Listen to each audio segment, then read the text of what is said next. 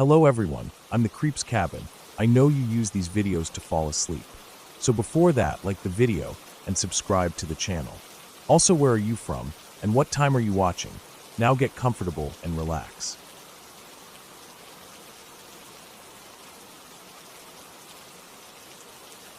It started as a simple plan, nothing dramatic. I had been feeling restless for weeks, buried under work and routine. So when I got a weekend off, I decided to get out of the city and spend a couple of days somewhere quiet. I found a small, rundown cabin listed online, tucked deep in the countryside and far from anything busy. The pictures showed peeling paint, an overgrown yard, and a small creek running at the edge of the property. It wasn't pretty, but that was the point. I didn't want charm or tourist appeal. I wanted silence. The idea of sitting on a porch with nothing but the sound of wind and water appealed to me. The drive out there took almost 4 hours. The last stretch was just dirt roads and scattered farms. The air felt different, heavy with the scent of damp earth and grass. It had rained earlier that morning, so the road was soft, the car slipping slightly in the mud in some parts. I saw fewer and fewer houses until there were none at all, just rolling hills, patches of trees, and fences marking forgotten boundaries. Eventually, the GPS lost signal, and I had to rely on the written directions I'd printed out before leaving. The last turn was onto a narrow path between tall weeds, the ground uneven and wet. It scraped the bottom of my car more than once before opening into a small clearing. The cabin stood in the center of it, weathered with darkened by age and rain, the windows streaked and dull. The yard was wild, grass waist-high in some areas, thickets of weeds around the edges. The only sound was the creek somewhere beyond the trees. There was no sign of anyone else for miles. I killed the engine and sat there for a moment, letting the quiet settle around me. Inside, the cabin was exactly what I expected: dust, cobwebs in corners, and the faint smell of damp wood. The furniture was mismatched and old. A couple of chairs with sunken cushions, a table scarred from years of use, and a narrow bed in the single bedroom. There was no electricity and no running water inside, just a hand pump outside near the creek for drawing water. It felt like stepping back decades in time. I unpacked what I needed, lit a couple of candles, and opened the windows to let fresh air push out the mustiness. The first few hours passed quietly. I walked the property, following the creek until it wound back into dense trees, the water moving slowly over smooth stones. The ground was soft from the rain, my shoes leaving deep prints. I noticed animal tracks here and there, deer mostly, some smaller ones I couldn't identify. As the sun dipped lower, the air grew cooler. By the time I made it back to the cabin, shadows had stretched long over the clearing. That night, I built a small fire in the stone pit outside and sat there for hours, watching the flames. The dark here felt different than in the city. It wasn't just the absence of light, it was thicker, heavier, pressing in on all sides. Every small sound stood out: the crack of branches in the distance, the occasional splash in the creek, the faint rustle of grass as something moved through it. I couldn't see far beyond the firelight, and that alone made me feel exposed. By midnight, the cold had crept in enough that I put the fire out and went inside. The cabin was colder than I expected. I crawled into bed fully dressed, listening to the faint creak of the old walls in the wind. At some point in the night, I woke up to a noise, dull and heavy, like something thudding against the wall outside. I lay still listening. It came again, irregular, sometimes soft, sometimes louder. I told myself it was probably a branch knocking in the wind, but the sound was too low for that, too deliberate. I stayed awake until it faded, not sure when I finally drifted back to sleep. The next morning was gray, the sky thick with clouds. The air smelled sharp and wet, promising more rain. I stepped outside and circled the cabin, looking for the source of the sound from the night before. Near the back wall, the ground was freshly disturbed, mud churned and flattened, like something had been there for a while. There were prints too, not clear enough to make out exactly, but larger than my own foot. I crouched down, touching the wet earth. Whatever made them had been heavy. I told myself it was probably just a deer, maybe rooting around for food. I tried not to think too much about it, but the unease lingered. I spent most of the day indoors, reading, cooking over the small camp stove I'd brought, and trying to ignore the strange feeling of being watched whenever I stepped outside. The woods around the clearing looked thicker than they had the day before, the tree line darker, like it held something inside. That evening, I decided to walk to the creek again. The light was dim, the water darker under the shadow of the trees. The air was completely still. No wind, no rustling leaves, no bird calls. I stood there for a while, looking into the water, and noticed movement on the opposite bank. It was quick, low to the ground, slipping between the undergrowth. I couldn't see clearly, just a shape, but it moved with purpose, not like an animal foraging. I watched until it vanished deeper into the trees. On the walk back, I kept glancing over my shoulder, feeling like something was behind me. My pace quickened, my heartbeat matching it. The clearing felt like safety when I finally saw it, but the cabin didn't feel as comforting as it had before. That night, the noise returned, closer this time. It wasn't just a thud against the wall now. There were soft, dragging sounds, like something moving slowly around the cabin. The wood creaked under weight near the porch. I lay still in bed, my breathing shallow, the blankets pulled up to my chin. Every instinct told me not to move, not to make a sound. After what felt like hours, it went quiet again, but I didn't sleep. By morning, I was exhausted. I walked the perimeter again and found more disturbed ground. Mud pressed down in wide, uneven shapes. The grass was bent in a trail leading toward the trees, but it stopped abruptly, as if whatever had made it had stepped off deliberately to hide its path. I decided I would leave early the next morning. The trip had stopped feeling like an escape and started feeling like something else entirely, like I was waiting for something I didn't want to meet. That evening, I didn't go outside at all.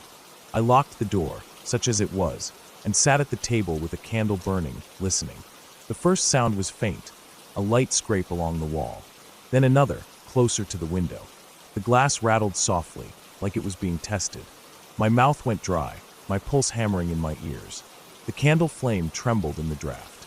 I sat there, unmoving, every muscle tense, listening to the slow, deliberate movement outside. When it reached the door, I felt the wood shift under a push. The latch held, but only barely. It wasn't built for strength. There was no knock, no voice, just the pressure, then a long pause. My hands were shaking. After a while, the weight lifted, and I heard slow steps moving away into the grass. I didn't move until the first pale light of dawn crept through the window. I packed quickly, my hands clumsy from lack of sleep. Outside, the yard was damp with dew, the grass shining in the low light. Near the edge of the clearing, I saw it, prints in the mud deep and wide, leading toward the trees. They weren't the neat, even marks of an animal. The stride was long, the shape irregular, like a bare foot, but wrong somehow, the toes spread too far apart. I didn't follow them. I didn't look toward the trees. I loaded my things into the car, started the engine, and drove until the dirt road turned back to pavement, and the trees thinned into open land. I didn't stop until I reached the first small town miles away. Even now, I think about those prints, about the quiet steps in the grass, and the weight against the door. I tell myself it was just a person, someone passing through the woods who decided to test the cabin out of curiosity. But the shape of those tracks and the deliberate way they moved around the clearing still sit in the back of my mind. I didn't see their face, didn't hear a single word, and maybe that's why it unsettles me so deeply. Because whatever it was, it never needed to be seen or heard to make its presence known. And I know, without a doubt, that if I had stayed one more night, the door wouldn't have been enough to keep it out.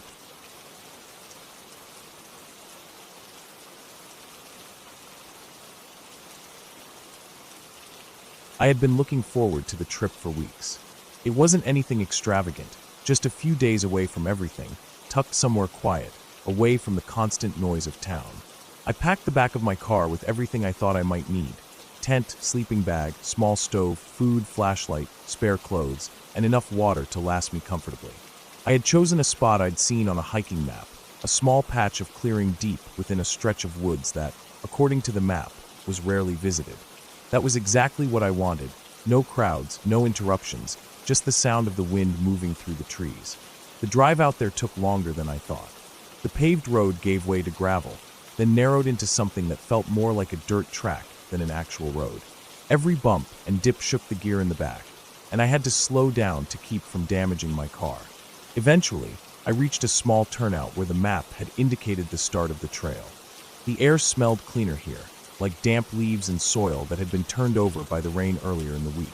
I parked the car, slung my backpack over my shoulders, and started walking. The trail was narrow, lined with uneven roots and patches of moss. The trees closed in quickly, blocking much of the sky. The sound of the outside world faded until it was just the crunch of my boots on the ground and the distant calls of unseen birds. I kept walking until the path began to fade, replaced by faint impressions of where others had stepped before me. I had to check my compass twice to make sure I was still heading in the right direction. After about an hour, I found the clearing. It wasn't large, just a patch of grass ringed by tall pines and maples, but it was enough for my tent and a small fire. I set my bag down and stood for a moment, letting my eyes sweep the tree line. Nothing moved except for a few drifting leaves. I began setting up camp, staking the tent, and arranging my gear inside. The silence here was heavier than I expected. Even when I stopped moving, the forest seemed to hold its breath. By late afternoon, the temperature began to drop. The sun filtered through the trees in narrow, golden beams, casting long shadows that stretched across the clearing. I gathered some fallen branches and dry twigs for a fire. The ground was soft and damp in places, and I had to watch my step to keep from twisting my ankle. When the fire was going, I sat beside it and made a simple meal. Eating alone in the woods always felt different. It made me notice every tiny sound in the darkness beyond the glow of the flames. A faint rustle here, a snapping twig there. I told myself it was just small animals moving around. That was normal. Night settled in faster than I expected. The darkness here was complete, as if the trees had swallowed the last scraps of daylight. The firelight reached only so far, and beyond that was an endless black wall. I adjusted my lantern so it lit the tent interior, then sat back outside, watching the flames and listening. It must have been close to midnight when I first heard it. A steady, deliberate crunching sound, like boots pressing into damp ground. It came from somewhere beyond the tree line to my left. I froze, my hands still resting on my knees. I strained my ears, trying to tell if it was just my imagination, but the sound continued, slow, even steps. The fire popped, masking the noise for a moment, but then it came again. My first thought was that maybe another hiker had wandered too far and was looking for a place to stop. But there was no light, no voice calling out, no sign of another person except for those measured steps. I leaned slightly forward, my eyes scanning the darkness between the trees. The sound stopped, just like that. One moment it was there, the next it was gone.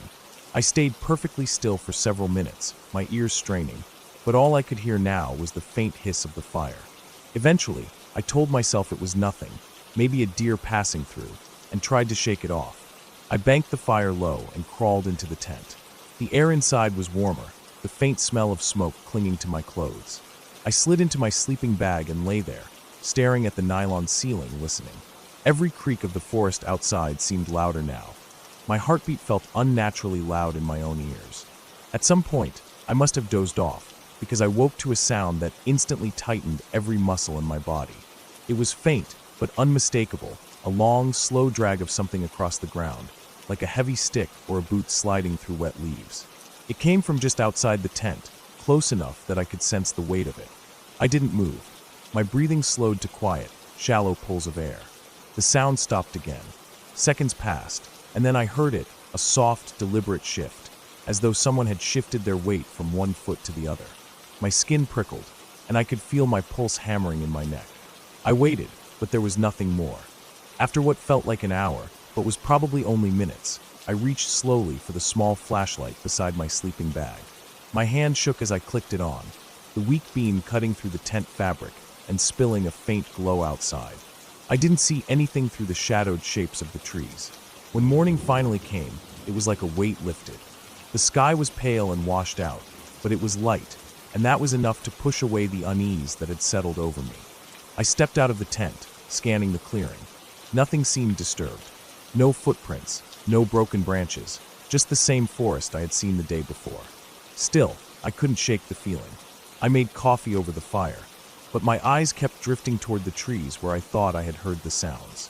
The forest there was dense, shadows clinging under every branch. I told myself it was just the isolation playing tricks on my mind.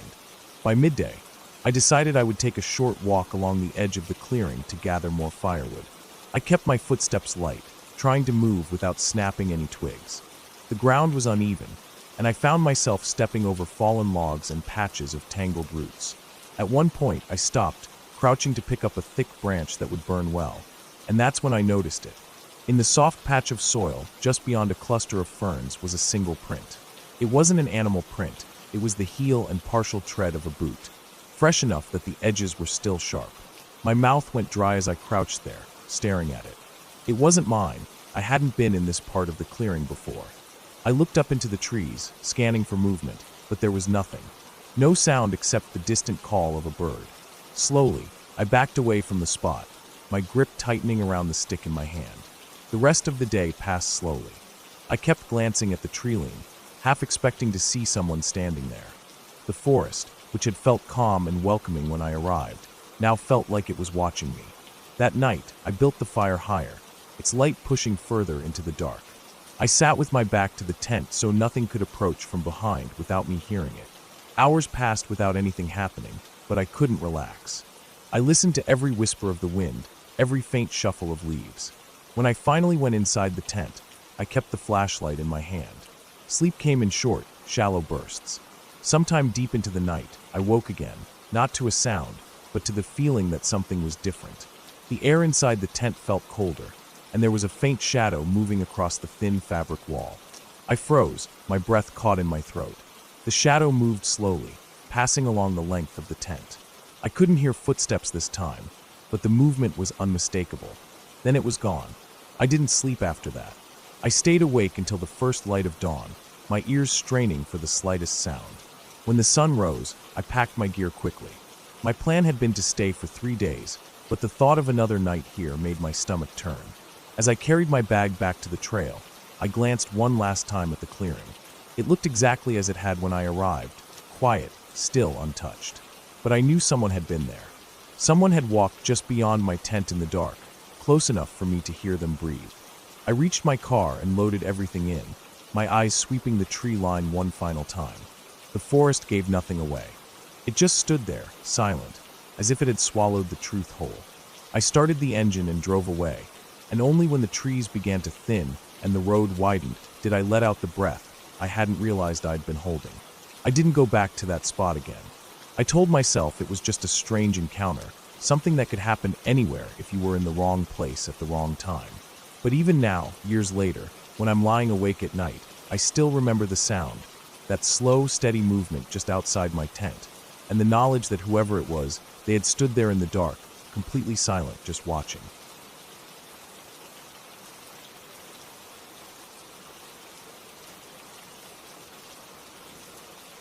It was the kind of day that felt heavier than usual, the air thick even though the sky was clear. I had been driving for most of the afternoon, following winding roads through farmland and patches of woods, until the landscape slowly shifted into deeper forest. The road narrowed, the pavement cracked in places, and the shoulder was barely wide enough for a car to stop. I had no real reason to be here except that I wanted to get away for a while. I'd packed a small bag, some food, and my camera, thinking I might camp for the night somewhere quiet. By late afternoon, I found a pull-off on the side of the road that looked barely used. It was just a small break in the tree line with enough room for one vehicle.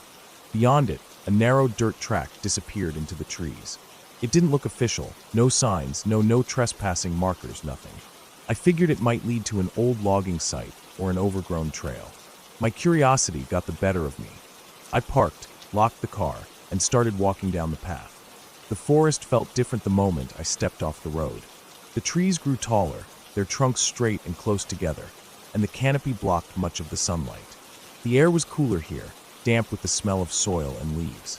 My footsteps crunched lightly on the dirt and fallen twigs, but the sound didn't travel far. It was quiet, so quiet that I could hear the faint ringing in my ears when I stopped moving. The track wound on for maybe a quarter mile before widening into a small clearing. There were old tire ruts in the dirt, long overgrown with weeds. I could tell no one had driven back here in years. The ground was uneven, littered with sticks and small rocks, and in the middle stood the rotting remains of a wooden shed. The walls were warped, the roof sagged in the middle, and one side had collapsed completely, exposing a pile of rusted tools inside. I walked around it, taking a few pictures. The shed didn't seem worth exploring, too unstable. But on the far side of the clearing, I noticed another path, even narrower than the first, disappearing deeper into the woods. Something about it felt different. The dirt was packed smooth, as though it had been walked often, and there were no weeds in the center. It wasn't overgrown like the rest of the area. I followed it. The further I went, the more I felt the trees pressing in. Branches hung low in places, forcing me to duck. I could hear the sound of my own breathing, steady but louder than it should have been. My shirt stuck slightly to my back with sweat, even though the shade kept the air cool. After maybe 10 minutes, I came across something unexpected. A thin wire stretched across the path about knee-high. It was old but not rusted, taut between two trees. I stepped over it carefully, frowning. It didn't seem like a fence, more like a tripwire. But for what? Hunting maybe? Not much farther along, the ground dipped slightly, and I found myself in another clearing. This one smaller and strangely clean. The grass was flattened in the middle, like something heavy had been lying there recently. The dirt was bare in spots, and there were faint marks in it, like dragging lines leading back toward the path I'd just come from. I crouched to look closer. The marks weren't made by tires or boots. They were too irregular, like something had been pulled. My stomach tightened. Without realizing it, I started glancing behind me more often, scanning the trees. Every shadow felt heavier. I kept going, though my pace slowed. The path narrowed further, and the undergrowth grew denser on both sides. I had the sense that if I stepped off it, I'd quickly lose my way. The trees here were older, thicker, their bark deeply grooved and dark. Then I smelled it, a sharp, sour odor, faint but distinct. At first, I thought it might be a dead animal somewhere nearby. I'd smelled that before in the woods, but this was different. It had a chemical edge to it, like metal or something burned. I slowed even more, breathing shallowly through my mouth. The path curved, and suddenly I saw it, a large, rectangular hole in the ground, maybe 10 feet long and 3 feet wide. The dirt around it was fresh, piled in uneven mounds on both sides. It wasn't an old pit. This had been dug recently. The edges were sharp, and the bottom was shadowed. I took a cautious step closer and peered in. The smell was stronger here, curling up from the darkness below. I couldn't see clearly at first, so I crouched. My eyes adjusted, and I saw what looked like a thick black tarp folded loosely at the bottom. But there were shapes under it, lumpy, uneven shapes that didn't match the folds of the material. I stared too long, trying to make sense of it, until a cold prickle ran down my spine. I stood quickly, heart pounding. I didn't want to know more. I turned to leave, but as I stepped back onto the path, I noticed something that froze me in place. My footprints, fresh, obvious in the soft dirt, were the only ones on the path. Except now there was another set. They hadn't been there before. They were faint but clear enough to see. Boot prints, larger than mine, leading in the same direction I'd come from. They stopped maybe 10 feet behind me, facing where I had just been standing. My skin crawled. I looked down the path behind me, but it was empty. The trees swayed slightly in a breeze I couldn't feel. I didn't think. I just started walking, fast but trying not to run. My legs felt heavy, my breath loud in my ears. I kept glancing over my shoulder, expecting to see someone step out from behind a tree. The path seemed longer than before, stretching endlessly, the turn ahead refusing to come. When I finally reached the first clearing with the old shed, I didn't stop. I cut straight across, heading for the wider track that led back to the road. My eyes stayed locked on the path ahead, but I could hear something, soft, steady behind me. Footsteps, almost in time with mine, but stopping when I stopped. By the time I saw my car through the trees, my hands were shaking so badly I fumbled my keys. I didn't look back. I unlocked the door, slid in, and slammed it shut. The air inside was stifling, but I didn't roll down the windows. I started the engine, turned the car around, and drove away, my tires kicking up dust. I didn't slow down until I was miles away, back on a road with houses and driveways. Only then did I let myself breathe fully. But even as I did, I couldn't stop thinking about that pit, the smell, the fresh dirt, and those footprints that hadn't been there before. Someone had been standing behind me in those woods, close enough to watch me, close enough to know I'd seen something I shouldn't have. And I left without knowing if they were still there, or if they had followed me part of the way, watching me leave. For the rest of that night, every time I closed my eyes, I saw the edge of that pit, the dark shapes beneath the tarp, and the empty path stretching out in front of me with the sound of soft, matching footsteps just behind. I know I'll never go back there. But I also know whoever dug that hole is still out there, somewhere, walking quietly in those woods. And I wasn't supposed to find it.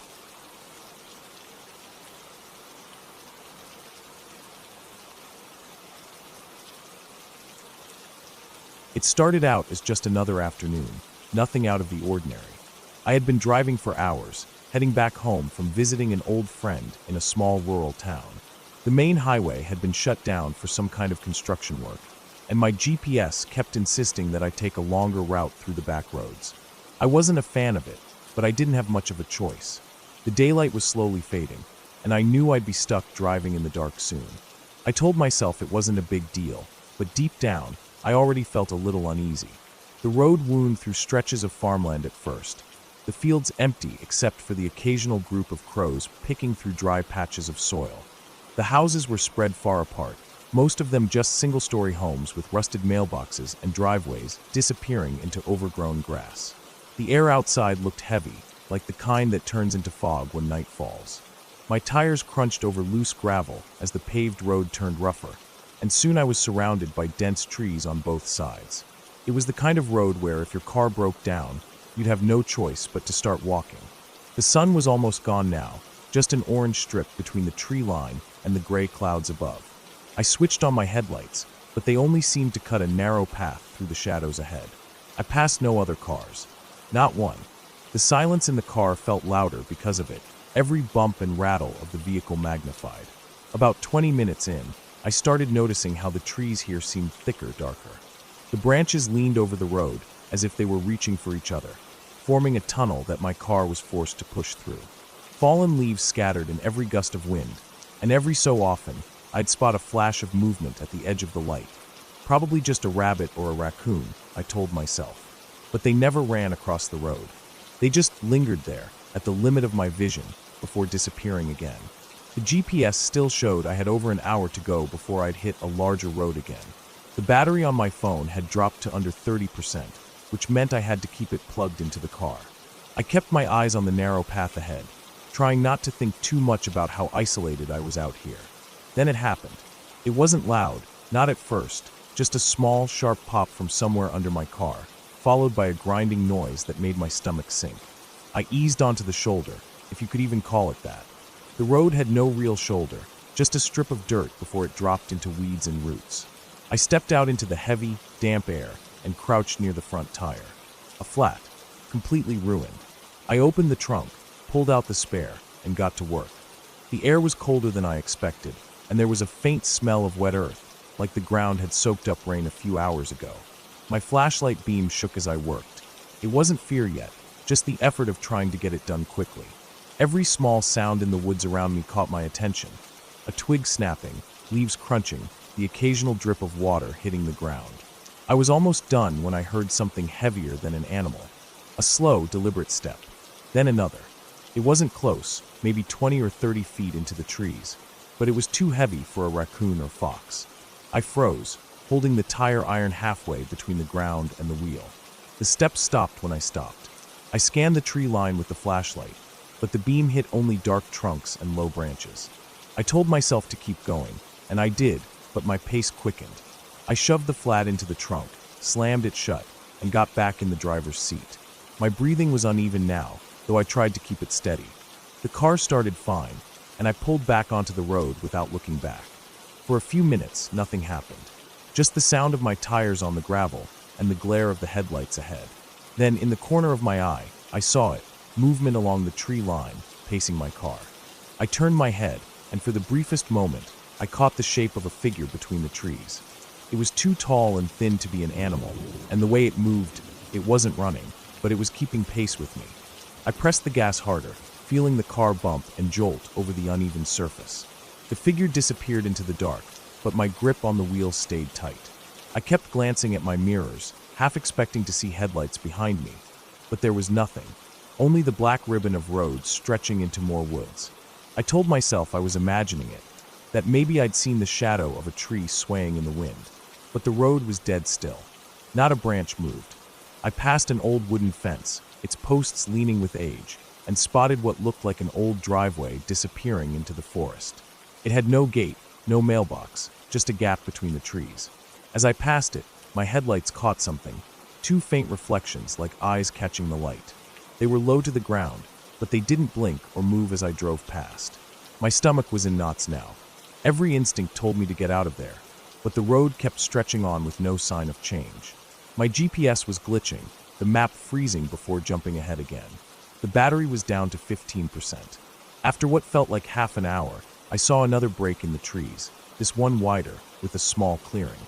In the middle of it was an abandoned pickup truck, rusted and covered in moss.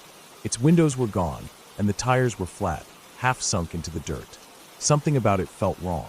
The way it sat there, facing the road, as if it had been waiting for something for years.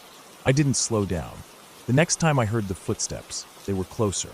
But this time, they weren't coming from the woods. They were behind me. I checked the mirror, and my blood went cold.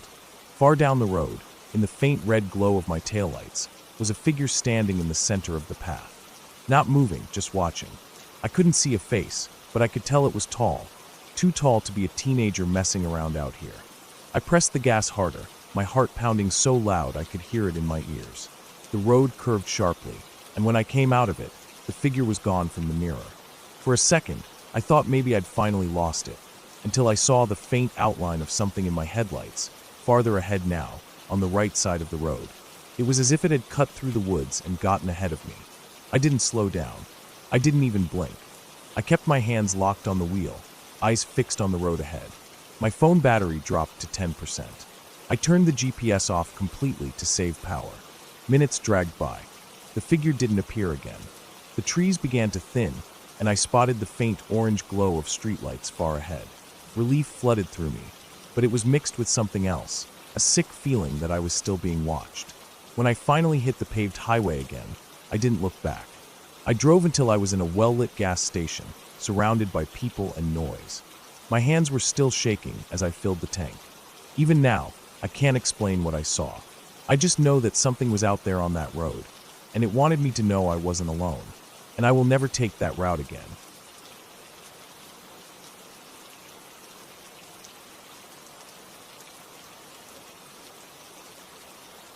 It started with the kind of day that felt heavy even before it truly began.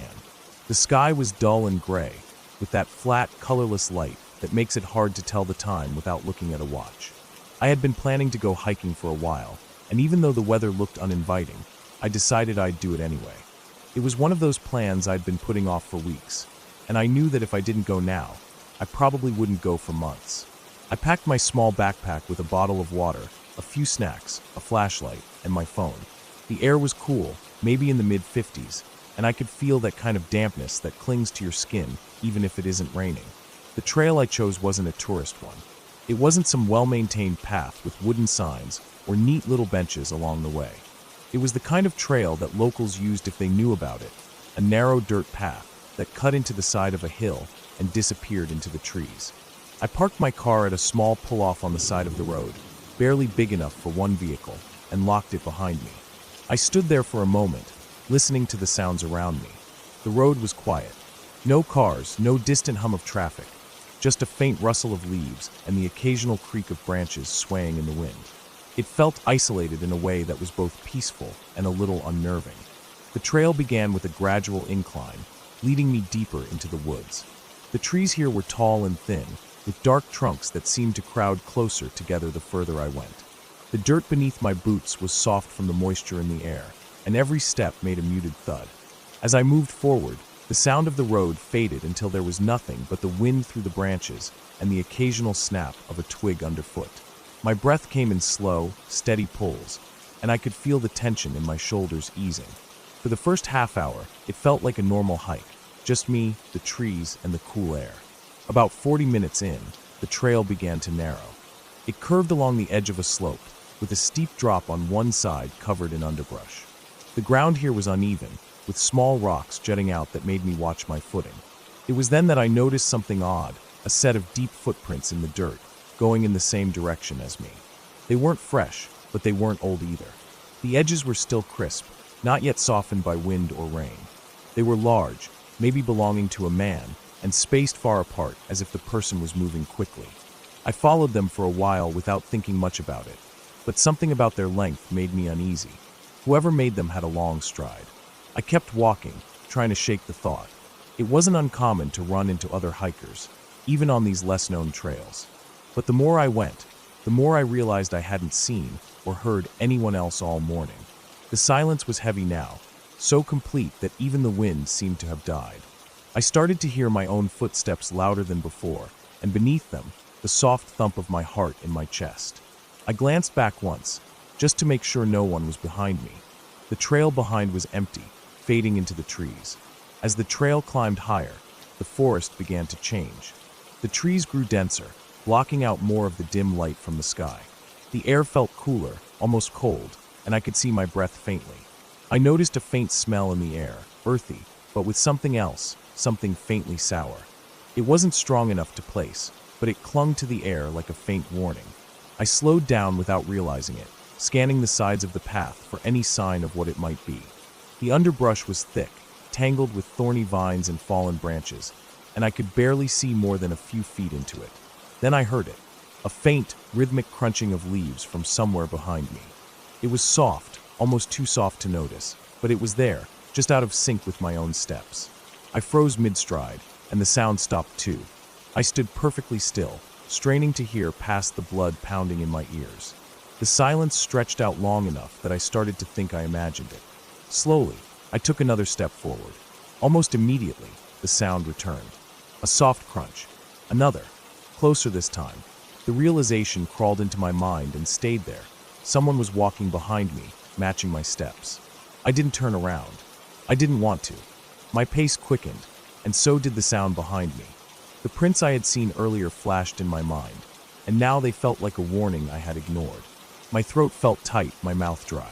I didn't want to run, not yet. Running would mean I knew they were there, and I didn't want to show that. The trail ahead curved sharply to the left, and just before the bend, I stepped off into the underbrush, moving as quietly as I could.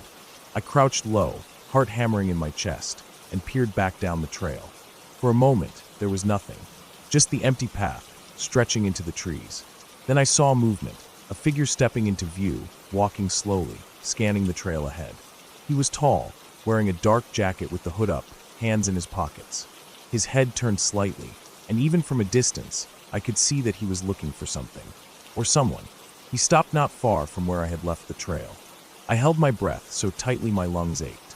He stood there for what felt like a full minute, glancing around, then slowly kept moving forward, his steps deliberate and steady. I waited until he was out of sight before I moved again. I didn't go back to the trail.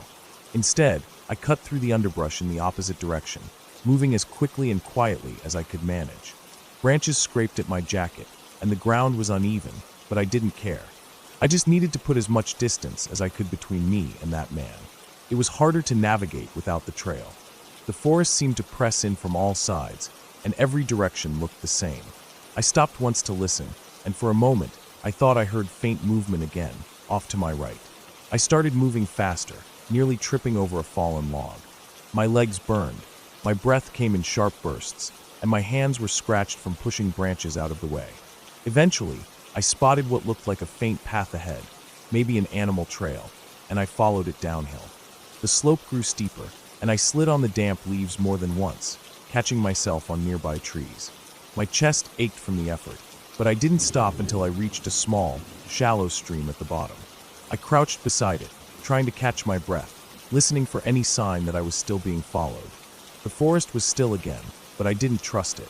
I decided to follow the stream. It would lead somewhere, maybe back to the road, maybe to another trail. At least it gave me a direction. The water was icy against my boots, but I stayed in the stream bed as much as I could, knowing it would make my trail harder to follow. My legs were starting to shake from the cold and the adrenaline, but I kept going, glancing over my shoulder every few steps. After what felt like hours, the stream curved sharply, and I saw a break in the trees ahead. The ground rose slightly, and beyond it, I caught sight of the road. Relief hit me like a wave, but it was quickly followed by a sharp edge of fear. If that man had guessed where I was heading, he could already be there. I slowed down, crouching low, and scanned the road before stepping out. It looked empty, just a strip of wet asphalt winding through the forest. My car was about 50 yards away. I moved quickly, keeping close to the trees until I was right beside it. My hands fumbled with the keys, and I kept glancing around, my pulse loud in my ears.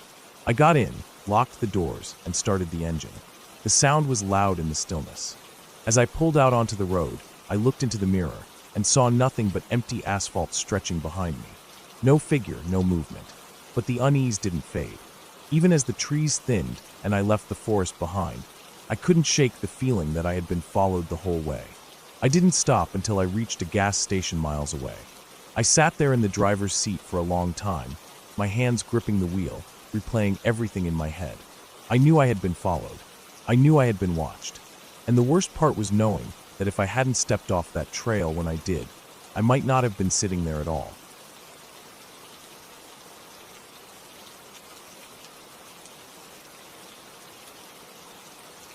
It was late afternoon when I decided to take a drive out to the countryside.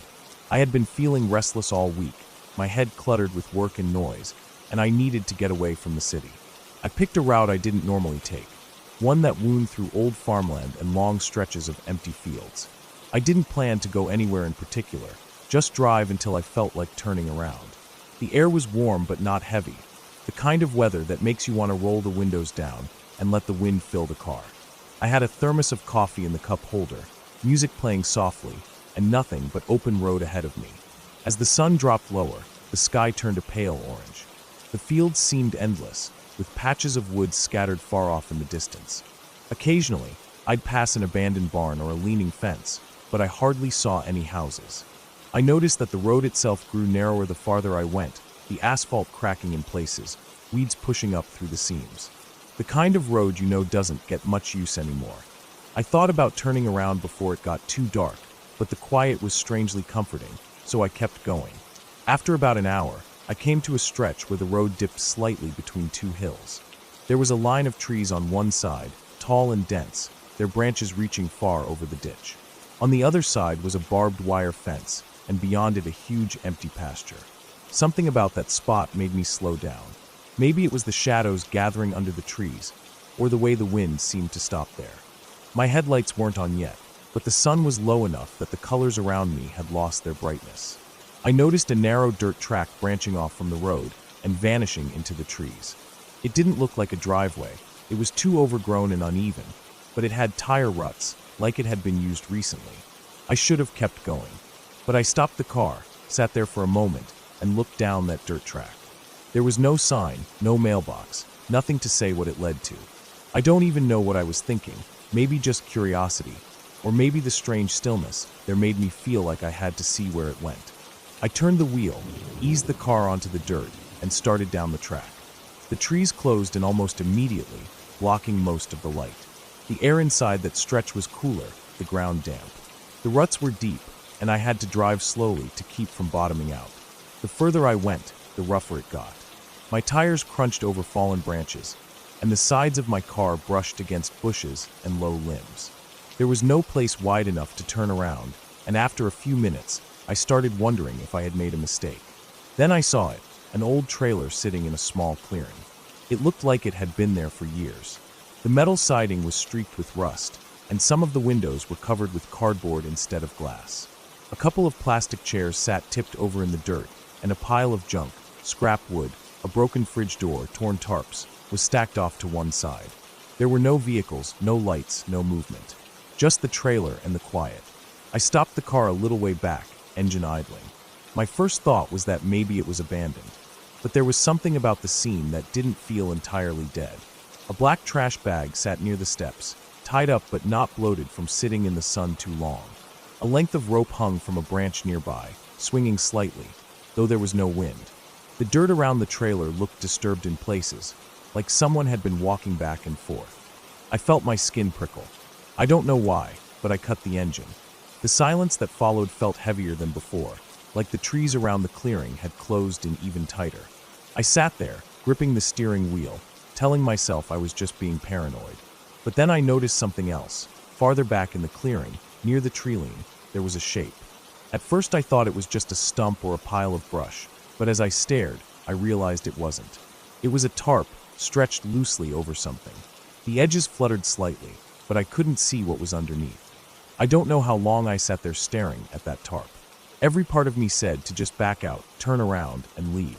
But reversing down that narrow track without hitting anything would have been tricky. I'd have to get out, at least for a moment, to check where my tires were. I cracked the door open, and the smell hit me. Not strong, but faint, like something damp and rotting. I stepped out, the dirt soft under my shoes. My car door creaked, too loud in the stillness. I walked to the back of the car, glancing around constantly. Every sound felt sharp, the crunch of my shoes, the faint tick of cooling metal from my engine. The tarp caught my eye again. I couldn't tell if it was covering something large or if the ground beneath it was uneven. My stomach felt tight. I decided I didn't need to know. I was just going to get in, back out slowly, and be gone. I slid back into the driver's seat, started the engine, and began reversing. The track behind me seemed darker now. I kept glancing into the mirrors, trying not to hit the trees. I was halfway back when I saw movement in my side mirror. Just a flicker, something stepping from behind the trailer into the open. My hands locked on the wheel. I didn't stop, just kept rolling back, eyes darting between mirrors. Then I saw it again, clearer this time. A man tall, wearing dark clothes. His face was partly hidden by the shadow of the trees, but his head was tilted slightly, like he was watching me. He didn't move toward the car, just stood there, still as the trees around him. My pulse hammered so hard I could hear it. I kept backing out, my tires slipping in the ruts. I didn't take my eyes off him until the trees finally hid him from view. When I reached the road, I didn't stop. I turned sharply, gravel spraying, and drove fast, my hands tight on the wheel. The sky was almost dark now, and every shadow along the roadside felt like it could be hiding someone. I drove until I hit a main road, then kept going until I saw the lights of a gas station. I pulled in, parked under the bright canopy, and sat there trying to steady my breathing. I didn't call anyone. I didn't tell anyone. I just sat until I felt sure my hands wouldn't shake on the wheel. Then I drove home. That night, I couldn't stop replaying it in my head. The trailer, the tarp, the man standing perfectly still. I kept thinking about how quiet it had been, how there hadn't been a single bird sound in that clearing. I wondered if he had been watching me from the moment I pulled in, standing just out of sight. I thought about the narrowness of that track, how there was no way out except the way I came in. I haven't driven that route again. I've looked for it on maps, tried to find where that dirt track might be, but nothing matches. Sometimes I think about what might have been under that tarp, or why that man didn't move toward me. Maybe he didn't need to. Maybe just letting me see him was enough to make sure I never came back. But the worst thought, the one I can't shake, is that if my car had stalled, or if I'd gotten out again for any reason, I might never have made it back to the road. The man didn't need to chase me. He already had me cornered, and I can still picture him in the mirror, tall, still, watching, waiting for something I didn't want to find out.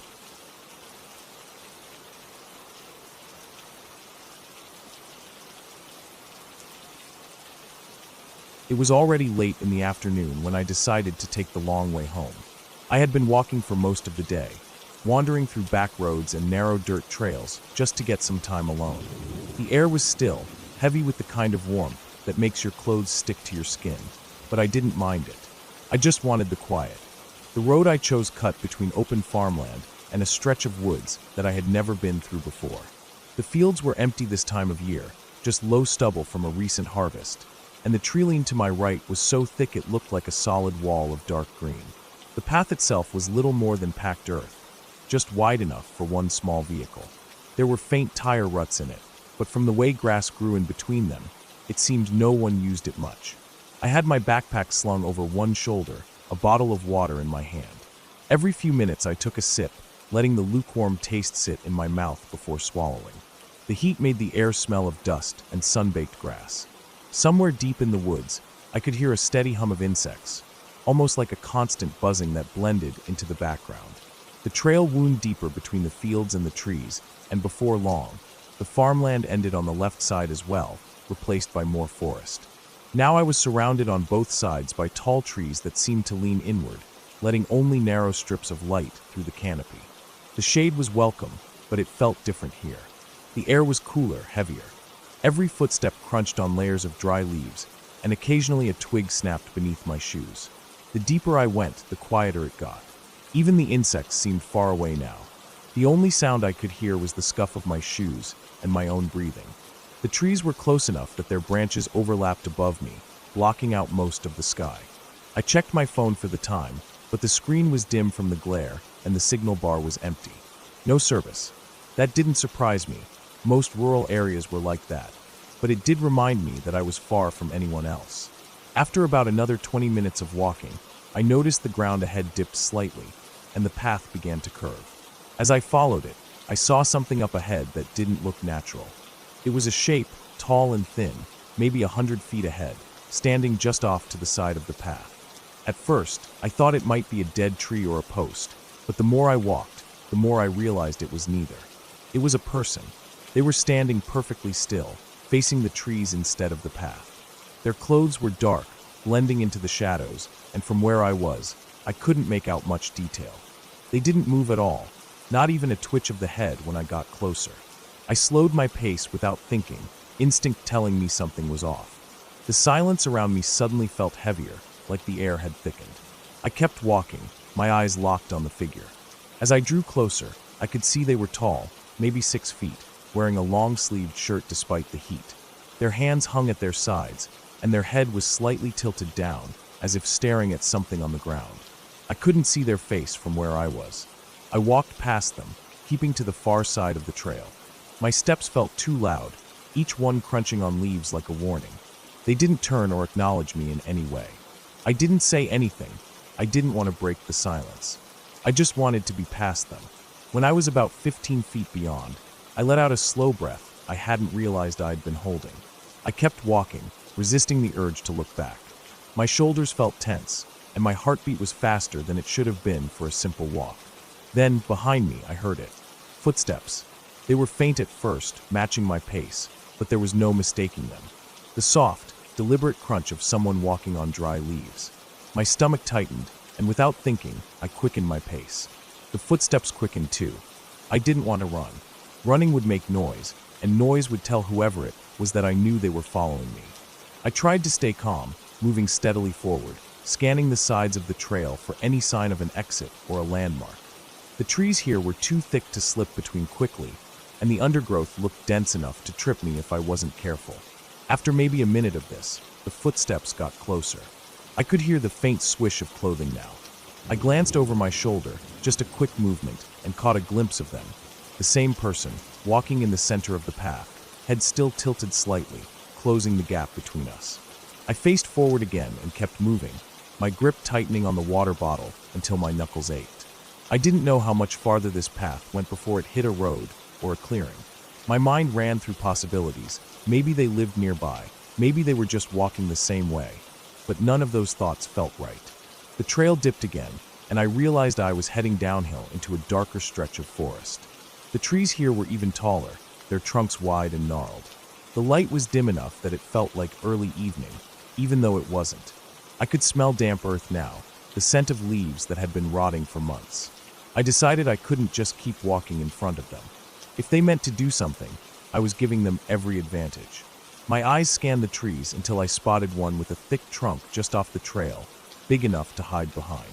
As I reached it, I stepped quickly off the path, pressing myself flat against the bark. I held my breath. The footsteps kept coming, slow and steady. Then they stopped. Silence. I stayed still, straining to hear anything, breathing, movement, but there was nothing. I waited, my chest tight, every muscle in my body tense. The quiet dragged on until my ears began to ring from it. Then, from somewhere deeper in the forest, I heard movement slow, deliberate, moving parallel to the trail. Whoever it was had stepped off the path too. I stayed where I was, hoping they would pass by, but the sound grew closer again, circling. I knew then that they weren't just heading the same way. They were tracking me. My heart was pounding now, and I forced myself to move. I stepped quietly around the opposite side of the tree and began moving away from the path entirely, pushing through the undergrowth. Branches snagged at my clothes and scratched my arms. I tried to move quickly but silently, heading uphill where the ground was firmer. The sound of their movement followed, always keeping pace, never rushing but never falling behind. I couldn't see them through the trees, but I could feel their presence, close enough that the hairs on the back of my neck stood on end. I don't know how long I kept going, maybe 10 minutes, maybe 20, before I spotted a break in the trees ahead. I pushed toward it, stumbling over roots, until I burst out into a clearing. It was an old logging site, the ground uneven and littered with stumps. Across it, I could see a gravel road. Relief surged through me, and I ran for it, no longer caring about the noise. My shoes slipped on loose stones as I reached the road and turned, looking back into the trees. There was nothing there. The forest edge was still and dark, no movement, no sound. I stood there, breathing hard, scanning the shadows for any sign of them. After a long moment, I started walking down the gravel road, putting as much distance as I could between myself and those woods. I didn't see anyone else until nearly an hour later, when the road met the highway. By then, the sun was starting to sink, and the woods behind me looked even darker. I never found out who that person was, or why they followed me, but I know they were there. And I know they meant to keep me from leaving that trail the easy way. Even now, when I think back to that silence in the trees, I can still hear the faint crunch of leaves behind me, steady and patient, like they had all the time in the world.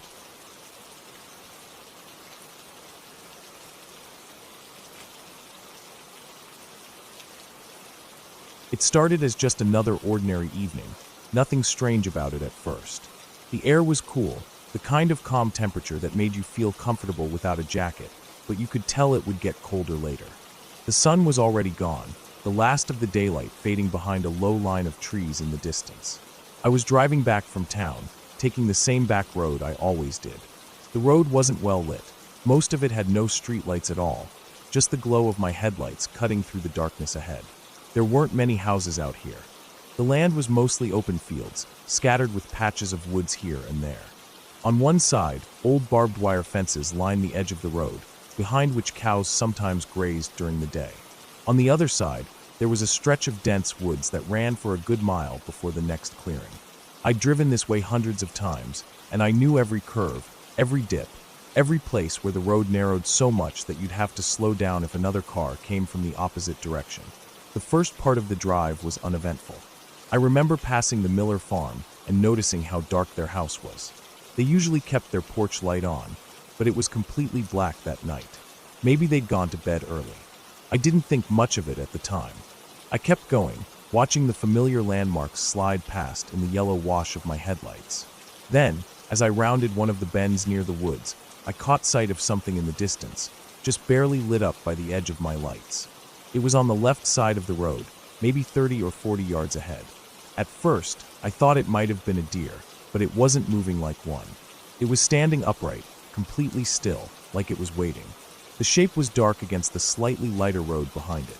I slowed down a little, not sure what I was looking at. As I got closer, the figure started to move, not toward me, but across the road. It didn't rush or seem startled. It walked in a slow, steady pace, crossing from the wood's side over to the open fields.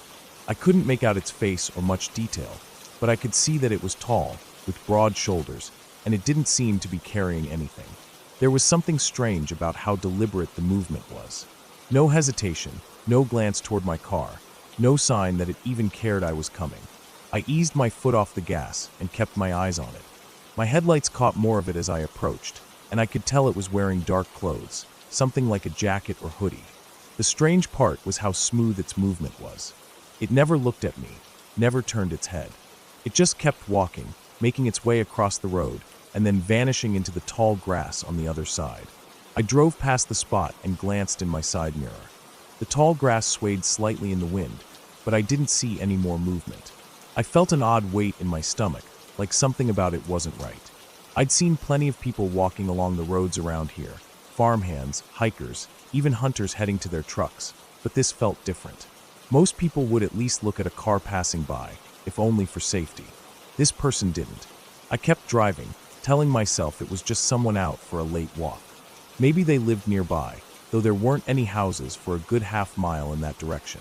My hands were tighter on the steering wheel than usual, and I realized I kept checking my rearview mirror every few seconds. Nothing but darkness followed me.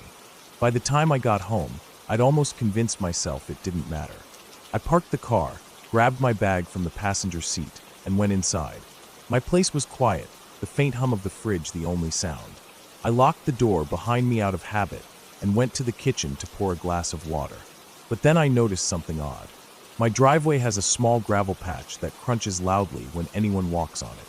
I was sure I heard a faint crunch outside, just for a moment. I froze, glass in hand, listening. It stopped after that single sound, so faint I wasn't even sure it was real. It could have been an animal. There are plenty of raccoons and stray cats that wander through here at night. I set the glass down and went to the window that faced the driveway. The outside light was on, but it only lit the area near the front steps. Beyond that, it was all shadow. The gravel driveway looked empty. I stayed there for a while, just staring out, waiting to see if something moved. Nothing did. Eventually, I went back to the kitchen, but I couldn't shake the feeling that I'd just seen the start of something I didn't fully understand. That night, I kept thinking about the person I saw on the road. I kept replaying the way they crossed without any sign of caution, the way they disappeared into the grass without even glancing toward the woods or the open field. Every detail felt off, but there wasn't anything I could point to and call wrong. It was just the way the whole thing felt, too deliberate, too calm. The next morning, I woke up early and looked outside again. The driveway was empty, and the gravel looked untouched. I thought about walking down the road toward where I saw them the night before, but something about that idea didn't sit right with me. I didn't want to be anywhere near that stretch of road on foot. Over the next few days, I kept my normal routine, but I was more aware of my surroundings. I drove with my high beams on longer than I usually would. I checked behind me more often. And then, 2 nights later, it happened again. Same road, same time of night. I was coming back from town, headlights cutting through the dark, and just before the curve near the woods, I saw movement. It was them. Same height, same slow walk, same deliberate crossing from one side of the road to the other. This time, I slowed down more, almost to a crawl, watching them as closely as I could. My lights caught them for a moment, and I saw the edge of their face, pale, expressionless, eyes looking straight ahead instead of at me. They vanished into the grass on the opposite side again. I kept going, heart beating faster, but when I checked my rearview mirror, I thought I saw something. Not the figure crossing again, but movement along the side of the road, almost as if they had turned and were now walking in the same direction I was driving, just off the pavement. I couldn't see them clearly enough to be sure, but the thought of it was enough to make my skin prickle. That night, I double-checked all my locks before going to bed. I kept the outside light on until morning. I slept lightly, waking up at the smallest sound, certain I'd hear footsteps on the gravel again. It's been weeks now. I still take that road because there's no better way home, but every time I reach that stretch near the woods, I slow down, my eyes scanning both sides of the road. Most nights, there's nothing there. But every so often, I catch a glimpse, just enough to know they're still around. Always crossing slowly. Always disappearing into the grass. Always without looking at me. And I've started to notice something new.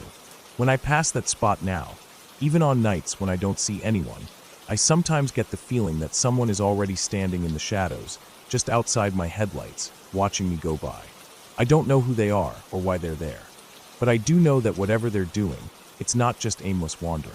It's too precise, too consistent. And the worst part is, I've started to think they know exactly who I am. I'm certain now, one night soon, I'm not just going to see them on the road. I'm going to see them somewhere much closer.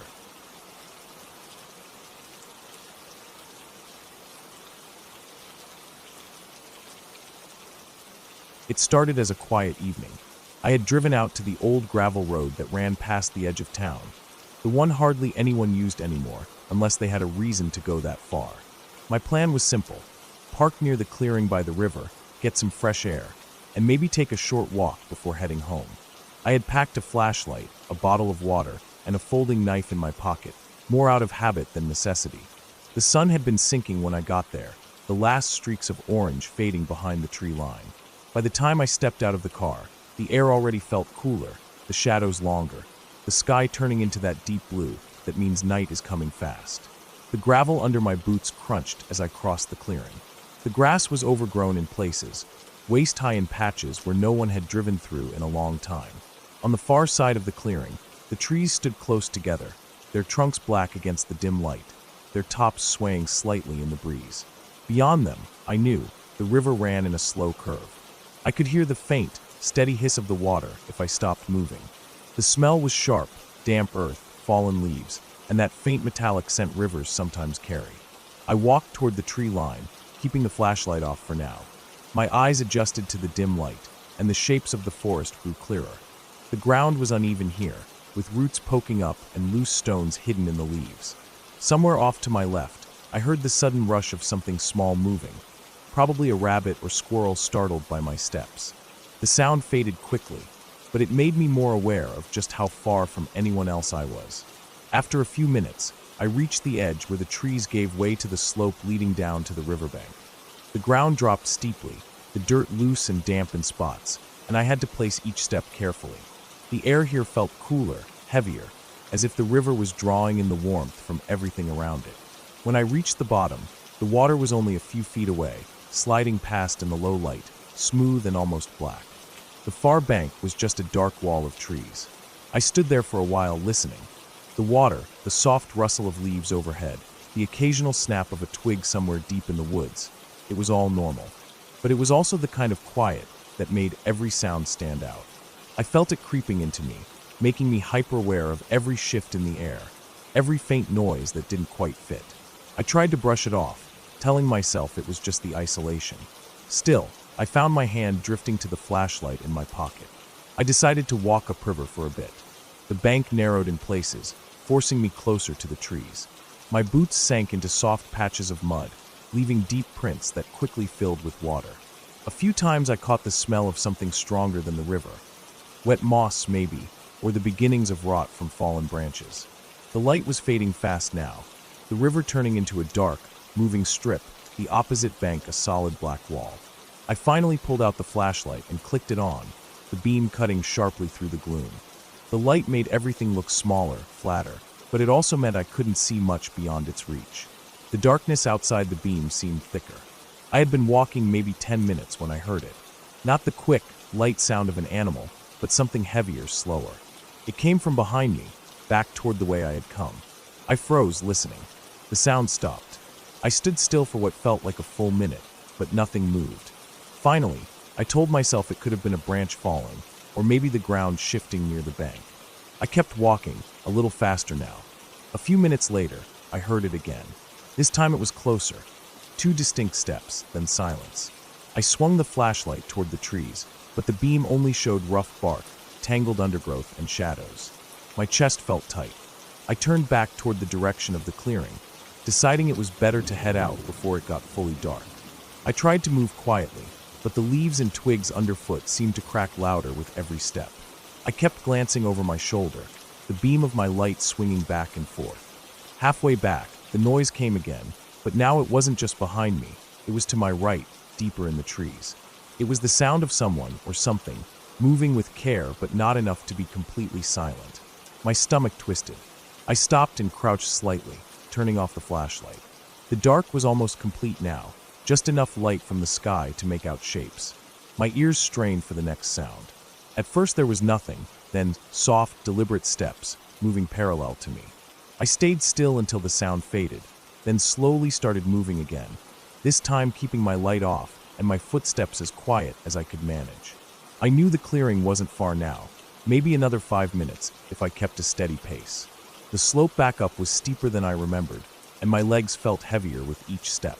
When I finally reached the top, I could see the faint outline of the open space ahead, my car just beyond it. I clicked the flashlight on again, sweeping it across the clearing. That's when I saw movement on the far side, near the tree line opposite my car. It wasn't fast, just a slow, shifting shadow that was clearly upright. My throat went dry. I couldn't make out details, only that it was taller than me and standing still, facing in my direction. I kept the light on it for a moment longer, but it didn't move. I started walking toward my car, keeping the beam steady, my other hand in my pocket gripping the knife. The gravel crunched under my boots as I crossed the open space. I was almost to the driver's side when I heard footsteps again, this time on the gravel behind me. I didn't turn around. I yanked the door open, slid in, and slammed it shut. My hands shook as I jammed the key into the ignition. The engine roared to life, and I threw the car into reverse, the headlights flooding the clearing. In that brief wash of light, I saw the figure clearly for the first time. A man tall, wearing dark clothes, standing just at the edge where the clearing met the trees. His face was turned slightly away, but I could see the pale shape of it. He didn't move as I backed up, just stood there watching. I spun the wheel and drove forward, gravel spraying out behind the tires. My eyes kept flicking to the rearview mirror, but after a few seconds the clearing was gone, replaced by the dark ribbon of the road. I drove faster than I should have on that uneven gravel, the steering wheel trembling under my hands. Only when I reached the main road did I let myself slow down. My pulse was still hammering in my ears, and my mouth was dry. I kept looking at the mirrors all the way home. That night I barely slept. Every time I closed my eyes, I saw the shape of him standing there, still as a post, watching. I kept thinking about the way he moved in the woods, keeping pace with me without getting too close, how he stayed just out of sight until the last moment. There was no reason for anyone to be out there. No reason except me. I didn't go back to that clearing again. Even now, I still think about what might have happened if I had stayed down by the river just a little longer, or if I had turned to look behind me when I heard those last footsteps. Some things, I've decided, are better left unknown.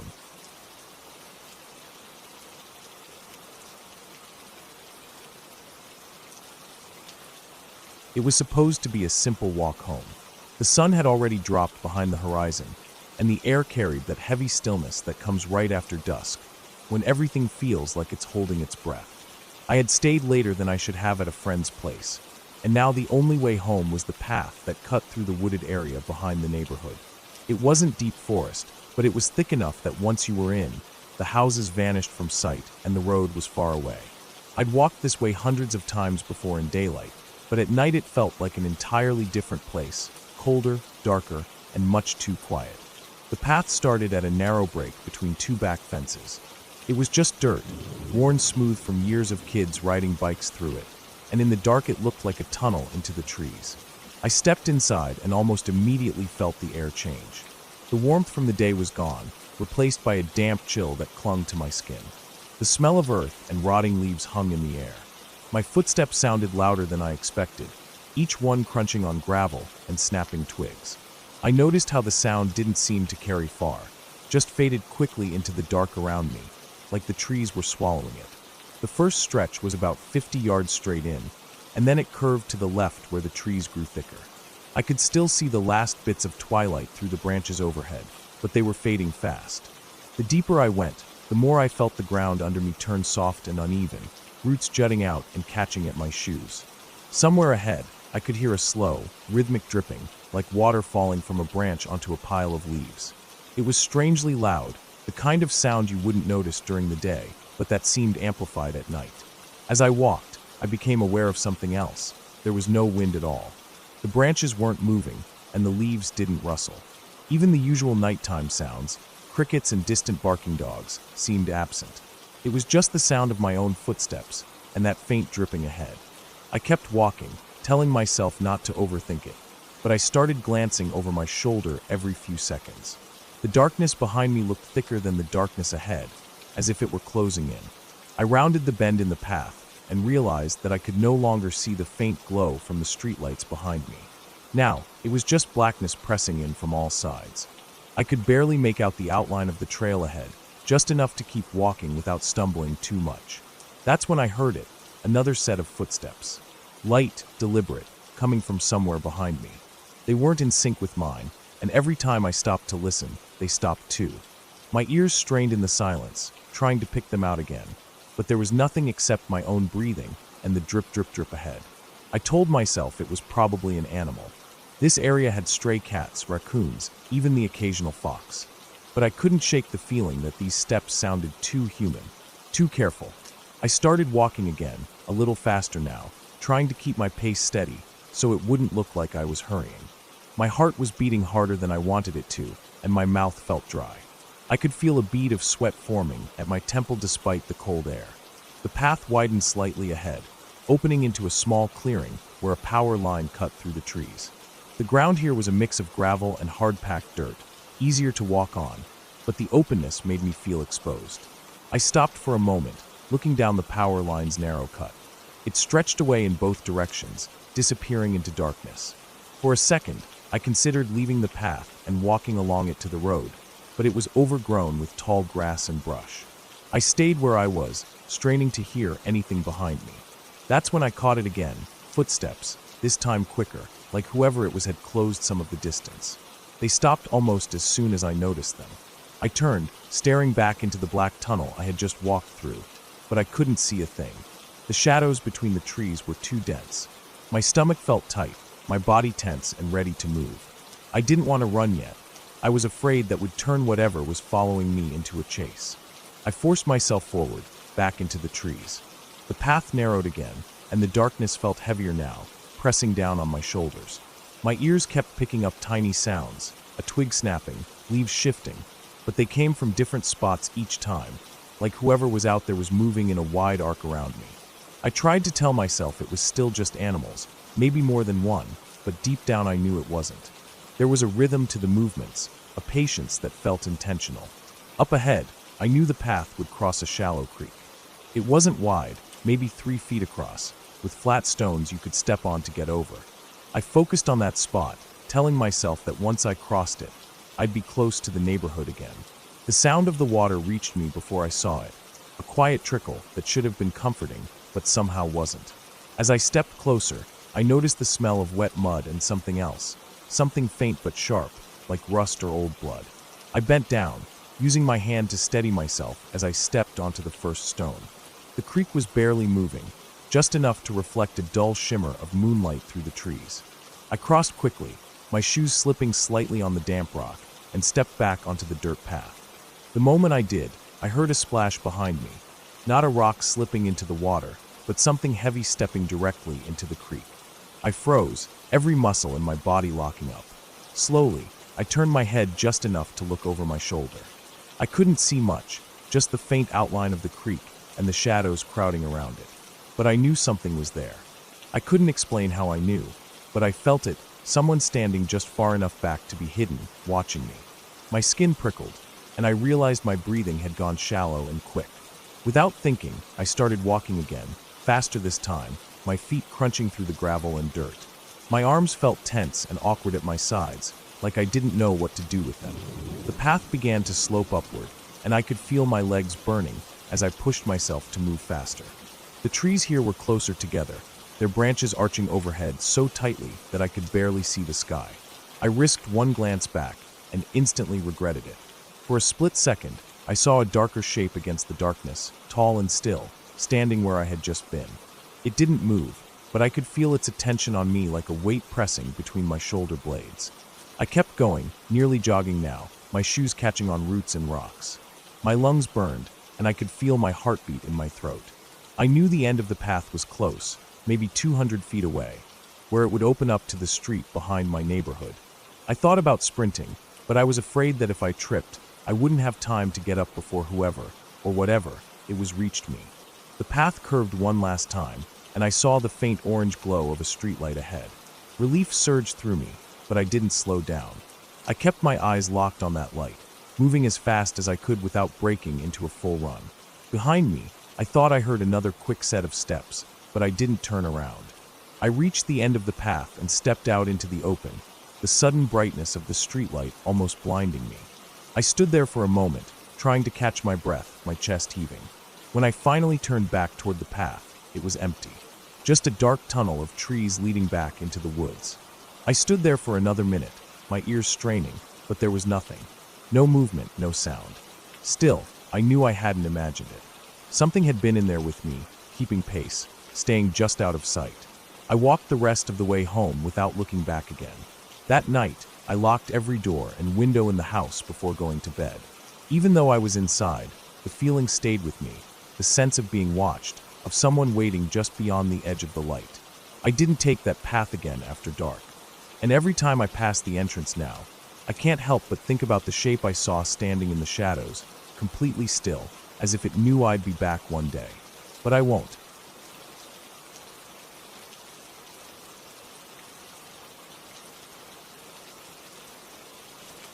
I had been driving for hours, the kind of long stretch where the road feels endless, and the world outside the windshield is nothing but darkness, broken only by the faint white lines sliding past under the headlights. The weather had been getting worse as I moved deeper into the countryside. The drizzle that started in the afternoon had turned into steady rain, and now the wipers scraped rhythmically across the glass, smearing water in a constant back-and-forth motion. I could feel the damp air seeping into the car through the vents, carrying the smell of wet asphalt and mud. It was late, well past midnight, and I had not seen another vehicle in at least an hour. I had planned to make it to the next town before stopping for the night, but according to the last road sign I'd passed, it was still another 28 miles away. That wouldn't be a problem under normal circumstances, but the fuel gauge had been inching toward empty for the last 30 miles, and I was starting to feel that familiar, uneasy tightness in my chest. Out here, There were no streetlights, no open gas stations, no buildings, just narrow blacktop cutting through thick, wooded hills. The road had a way of making me feel smaller than I already was. It twisted and dipped through patches of dense forest that looked like black walls on either side of me. When the headlights caught the tree trunks, they appeared slick and wet, their bark glistening like they were made of metal.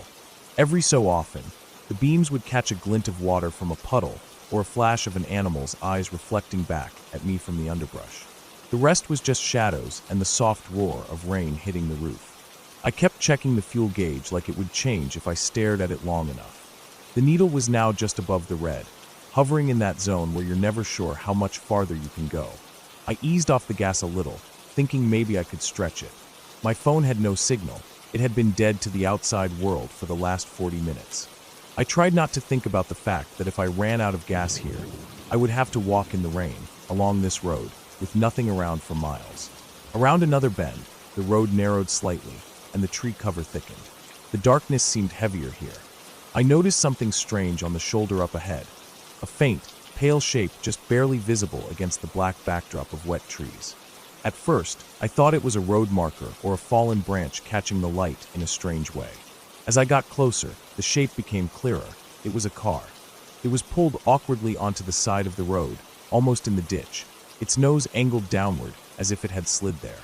The rear lights were off, but the hazard lights blinked faintly, each flash distorted through the curtain of rain. They were weak, irregular, as though the battery was almost dead.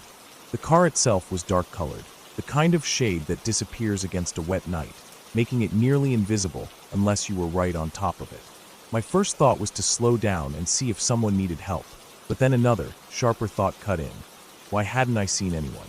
No movement, no sign of a person outside. I passed the car slowly, scanning the interior through the side window.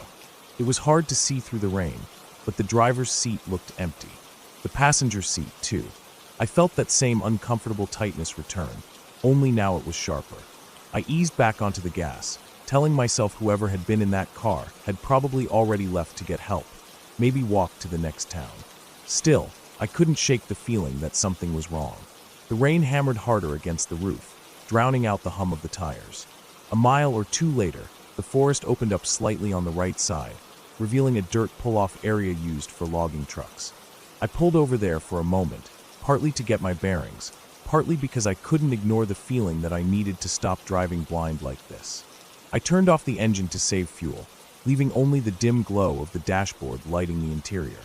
The rain seemed louder without the engine's noise. I sat there listening. There was nothing but the rain and the faint creak of cooling metal from the hood. The road behind me was empty, no headlights in sight. I tried to think about what I'd just seen. The car back there, it wasn't just pulled over. It looked abandoned in a hurry. The hazards were on but fading, which meant it had been sitting there a while. Then a sound. Not from the road, not from my car, but from somewhere out in the trees to the right. It was faint, but distinct, wet footsteps moving slowly through mud and leaves. I froze, every muscle in my body tensed. The sound stopped as quickly as it started. I told myself it could have been an animal, but the pace, the rhythm, it had been too deliberate. I started the car again, my hand tight around the gear shift. As I eased back onto the road, the headlights caught something at the far edge of the pull-off, a footprint in the mud. Human, barely visible, half filled with rainwater, but definitely a footprint. I kept driving. My hands were gripping the wheel so hard they hurt.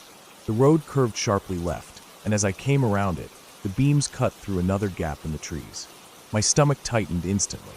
There was movement in the forest. At first, it was just a suggestion, something shifting between the trunks, too large to be a deer, too tall.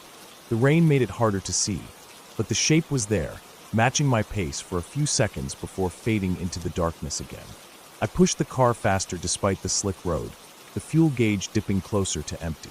The next 15 minutes were nothing but rain, winding road, and the sound of my own breathing. Every patch of shadow felt alive. My eyes kept darting to the mirrors, half expecting to see headlights or something else. But the road stayed empty. When the first sign of the town appeared, a faint glow on the horizon, I felt a small rush of relief. I told myself I'd get fuel, find a place to stay, and forget about the abandoned car and the footprints in the mud. But as I reached the edge of the town, passing the first dim street lamp, I noticed the wet sheen of fresh footprints along the roadside. They weren't there from earlier. They were headed in the same direction I was going, and they hadn't been washed away by the rain. I kept driving straight through the town, past the closed gas stations, past the few darkened houses. I didn't stop until I hit the next town over, where there were lights, people, and the noise of normal life. Only then did I feel like I could breathe again, though I kept glancing in the mirror, half expecting to see something walking just at the edge of the headlights.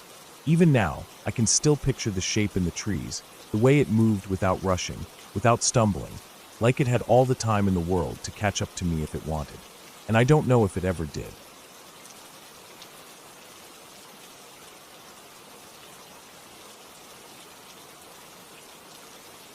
It started as a normal day, but it ended up being something I still think about all the time.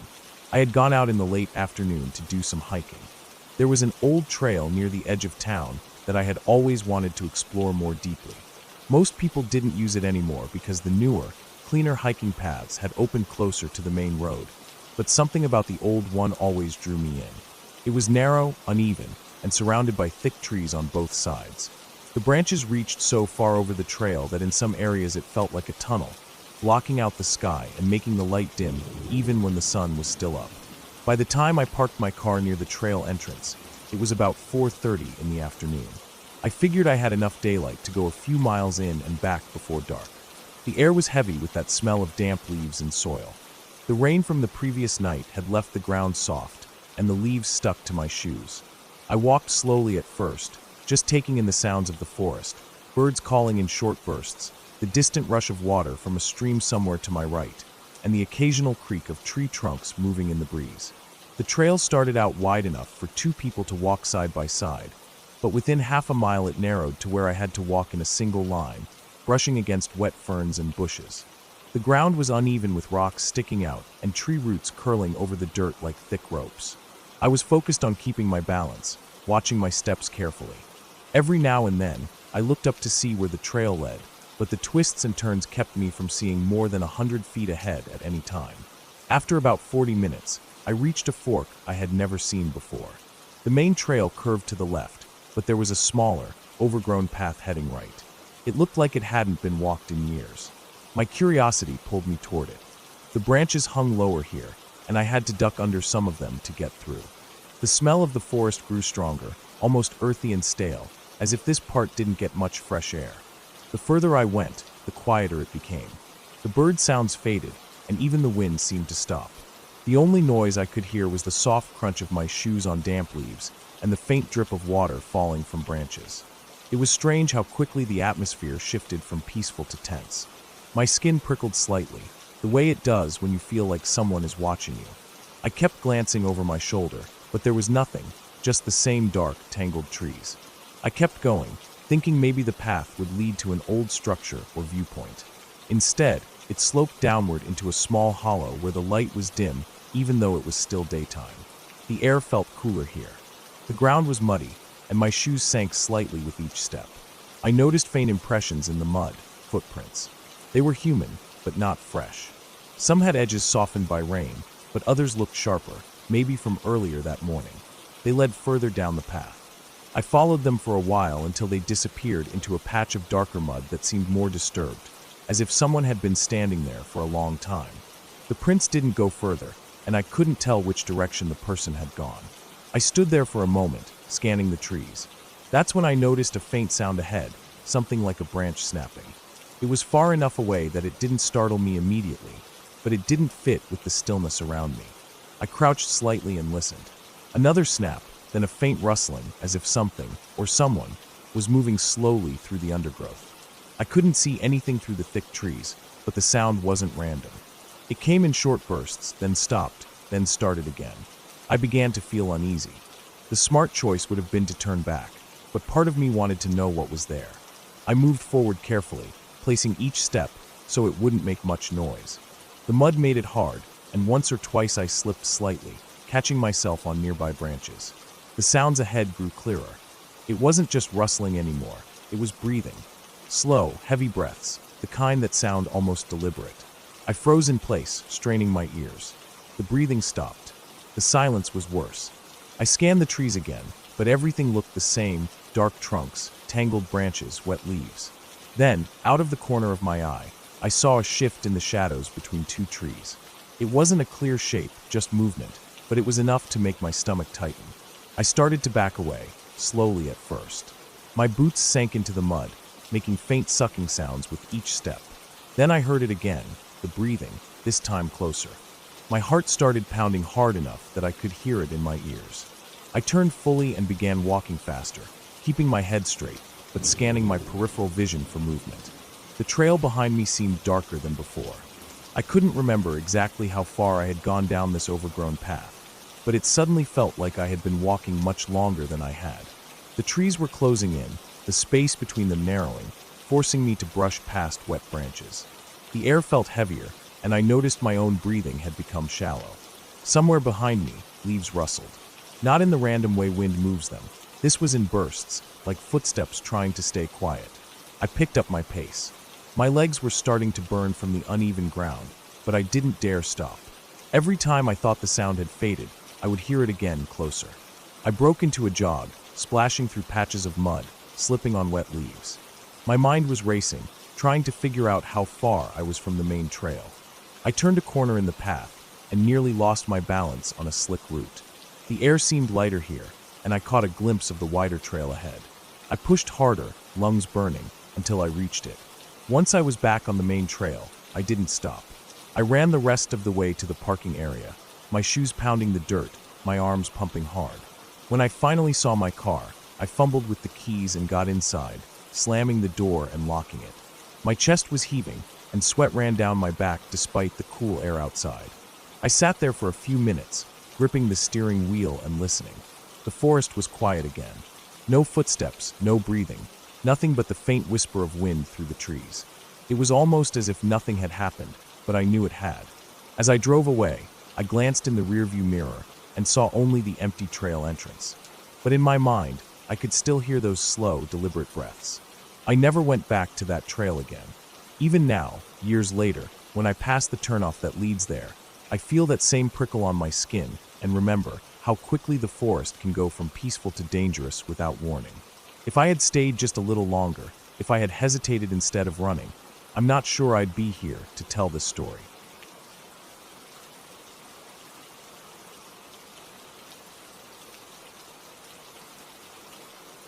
It was already late in the afternoon when I decided to take the back trail that cut through the ridge. The day had been unusually warm for early autumn, the air thick and still, with no breeze moving through the dry leaves.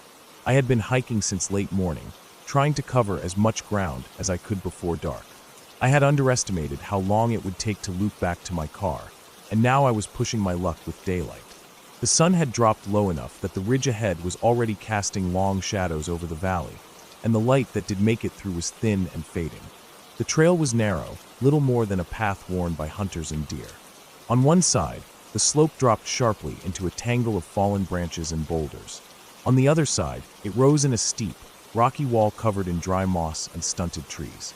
The air had grown cooler, but not in a pleasant way. It was the kind of cool that felt heavy, like it carried weight with it. I could hear my own footsteps crunching over the mix of dirt, loose rock, and dry leaves, every sound oddly sharp in the stillness. I had my pack strapped tight to my shoulders, but it felt heavier with each step.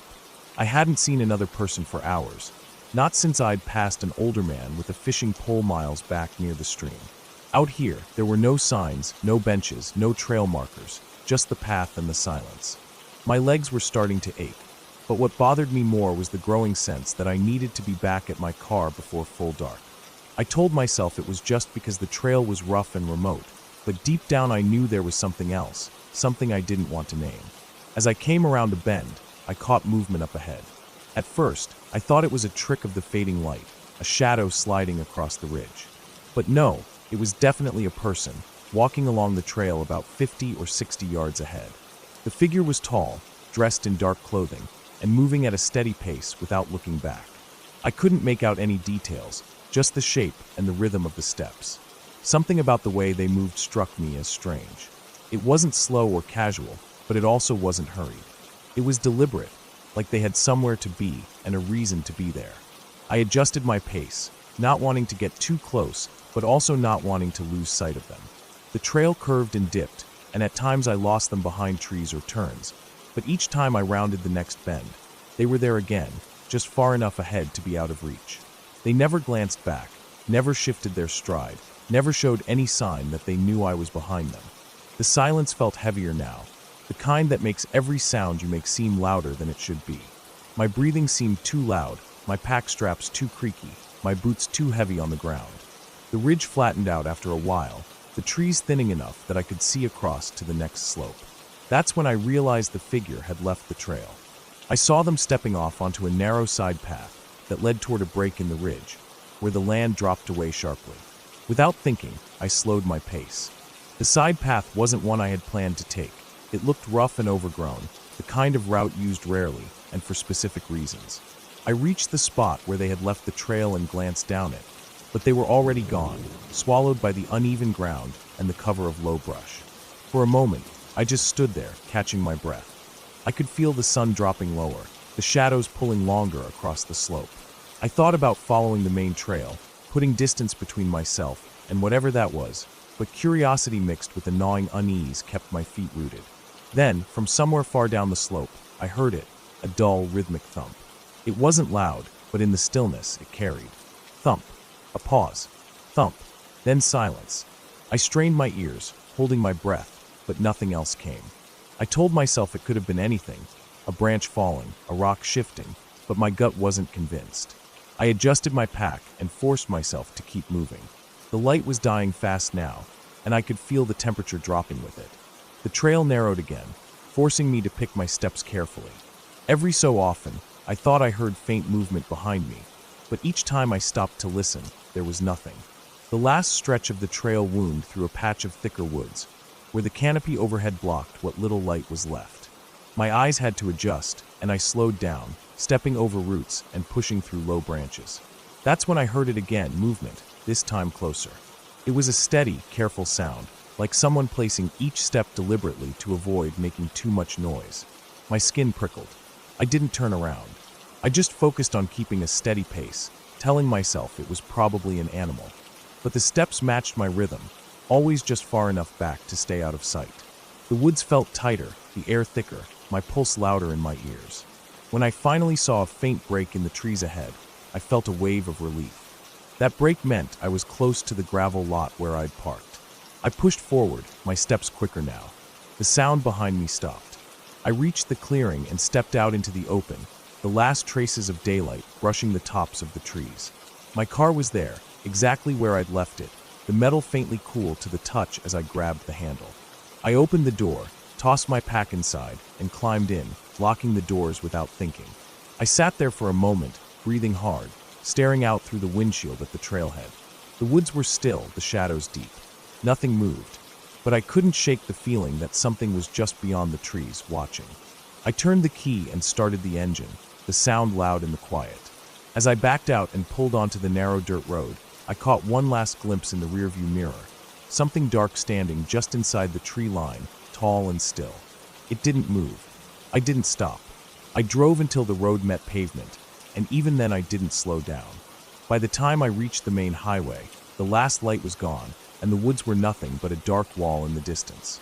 I never saw another person the rest of the drive home, and I didn't tell anyone what had happened. But for weeks afterward, I kept replaying it in my head, wondering who, or what, it had been, and why they had been walking that ridge with me in the dying light. I knew one thing for sure. I would never take that trail alone again.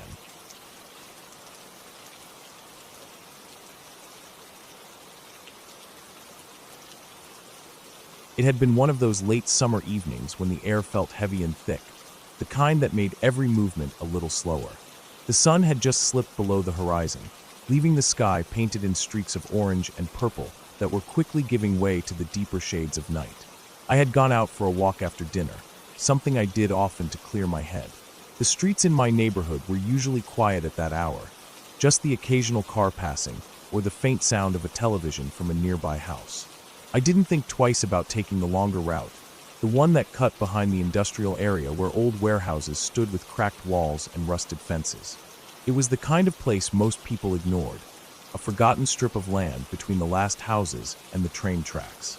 The air smelled faintly of oil and dust as I moved along the cracked pavement, the weeds on the edges tall enough to brush against my legs. A single street lamp flickered near the corner, casting uneven light that stretched shadows unnaturally long.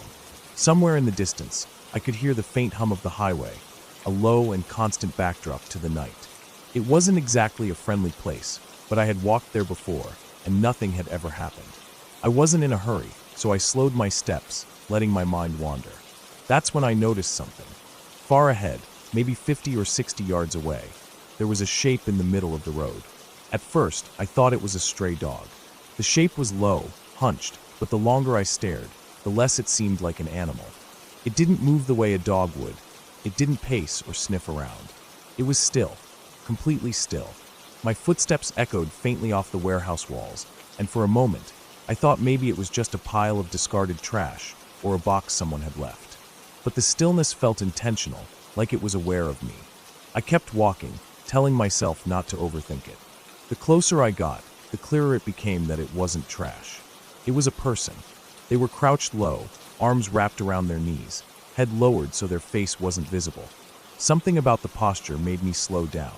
It wasn't the casual rest of someone waiting for a bus or tying their shoe. It was tight, contained, almost like they were bracing for something. The road here was narrow, fenced on both sides with no real way around unless I turned back. I didn't want to seem paranoid, but I also didn't want to get too close. I took a breath, kept my pace steady, and hoped they would just stay put and ignore me. But as soon as I reached the point where I was maybe 15 feet away, the person slowly lifted their head. The movement was deliberate, and in the dim light, I could barely make out the shape of their face. Their eyes locked onto mine immediately, unblinking. There was no expression, no anger, no smile, just a blank stare that seemed to stretch too long. Without a word, they rose to their feet. The way they stood up was unsettling, not rushed, but fluid, as if they had been expecting this moment. They didn't say anything, didn't step toward me, but they didn't move aside either. The space between us felt suddenly too small, the quiet of the street too loud. I decided to keep walking, forcing myself to pass within arm's length of them. I could hear my own heartbeat in my ears as I moved by, eyes fixed forward. The moment I passed, I caught the faint sound of footsteps behind me. At first, they were slow, matching my pace exactly. I told myself it could be a coincidence. Maybe they were just heading in the same direction. But when I sped up, the footsteps sped up too. When I slowed, they slowed. I didn't dare turn around right away. I didn't want to make eye contact again. My hands felt clammy, and I could feel the heat rising in my chest. The road curved slightly, and I used that moment to glance back. They were closer now, no more than 10 feet behind me. Their arms hung loosely at their sides, shoulders slightly hunched forward, as if they were leaning into each step. That same blank stare was fixed on me, eyes unblinking even as we moved. The street lamp light caught their face just enough to show pale skin and sharp cheekbones, but no other details I could hold on to. I turned forward again, trying to think. There were no houses nearby, no open shops, just the warehouses, most of which were locked and dark at this hour. I knew there was an alley to the left a few blocks ahead, one that led back toward a busier road. If I could get there, maybe I could lose them. My pace quickened. The sound of their steps quickened too. I could hear the faint scrape of their shoes against the pavement, the steady rhythm matching mine perfectly. The alley came into view, narrow and poorly lit. I didn't hesitate. I turned sharply into it and immediately started running. My shoes slapped against the uneven concrete, the sound bouncing off the close walls. Behind me, the footsteps broke into a run as well. The echo made it hard to tell exactly how close they were, but it was close enough. I could feel the rush of adrenaline flooding through me, each breath sharp and fast. Halfway down the alley, I spotted a chain-link fence on the right with a section where the bottom had been pulled loose. Without thinking, I dove toward it, dropping to the ground and sliding under. The metal scraped against my back, and I could feel the dirt grind into my hands as I pushed through. I came up on the other side in a small lot overgrown with weeds. I stayed low, crouched behind a pile of old pallets, my breathing loud in my own ears. The running footsteps entered the alley. They didn't slow. I could hear them passing the spot where I had slipped under the fence, the sound growing fainter as they continued toward the other end. I waited, forcing myself to stay still until I was sure they were gone. Minutes passed, though it felt much longer. The only sound now was the faint hum of the city in the distance. When I finally stood, my legs felt weak. I made my way through the lot, found a side street, and walked quickly back toward the busier part of town.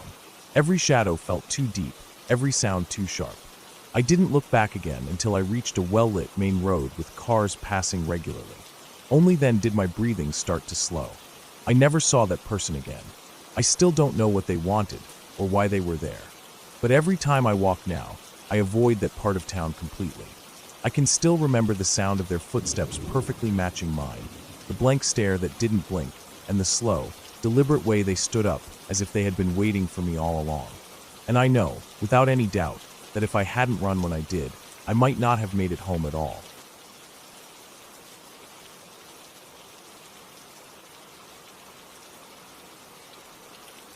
It had been a long week, and I wanted nothing more than to clear my head somewhere quiet. I had been working nonstop, my eyes glued to a screen for hours every day, and I needed a place with no noise, no phones, no interruptions. I remembered a small lake I'd seen years ago while driving through the countryside. It sat at the edge of a thick forest, far from any towns, and there was no official campsite, just a flat patch of ground near the water where you could set up a tent. I decided I'd go there for the weekend, just me, my tent, and the stillness of the woods. The drive took nearly 3 hours. The roads got narrower the farther I went, with the asphalt eventually giving way to gravel and then to dirt. There were no houses along the final stretch, only miles of fields and clusters of trees. The air felt different out here, heavier, quieter. Even my car seemed out of place, the engine's hum sounding too mechanical in such a still environment. When I finally reached the lake, I pulled up onto the patch of ground I remembered and stepped out. The silence was thick, broken only by the faint sound of water lapping at the shore. The lake was small, maybe 200 feet across, with dense pine trees ringing its edges on 3 sides. The 4th side opened into a field that sloped gently upward toward a ridge.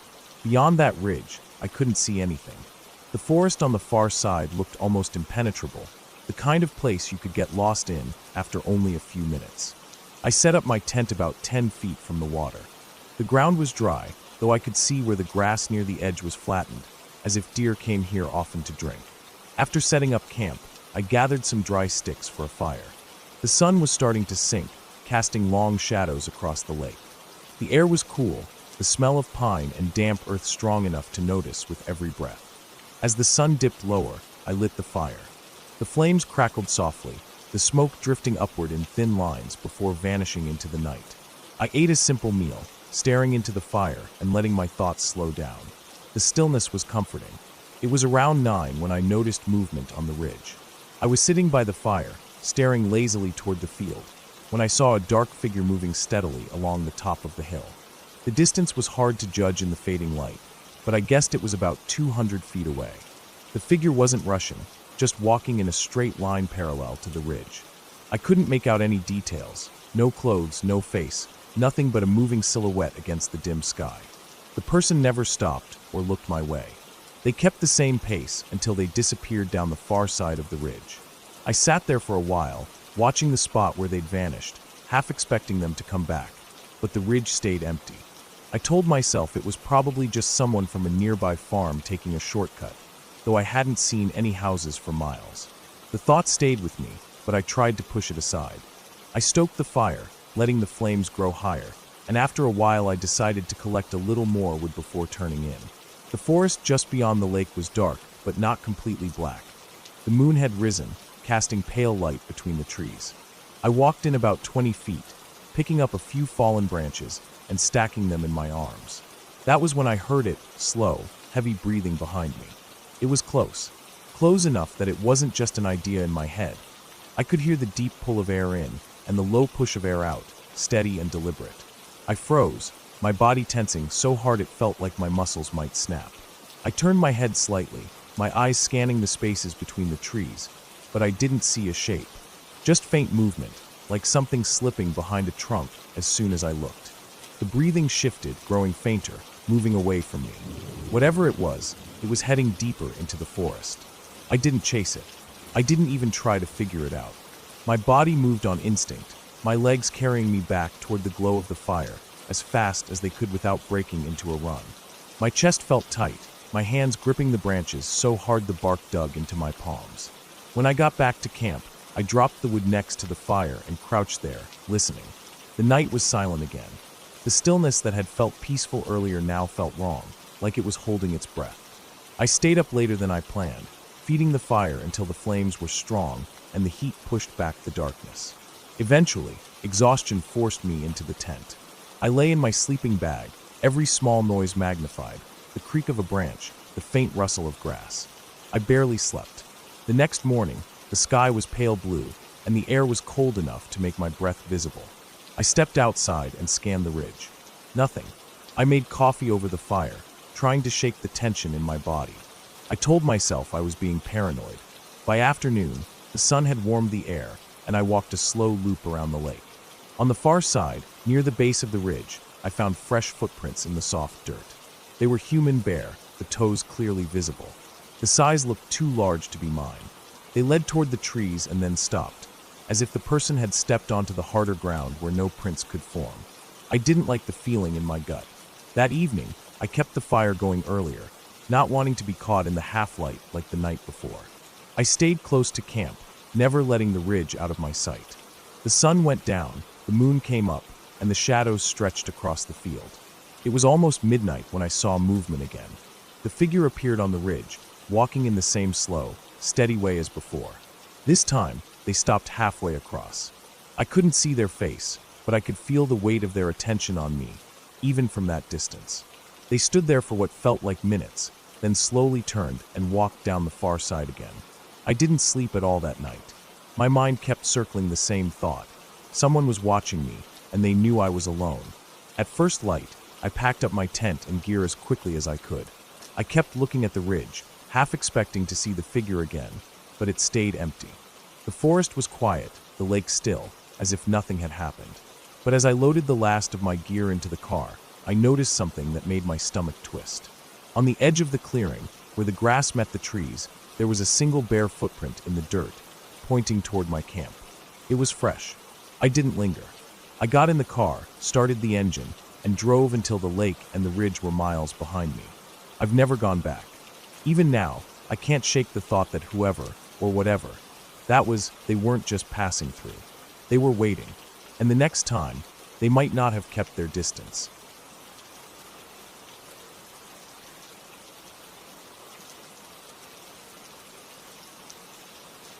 It was late summer, the air still carrying that dry heat that lingers into the evening, but the sun had already dipped below the horizon. I had decided to drive out to a secluded fishing spot I knew about, a narrow lake tucked between low rolling hills and patches of thick brush. The road to get there was more of a dirt track than anything, winding through scrubland with barely enough room for one car. I had been there plenty of times before, always alone, and I liked it that way. It wasn't a tourist spot. No signs, no parking lot, no picnic benches. Just a dusty pull-off that you could easily miss if you weren't looking for it, and then a short walk down to the water. By the time I parked, the sky had gone from pale orange to deep blue. Crickets were starting up in the weeds, and the smell of the dry earth mixed with the faint scent of stagnant water from the lake below. I grabbed my small backpack and flashlight, even though I didn't plan on using it right away. The trail down to the water wasn't much, just a narrow dirt path lined with uneven rocks and patches of grass. The bushes on either side leaned in close, brushing against my arms as I walked. I could hear the lake before I saw it, the soft lapping of water against the muddy bank. There wasn't a single ripple from wind, just that slow movement from whatever fish swam beneath the surface. The air down there was cooler, carrying the faint damp smell of algae and wet reeds. I set my bag down near a patch of flat ground where I'd sat countless times before. The silence settled around me in a way that felt almost heavy, the kind where every small sound, my own footsteps, the rustle of my bag seemed sharper. The moon hadn't fully risen yet, so the water was just a dark mass in front of me. I took out my folding chair and set it up facing the lake, tossing a few stones into the water while I got comfortable. Each splash sounded louder than I expected. The hills around the lake created an echo, the sound bouncing faintly back. I noticed how still the air was, no wind through the reeds, no distant hum of insects from across the water. Just crickets behind me and the occasional faint splash somewhere far off. After sitting for a while, I realized how quiet it had really become. Even the crickets seemed to have gone still. It's something you notice in the outdoors, the way animals sometimes go silent all at once. Usually it's nothing, maybe a predator somewhere nearby, maybe just a shift in temperature. But when it happens, it always gets under your skin a little. I looked across the lake, my eyes adjusting to the dim light, but I couldn't see much beyond vague shapes of bushes and low trees hugging the shore. I thought I saw movement up on the far side, just where the hill rose steeply from the water. It was too far to make out details, just a darker shape against the slope. At first I figured it was a deer, or maybe a coyote passing through. The hills were full of them, but the shape kept moving steadily, not stopping to graze or sniff around. It was slow but deliberate, cutting across the slope until it disappeared into a patch of darker shadow where the trees thickened. I shrugged it off and went back to tossing stones, listening to the plunks fade into the still air. But a few minutes later, there was another sound, different this time. A faint, irregular crunching coming from my left, higher up the slope above the trail I'd come down. The sound stopped, then started again, closer than before. It wasn't the sound of a small animal in the brush. It was heavier, slower, like something was deliberately placing each step. I stayed seated, telling myself it was probably just another hiker or fisherman, though I knew how unlikely that was at this hour. Nobody came out here this late. I kept my eyes fixed in that direction, waiting for a shape to appear, but the slope was steep and shadowy, and nothing stood out. The crunching stopped. Silence again. After a while, I stood and stretched, thinking I might pack up early. I didn't like how quiet it felt now, like the whole place was holding its breath. I folded my chair and slid it into its bag, the sound of the fabric loud in the stillness. That's when I heard it again, this time behind me, closer to the trail I'd taken down. The same deliberate crunching of weight on dry grass and dirt. I froze, my backpack half-zipped.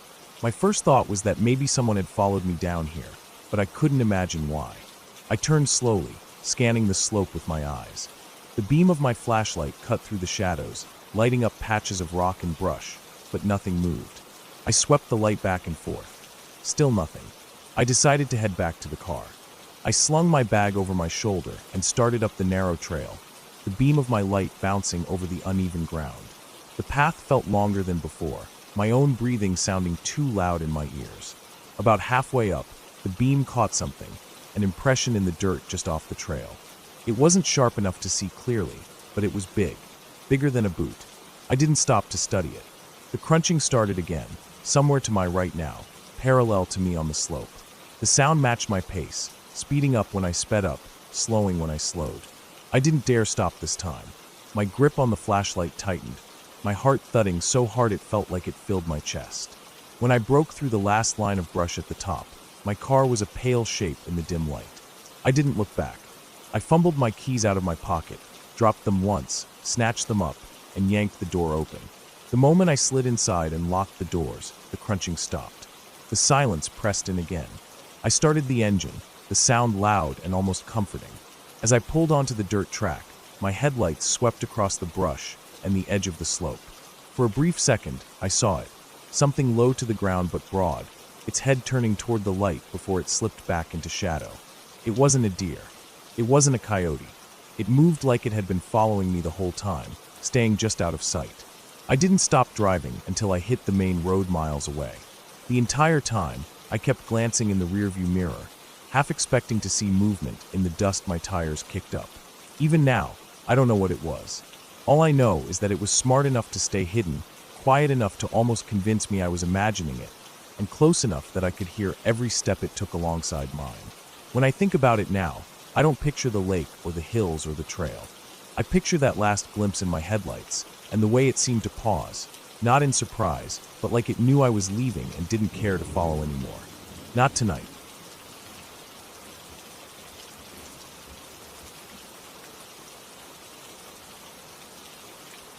It started out as a normal Saturday for me. I had woken up a little earlier than usual, not because I had plans, but because the sunlight had found a way through the gap in my curtains and landed right across my face. I got up slowly, my body still heavy from the late night before, and went through the usual routine, brushing my teeth, making coffee, scrolling through my phone without really reading anything. The air outside had that crisp, late autumn feel to it, where the wind carried just enough bite to remind you winter wasn't far off. I didn't have much to do that day, so I decided to take a long walk outside the city.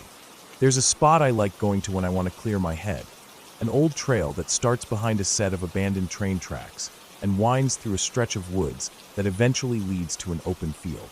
It's not a hiking spot people talk about or visit often. In fact, I rarely saw anyone else there.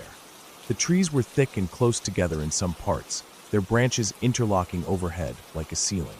Once you got deep enough, the sound of cars, voices, and the rest of the city faded until all you could hear was your own breathing and the occasional rustle of leaves. I packed a small backpack, water, a snack, a flashlight, just in case. The weather was good for walking. Dry ground, no sign of rain, and a steady breeze. The train tracks looked the same as always when I got there. Rusted metal rails with weeds sprouting through the wooden ties, gravel scattered unevenly across them. I crossed over and stepped into the start of the trail. The first mile or so was easy going. My footsteps crunched softly over the dirt path, and the wind pushed against the tops of the trees, so they swayed and creaked. I could hear a woodpecker somewhere off to the left, tapping against a trunk in short bursts. Sunlight filtered in between branches, moving across the ground as the wind shifted them. Every so often, I'd stop to take in the smell of damp earth and fallen leaves. About 40 minutes in, the trail started to narrow. The trees pressed in closer, and the undergrowth thickened. I knew from past visits that this was the part where it got a little harder to move through, especially in the colder months when plants died back, but the fallen limbs cluttered the way. I pushed on, stepping over roots and ducking under low-hanging branches. It was quiet, so quiet that I noticed the difference immediately when I heard it. A steady crunching sound behind me. Slow, deliberate steps on dry leaves. I stopped, thinking maybe it was an animal. Deer were common here, sometimes even coyotes, though I had never seen them this far and during the day. I turned and scanned the path, but the trail curved back and hid the view. The sound stopped the moment I stopped. I stood still for a good 30 seconds, listening. All I heard was the wind again. I told myself it was probably just a branch falling or a squirrel moving through the leaves. I kept walking, this time paying closer attention to my surroundings. I made it about another 100 feet before the sound returned. Crunch, pause, always keeping a steady distance behind me. I didn't turn around this time. Instead, I quickened my pace, trying to make the steps blend in with the sound of my own. My heart was beating faster now, though I didn't want to admit I was spooked. I'd been on this trail plenty of times. I knew it well. But something about those footsteps, how they seemed to match my pace when I sped up, was wrong. After a few more minutes, I reached a fork in the trail. The left path kept going deeper into the woods toward the field. The right was a narrower, lesser-used way that looped back toward the tracks. Without much thought, I went right. My reasoning was simple. If someone was following me, I didn't want to lead them further into isolation. I'd head back toward the starting point. The right path was rougher, covered in fallen leaves that made the ground soft and uneven. It climbed slightly uphill, and I could feel the strain in my calves. I listened hard for the sound again, but couldn't tell if I heard it over the wind. Then, just as I was thinking maybe I'd imagined the whole thing, I caught a glimpse of something moving through the trees about 30 feet back. It wasn't clear, just a shape, partly hidden by branches. But it was upright. Too tall for a deer, too still for an animal. My chest tightened.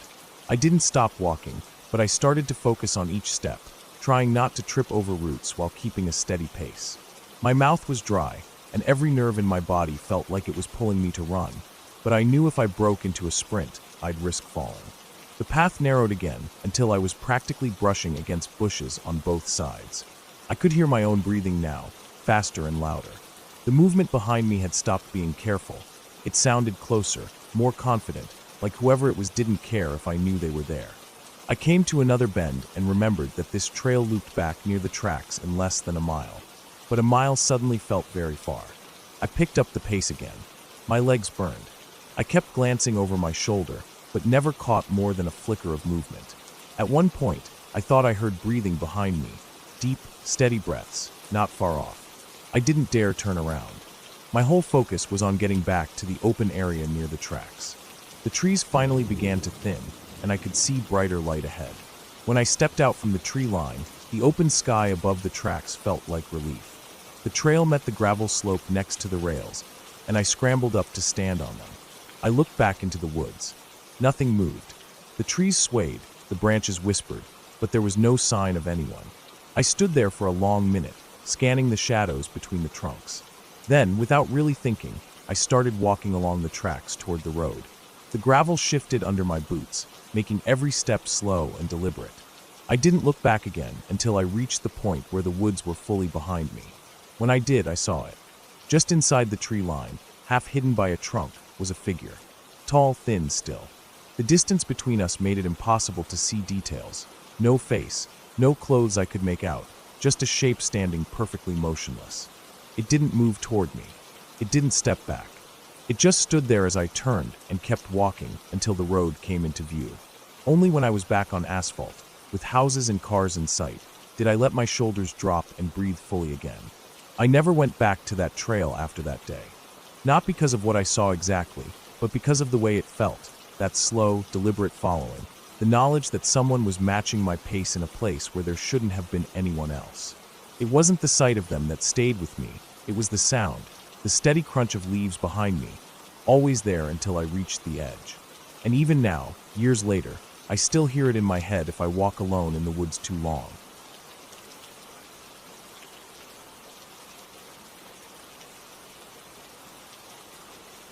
It was late September when I decided to spend a weekend alone in the mountains.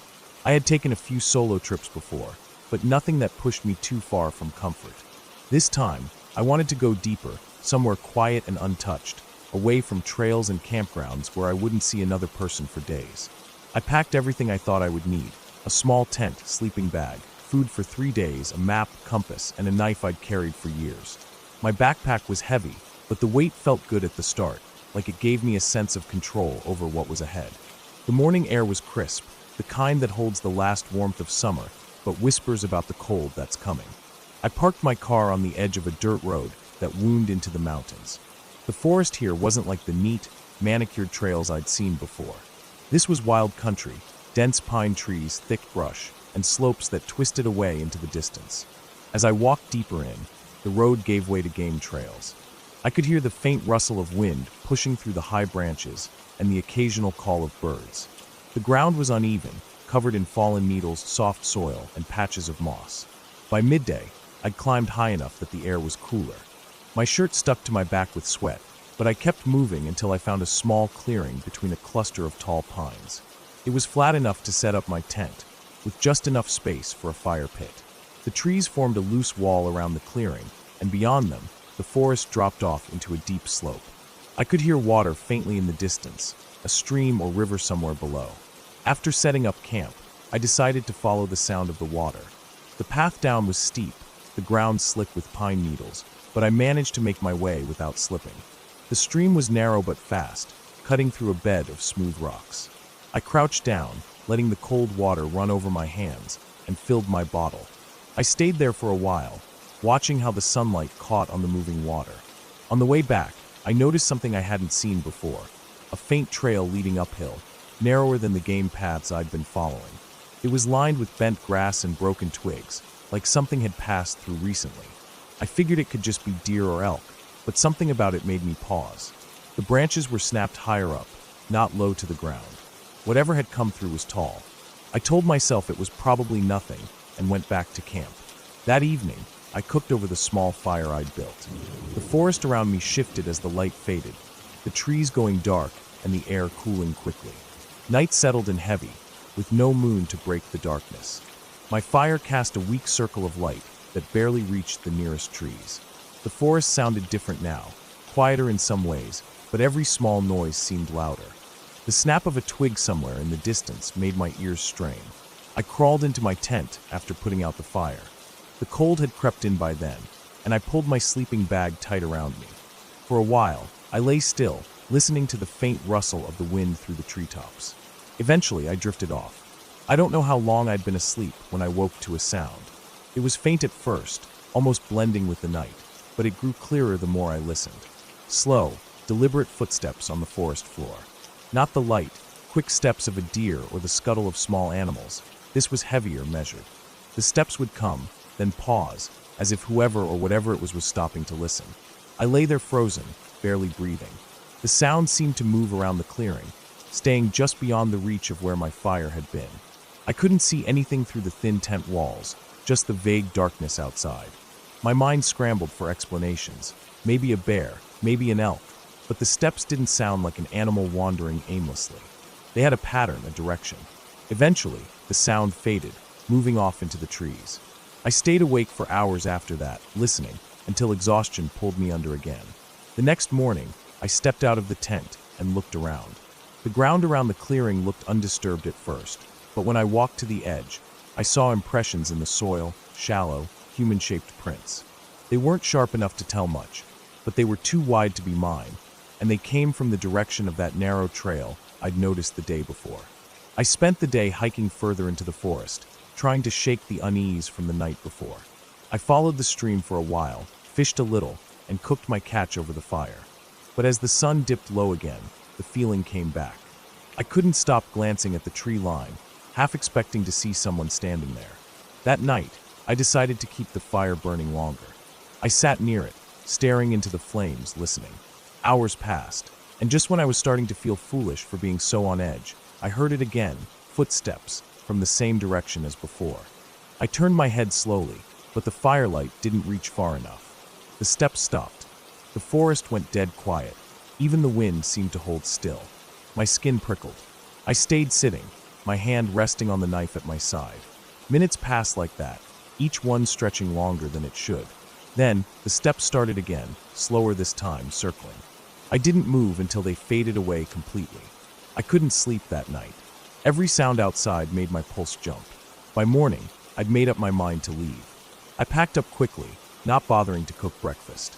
As I stepped onto the path leading back to my car, I glanced toward that narrow trail again.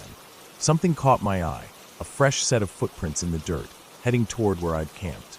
They were deep, like whoever made them had been carrying weight.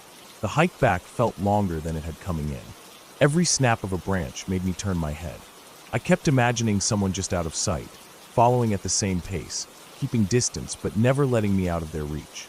When I finally reached my car, I tossed my pack inside and locked the doors before starting the engine. I drove without stopping until the forest was far behind me. Later, when I thought back on it, the thing that unsettled me most wasn't the footsteps or the prints. It was that whoever had been out there never once came close enough to be seen, never made a sound loud enough to reveal themselves. They could have approached my tent in the dark, and I might never have known until it was too late. The thought stayed with me, heavier than the pack I'd carried in, and it was enough to make me decide I wouldn't camp alone like that again. Even now, when I hear footsteps in the quiet, my mind goes back to that clearing in the pines, the cold air, and the slow sound of someone moving just out of sight. I never saw them, but I know they were there.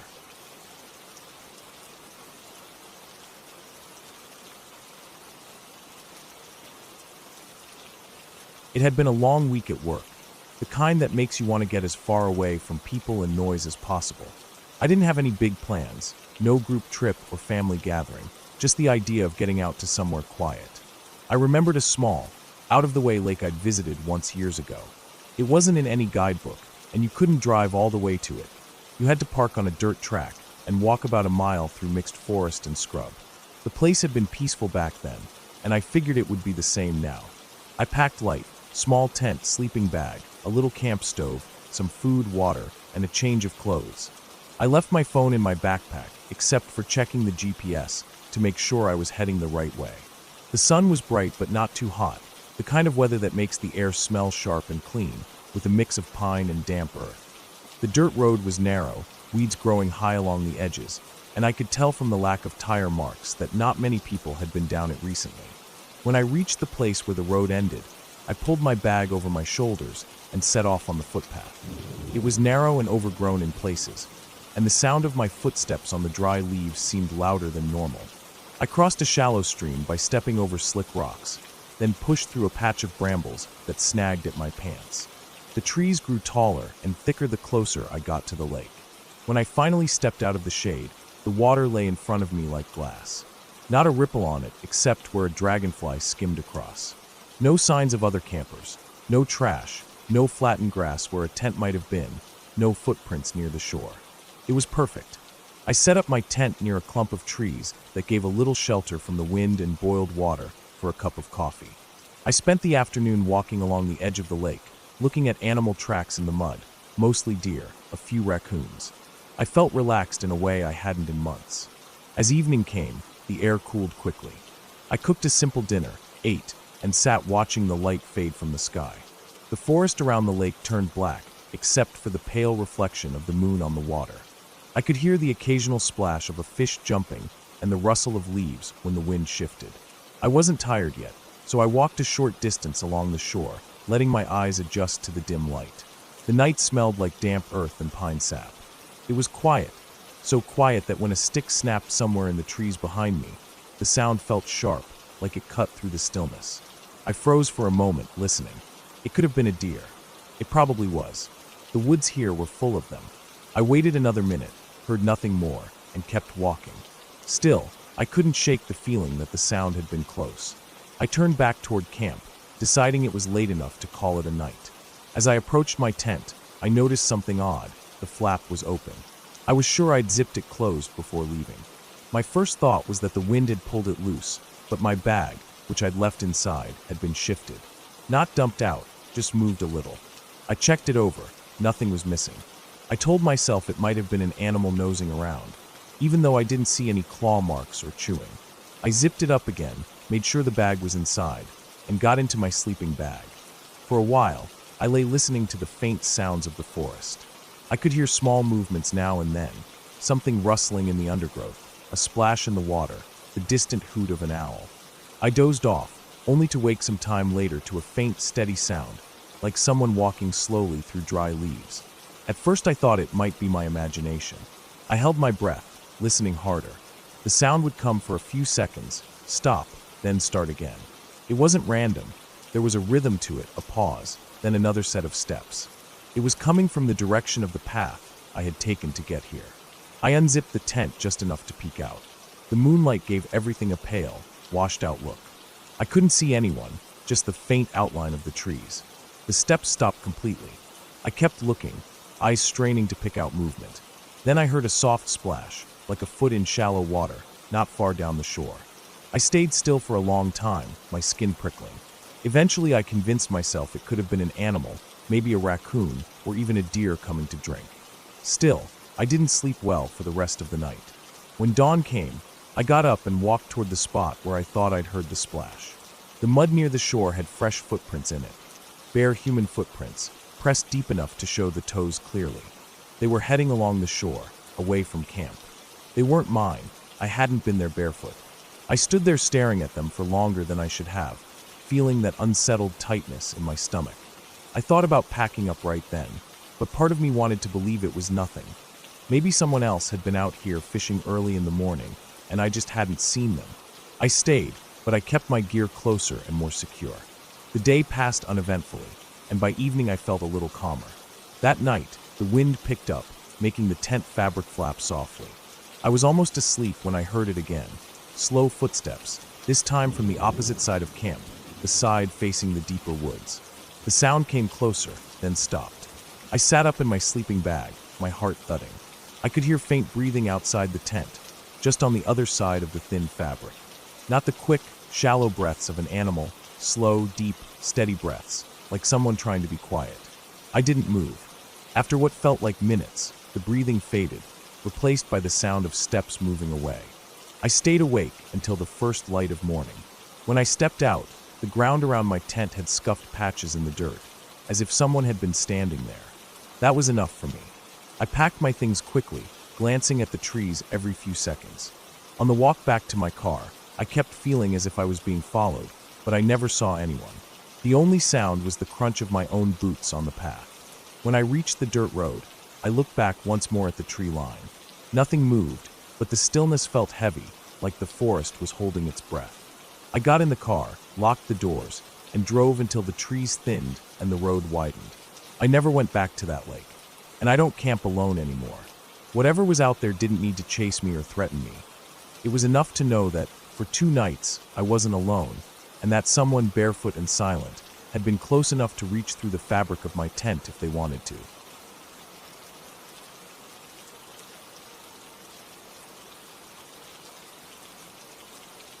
It was supposed to be an ordinary Saturday. I didn't have much planned, so I decided to go for a long walk outside of town.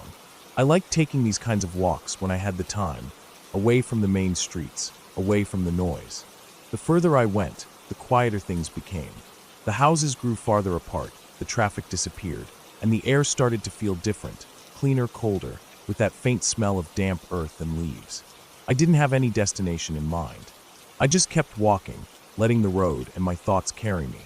After about an hour, I found myself at the edge of an old dirt road I'd never taken before. It led into a patch of forest that seemed untouched, the trees growing close together, branches knitting into a canopy that let only thin strips of light through.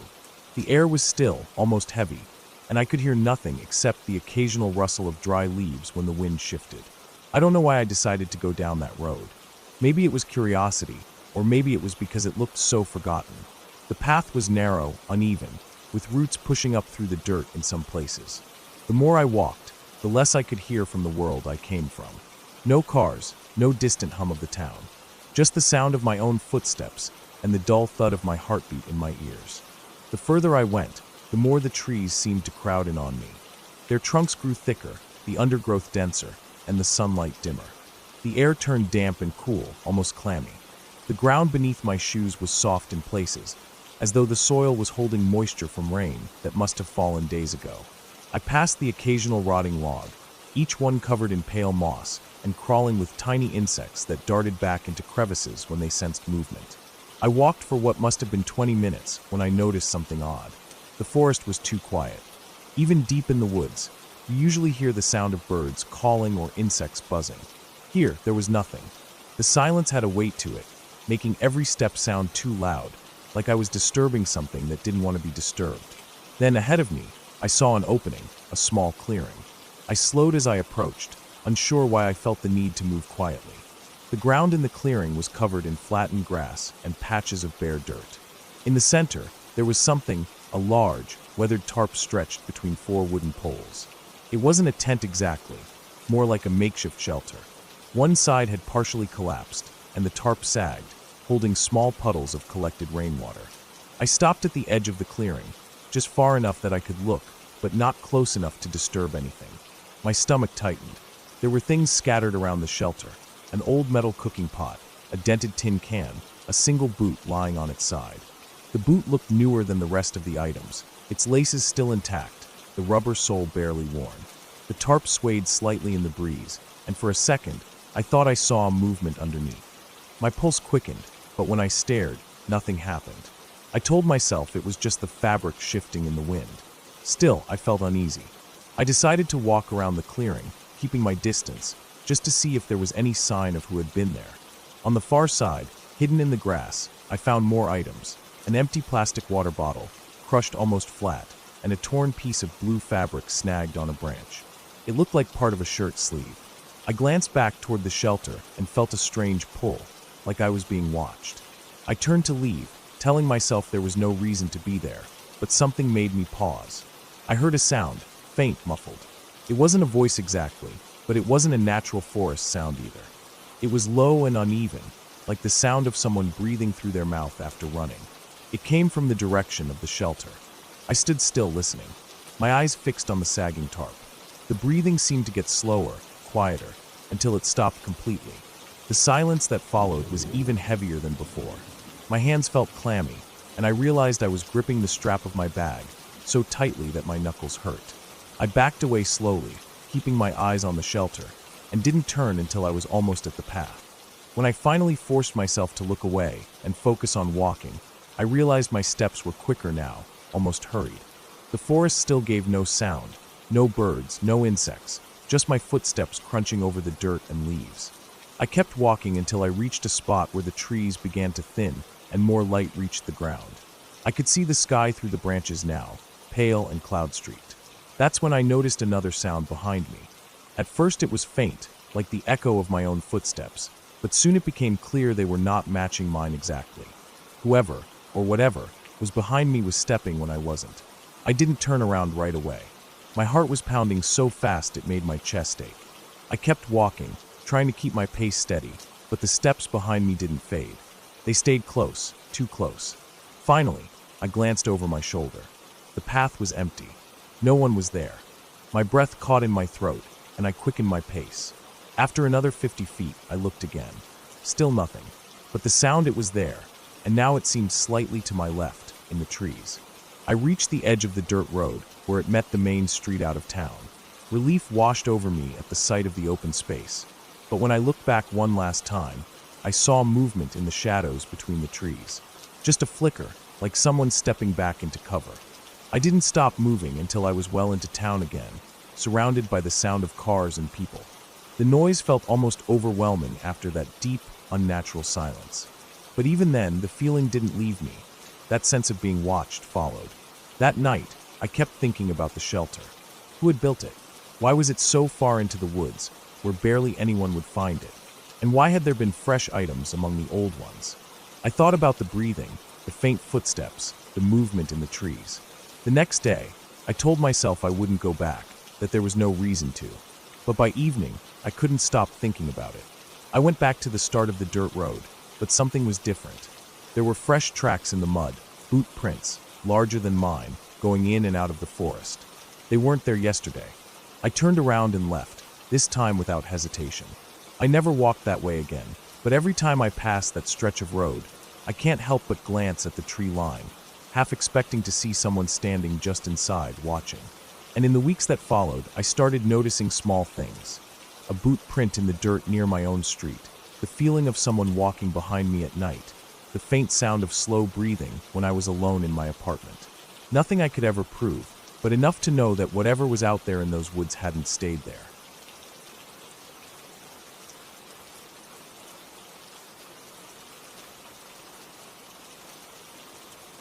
It was supposed to be a normal trip. I had taken a few days off from work and decided to drive out to a quiet, rural area a couple of hours from the city. I wanted to get away from the constant noise, the phone notifications, the people. I rented a small, weathered cabin that sat back off a narrow dirt road, surrounded by thick woods. The pictures online made it seem peaceful, maybe even charming in a rugged way. The reality was that it was isolated. The nearest house was a good mile away, and there was no cell signal once I drove down into the hollow where the cabin sat. The drive there was uneventful, but the dirt road leading to the place felt longer than I expected. It narrowed quickly, trees pressing close on either side, their branches arching over and blotting out most of the sky. The light dimmed even though it was only late afternoon. My tires crunched over loose gravel, and occasionally I had to ease around deep potholes that looked like they had been there for years. The air felt heavy and still when I finally parked in the small clearing in front of the cabin. No wind, no distant hum of traffic, nothing but the faint rustle of leaves high up in the trees and the sound of my own footsteps on the wooden porch. Inside, the cabin was simple, just a main room with a bed pushed against the wall, a small kitchen area with an old electric stove and a single bathroom. The wood floor creaked under my weight, and I noticed the faint smell of dampness that always seems to cling to places that sit closed up for long periods. I unpacked slowly, keeping the door open to let in some fresh air. The view from the porch was nothing but trees, the slope of the land falling away into thicker forest. As the sun began to drop, the air cooled quickly. I made some food on the little stove and ate at the small table, looking out the window toward the tree line. It was strange how quickly the forest became shadowed, how the details blurred into dark shapes as the light faded. The quiet was deep, broken only now and then by the distant crack of a branch or the muffled call of some birds settling in for the night. I didn't plan on doing much that first evening, just relax and read a bit, but the stillness was hard to get used to. Every sound felt amplified. The groan of the cabin's old beams, the occasional rattle from the kitchen as the cooling night air shifted the wood. I told myself it was just a matter of adjusting, but I caught myself glancing out the window more than once, scanning the tree line without knowing exactly what I was looking for. By the time I decided to go to bed, the darkness outside the windows was absolute. Without streetlights or moonlight breaking through the clouds, it was the kind of black that seemed to press up against the glass. I left one small lamp on near the bed, telling myself it was just to make the place feel warmer. Somewhere in the night, I woke up. At first, I thought it was the wind, but there was no movement of air, no rustle through the trees. I lay still, listening, my eyes adjusting to the dim light from the lamp. That's when I heard it, a faint, deliberate crunching sound outside. It was spaced apart, slow, like someone stepping on leaves or gravel, then pausing. My mind went immediately to the clearing around the cabin.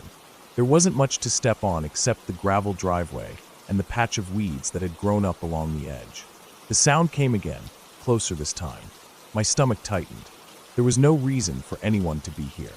I'd seen no other cars on the road when I arrived, and this cabin wasn't the type of place people just happened to walk past. I stayed still for several minutes, barely breathing, just listening. The steps stopped, replaced by silence so thick that I could hear the faint hum of the old refrigerator in the kitchen. I told myself it could have been an animal, a deer maybe, but the rhythm had been wrong. Too heavy, too deliberate. I didn't sleep much after that. Every time I drifted close to sleep, some small noise, real or imagined, jolted me back awake. By the time morning light seeped weakly through the curtains, my nerves were frayed. Stepping outside, I scanned the clearing. At first, everything looked the same. The gravel, the porch steps, the outline of the woods. Then I saw them, prints. Not boots, not sneakers, but the flattened, elongated shapes of someone's shoe tread pressed into the gravel, leading from the edge of the trees toward the side of the cabin. They stopped just short of the window nearest the bed. I crouched down, tracing the impressions with my eyes. They were clear enough that I could see the pattern in the sole, but they didn't lead away in the same direction. The return prints were lighter, harder to see, as if whoever it was had stepped more carefully going back. I spent most of that day trying to convince myself it wasn't a big deal. Maybe it was someone from the nearest property cutting through the woods for some reason. Still, I found myself glancing toward the tree line constantly. The feeling that I was being watched clung to me all day. That night, I locked every door and window and kept the lights on. I sat on the couch with my back to the wall, reading without really taking in the words. The forest outside seemed even quieter than before, the silence almost unnatural. Hours passed without incident, and I finally started to think maybe it had been a one-time thing. Then, just past midnight, the sound came again. Slow steps in the gravel, moving toward the cabin. This time, they didn't stop at the window. I could hear them moving along the wall, the faint scuff of a shoe against wood.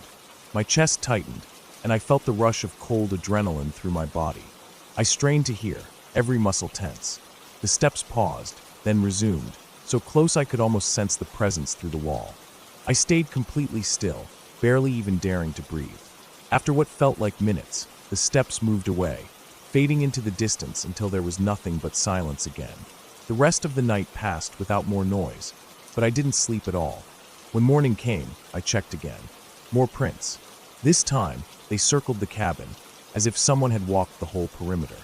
I made my decision quickly. I wasn't staying another night. I packed my things fast, loading the car with glances over my shoulder toward the woods. As I drove out along the narrow dirt road, the sense of being watched didn't leave. It stayed with me until I hit the main road and finally got a cell signal. Later, I told a few people about it, leaving out some of the details, but I never found out who it was or why they were there.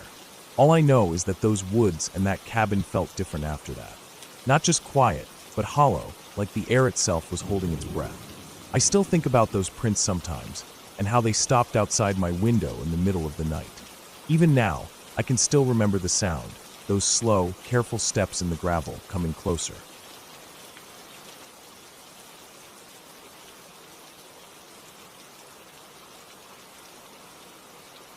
It started in the late afternoon, the kind of day where the sun feels weaker than it should for the time of year. I had been driving for hours on a narrow two-lane road that cut through miles of farmland and low hills. My GPS had lost signal an hour earlier, and my phone barely clung to a single bar of service. I told myself I'd be fine. I wasn't too far from my destination, and even if I got a little lost, I could figure it out. But the road I was on seemed endless, with no gas stations, no houses close to the road, and no other cars passing me for a long stretch. I started noticing the sky dimming faster than I expected, like the day was being squeezed out of the world ahead of schedule. By the time the sun slid behind the hills, the temperature dropped sharply. I glanced at the clock and realized it was only a little after 6, but the shadows were long and the air had that evening bite to it. I decided I'd keep driving until I found somewhere to stop. That was when I noticed a small dirt turnoff, barely wide enough for a single car, branching off to the right. It wasn't on any map I remembered seeing. At first, I drove right past it, but something in my gut told me I should turn around and take it. Maybe it led to a small town, or at least to somewhere with lights and people. The dirt road began as a gentle slope but quickly narrowed, the grass and weeds growing taller along the edges. Branches from overhanging trees reached out toward the center, scraping against my car in slow, hollow drags. The sound made me tense, but I kept going. The road bent to the left, then to the right, winding deeper into what looked like a heavily wooded area. The further I drove, the less it felt like anyone had been through here in a long time. There were no tire tracks in the dirt, no signs of human presence. My headlights caught shapes between the trees, fallen branches, thick undergrowth, once even the reflective glint of two small eyes before they blinked and vanished. The deeper I went, the more the road degraded. Potholes appeared, some wide enough that I had to slow to a crawl to avoid bottoming out. The air grew colder, and my dashboard clock seemed to tick faster than it should have. I kept glancing behind me at the growing darkness swallowing the road I had come from, telling myself I could turn around at the next clear space.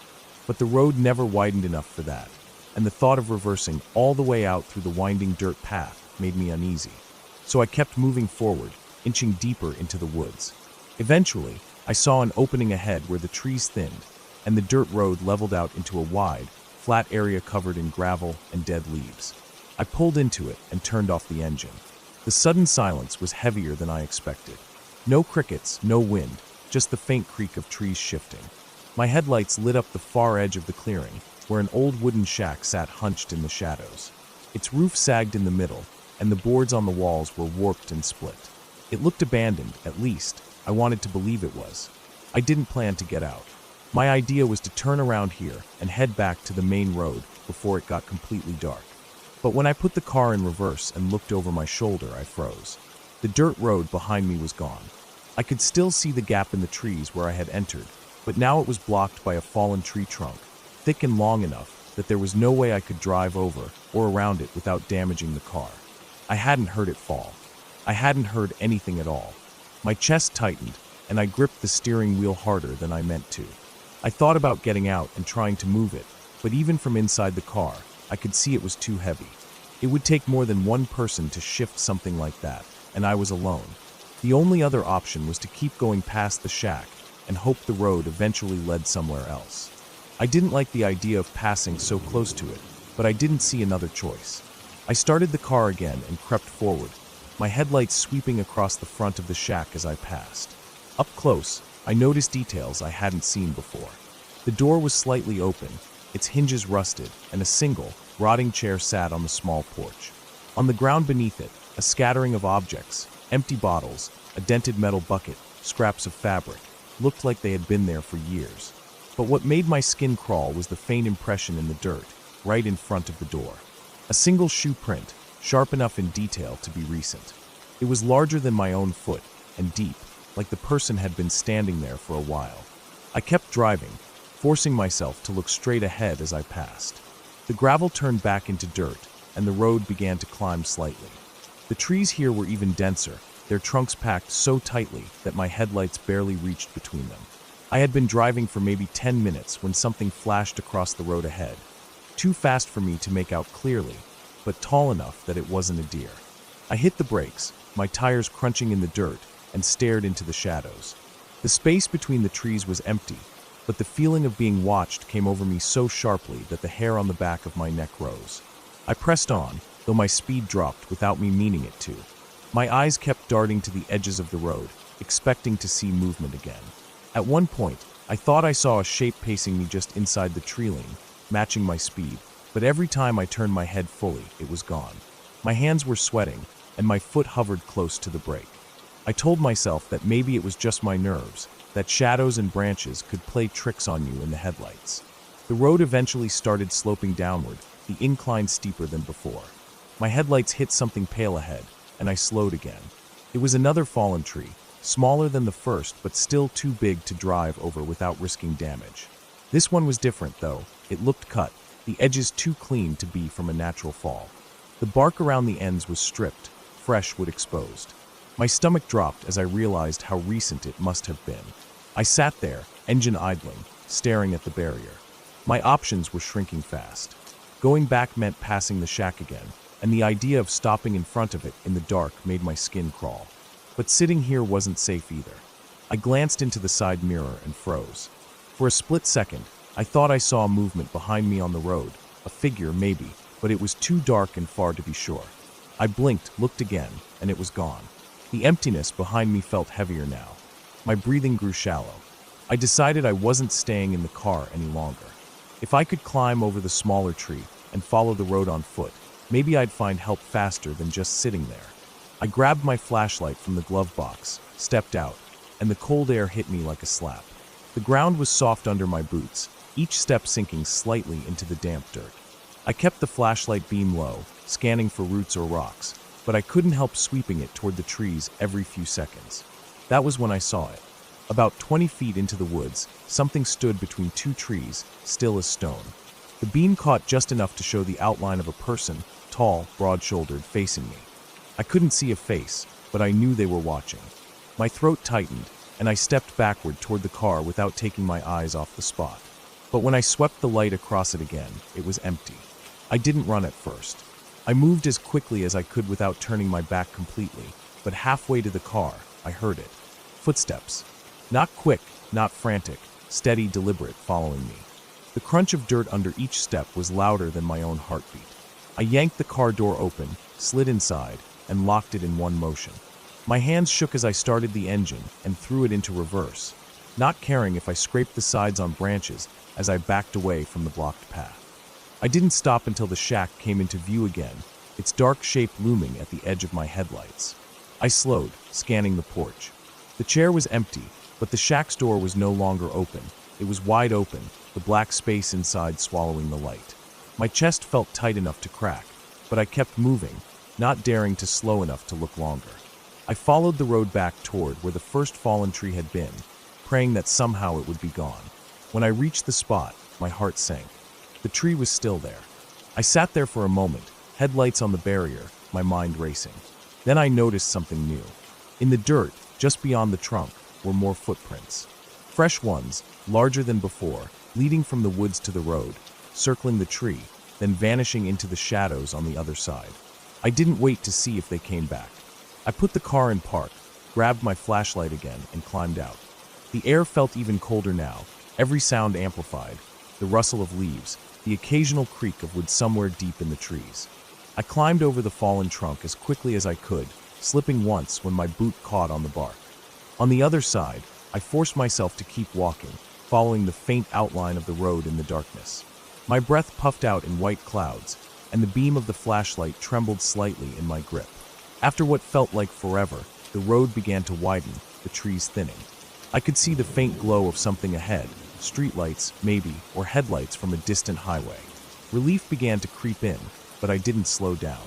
I kept walking until I stepped onto paved road again, the hum of distant traffic reaching my ears. Only then did I turn around. The dirt road behind me was nothing but blackness between the trees, my flashlight beam swallowed after only a few feet. I stood there for a long moment, listening. Nothing moved, but I couldn't shake the feeling that if I waited too long, I'd see something stepping into view from that darkness, watching me again. I didn't wait to find out. I turned and walked toward the glow ahead, my legs aching but my pace steady. I didn't look back again, but the feeling of eyes on me followed until the first cars passed, their lights breaking the grip of the woods. It was only then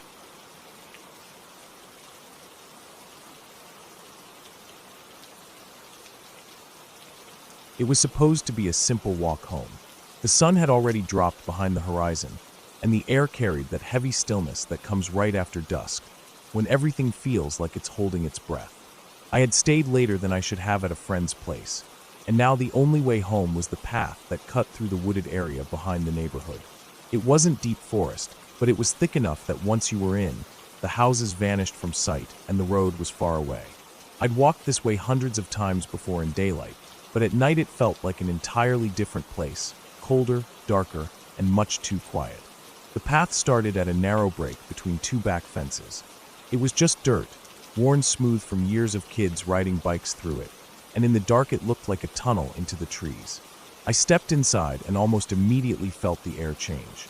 The warmth from the day was gone, replaced by a damp chill that clung to my skin. The smell of earth and rotting leaves hung in the air. My footsteps sounded louder than I expected, each one crunching on gravel and snapping twigs. I noticed how the sound didn't seem to carry far, just faded quickly into the dark around me, like the trees were swallowing it. The first stretch was about 50 yards straight in, and then it curved to the left where the trees grew thicker. I could still see the last bits of twilight through the branches overhead, but they were fading fast. The deeper I went, the more I felt the ground under me turn soft and uneven, roots jutting out and catching at my shoes. Somewhere ahead, I could hear a slow, rhythmic dripping, like water falling from a branch onto a pile of leaves. It was strangely loud, the kind of sound you wouldn't notice during the day, but that seemed amplified at night. As I walked, I became aware of something else. There was no wind at all. The branches weren't moving, and the leaves didn't rustle. Even the usual nighttime sounds, crickets and distant barking dogs, seemed absent. It was just the sound of my own footsteps, and that faint dripping ahead. I kept walking, telling myself not to overthink it, but I started glancing over my shoulder every few seconds. The darkness behind me looked thicker than the darkness ahead, as if it were closing in. I rounded the bend in the path and realized that I could no longer see the faint glow from the streetlights behind me. Now, it was just blackness pressing in from all sides. I could barely make out the outline of the trail ahead, just enough to keep walking without stumbling too much. That's when I heard it, another set of footsteps. Light, deliberate, coming from somewhere behind me. They weren't in sync with mine, and every time I stopped to listen, they stopped too. My ears strained in the silence, trying to pick them out again, but there was nothing except my own breathing and the drip, drip, drip ahead. I told myself it was probably an animal. This area had stray cats, raccoons, even the occasional fox. But I couldn't shake the feeling that these steps sounded too human, too careful. I started walking again, a little faster now, trying to keep my pace steady so it wouldn't look like I was hurrying. My heart was beating harder than I wanted it to, and my mouth felt dry. I could feel a bead of sweat forming at my temple despite the cold air. The path widened slightly ahead, opening into a small clearing where a power line cut through the trees. The ground here was a mix of gravel and hard-packed dirt, easier to walk on, but the openness made me feel exposed. I stopped for a moment, looking down the power line's narrow cut. It stretched away in both directions, disappearing into darkness. For a second, I considered leaving the path and walking along it to the road, but it was overgrown with tall grass and brush. I stayed where I was, straining to hear anything behind me. That's when I caught it again, footsteps, this time quicker, like whoever it was had closed some of the distance. They stopped almost as soon as I noticed them. I turned, staring back into the black tunnel I had just walked through, but I couldn't see a thing. The shadows between the trees were too dense. My stomach felt tight, my body tense and ready to move. I didn't want to run yet. I was afraid that would turn whatever was following me into a chase. I forced myself forward, back into the trees. The path narrowed again, and the darkness felt heavier now, pressing down on my shoulders. My ears kept picking up tiny sounds, a twig snapping, leaves shifting, but they came from different spots each time, like whoever was out there was moving in a wide arc around me. I tried to tell myself it was still just animals, maybe more than one, but deep down I knew it wasn't. There was a rhythm to the movements, a patience that felt intentional. Up ahead, I knew the path would cross a shallow creek. It wasn't wide, maybe 3 feet across, with flat stones you could step on to get over. I focused on that spot, telling myself that once I crossed it, I'd be close to the neighborhood again.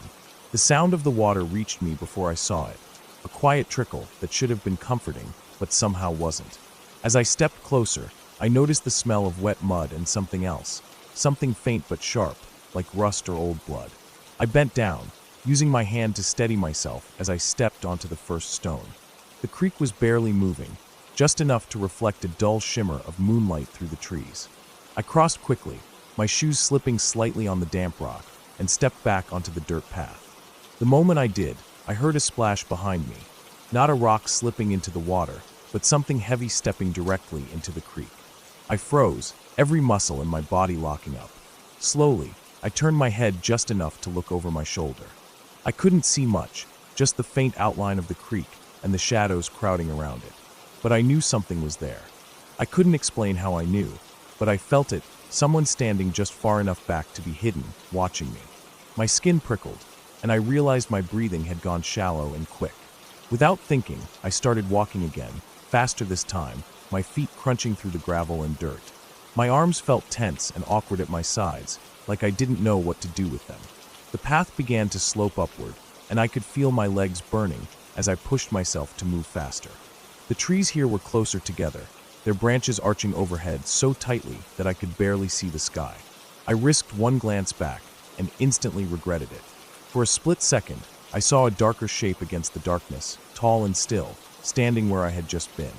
It didn't move, but I could feel its attention on me like a weight pressing between my shoulder blades.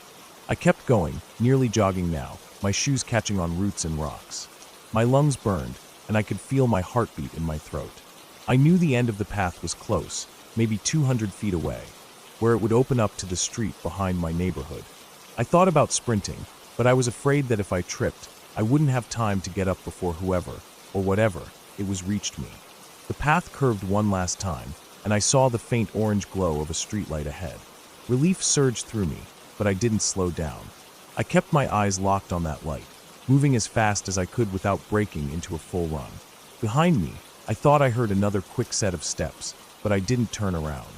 I reached the end of the path and stepped out into the open, the sudden brightness of the streetlight almost blinding me. I stood there for a moment, trying to catch my breath, my chest heaving. When I finally turned back toward the path, it was empty. Just a dark tunnel of trees leading back into the woods. I stood there for another minute, my ears straining, but there was nothing. No movement, no sound. Still, I knew I hadn't imagined it. Something had been in there with me, keeping pace, staying just out of sight. I walked the rest of the way home without looking back again. That night, I locked every door and window in the house before going to bed. Even though I was inside, the feeling stayed with me, the sense of being watched, of someone waiting just beyond the edge of the light. I didn't take that path again after dark. And every time I pass the entrance now, I can't help but think about the shape I saw standing in the shadows, completely still, as if it knew I'd be back one day. But I won't.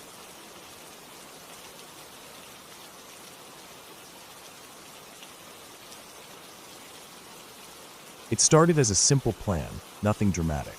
I had been feeling restless for weeks, buried under work and routine. So when I got a weekend off, I decided to get out of the city and spend a couple of days somewhere quiet. I found a small, rundown cabin listed online, tucked deep in the countryside and far from anything busy. The pictures showed peeling paint, an overgrown yard, and a small creek running at the edge of the property. It wasn't pretty, but that was the point. I didn't want charm or tourist appeal. I wanted silence. The idea of sitting on a porch with nothing but the sound of wind and water appealed to me. The drive out there took almost 4 hours. The last stretch was just dirt roads and scattered farms. The air felt different, heavy with the scent of damp earth and grass. It had rained earlier that morning, so the road was soft, the car slipping slightly in the mud in some parts. I saw fewer and fewer houses until there were none at all, just rolling hills, patches of trees, and fences marking forgotten boundaries. Eventually, the GPS lost signal, and I had to rely on the written directions I'd printed out before leaving. The last turn was onto a narrow path between tall weeds, the ground uneven and wet. It scraped the bottom of my car more than once before opening into a small clearing. The cabin stood in the center of it, weathered with darkened by age and rain, the windows streaked and dull. The yard was wild, grass waist-high in some areas, thickets of weeds around the edges. The only sound was the creek somewhere beyond the trees. There was no sign of anyone else for miles. I killed the engine and sat there for a moment, letting the quiet settle around me. Inside, the cabin was exactly what I expected: dust, cobwebs in corners, and the faint smell of damp wood. The furniture was mismatched and old. A couple of chairs with sunken cushions, a table scarred from years of use, and a narrow bed in the single bedroom. There was no electricity and no running water inside, just a hand pump outside near the creek for drawing water. It felt like stepping back decades in time. I unpacked what I needed, lit a couple of candles, and opened the windows to let fresh air push out the mustiness. The first few hours passed quietly. I walked the property, following the creek until it wound back into dense trees, the water moving slowly over smooth stones. The ground was soft from the rain, my shoes leaving deep prints. I noticed animal tracks here and there, deer mostly, some smaller ones I couldn't identify. As the sun dipped lower, the air grew cooler. By the time I made it back to the cabin, shadows had stretched long over the clearing. That night, I built a small fire in the stone pit outside and sat there for hours, watching the flames. The dark here felt different than in the city. It wasn't just the absence of light, it was thicker, heavier, pressing in on all sides. Every small sound stood out: the crack of branches in the distance, the occasional splash in the creek, the faint rustle of grass as something moved through it. I couldn't see far beyond the firelight, and that alone made me feel exposed. By midnight, the cold had crept in enough that I put the fire out and went inside. The cabin was colder than I expected. I crawled into bed fully dressed, listening to the faint creak of the old walls in the wind. At some point in the night, I woke up to a noise, dull and heavy, like something thudding against the wall outside. I lay still listening. It came again, irregular, sometimes soft, sometimes louder. I told myself it was probably a branch knocking in the wind, but the sound was too low for that, too deliberate. I stayed awake until it faded, not sure when I finally drifted back to sleep. The next morning was gray, the sky thick with clouds. The air smelled sharp and wet, promising more rain. I stepped outside and circled the cabin, looking for the source of the sound from the night before. Near the back wall, the ground was freshly disturbed, mud churned and flattened, like something had been there for a while. There were prints too, not clear enough to make out exactly, but larger than my own foot. I crouched down, touching the wet earth. Whatever made them had been heavy. I told myself it was probably just a deer, maybe rooting around for food. I tried not to think too much about it, but the unease lingered. I spent most of the day indoors, reading, cooking over the small camp stove I'd brought, and trying to ignore the strange feeling of being watched whenever I stepped outside. The woods around the clearing looked thicker than they had the day before, the tree line darker, like it held something inside. That evening, I decided to walk to the creek again. The light was dim, the water darker under the shadow of the trees. The air was completely still, no wind, no rustling leaves, no bird calls. I stood there for a while, looking into the water, and noticed movement on the opposite bank. It was quick, low to the ground, slipping between the undergrowth. I couldn't see clearly, just a shape, but it moved with purpose, not like an animal foraging. I watched until it vanished deeper into the trees. On the walk back, I kept glancing over my shoulder, feeling like something was behind me. My pace quickened, my heartbeat matching it. The clearing felt like safety when I finally saw it, but the cabin didn't feel as comforting as it had before. That night, the noise returned, closer this time. It wasn't just a thud against the wall now. There were soft, dragging sounds, like something moving slowly around the cabin. The wood creaked under weight near the porch. I lay still in bed, my breathing shallow, the blankets pulled up to my chin. Every instinct told me not to move, not to make a sound. After what felt like hours, it went quiet again, but I didn't sleep. By morning, I was exhausted. I walked the perimeter again and found more disturbed ground, mud pressed down in wide, uneven shapes. The grass was bent in a trail leading toward the trees, but it stopped abruptly, as if whatever had made it had stepped off deliberately to hide its path. I decided I would leave early the next morning. The trip had stopped feeling like an escape and started feeling like something else entirely, like I was waiting for something I didn't want to meet. That evening, I didn't go outside at all. I locked the door, such as it was, and sat at the table with a candle burning, listening. The first sound was faint, a light scrape along the wall. Then another, closer to the window. The glass rattled softly, like it was being tested. My mouth went dry, my pulse hammering in my ears. The candle flame trembled in the draft. I sat there, unmoving, every muscle tense, listening to the slow, deliberate movement outside. When it reached the door, I felt the wood shift under a push. The latch held, but only barely. It wasn't built for strength. There was no knock, no voice, just the pressure, then a long pause. My hands were shaking. After a while, the weight lifted, and I heard slow steps moving away into the grass. I didn't move until the first pale light of dawn crept through the window. I packed quickly, my hands clumsy from lack of sleep. Outside, the yard was damp with dew, the grass shining in the low light. Near the edge of the clearing, I saw it, prints in the mud deep and wide, leading toward the trees. They weren't the neat, even marks of an animal. The stride was long, the shape irregular, like a bare foot, but wrong somehow, the toes spread too far apart. I didn't follow them. I didn't look toward the trees.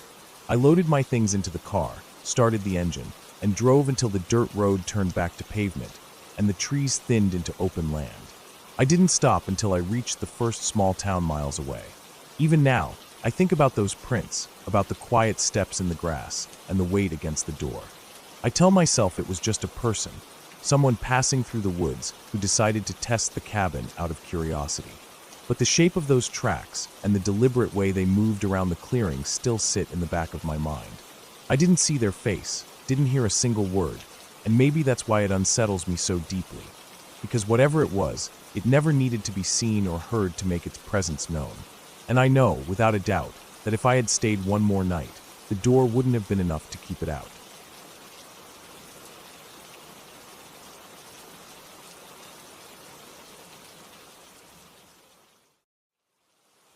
Hello everyone, I'm the Creep's Cabin. I know you use these videos to fall asleep. So before that, like the video and subscribe to the channel. Also, where are you from and what time are you watching? Now get comfortable and relax.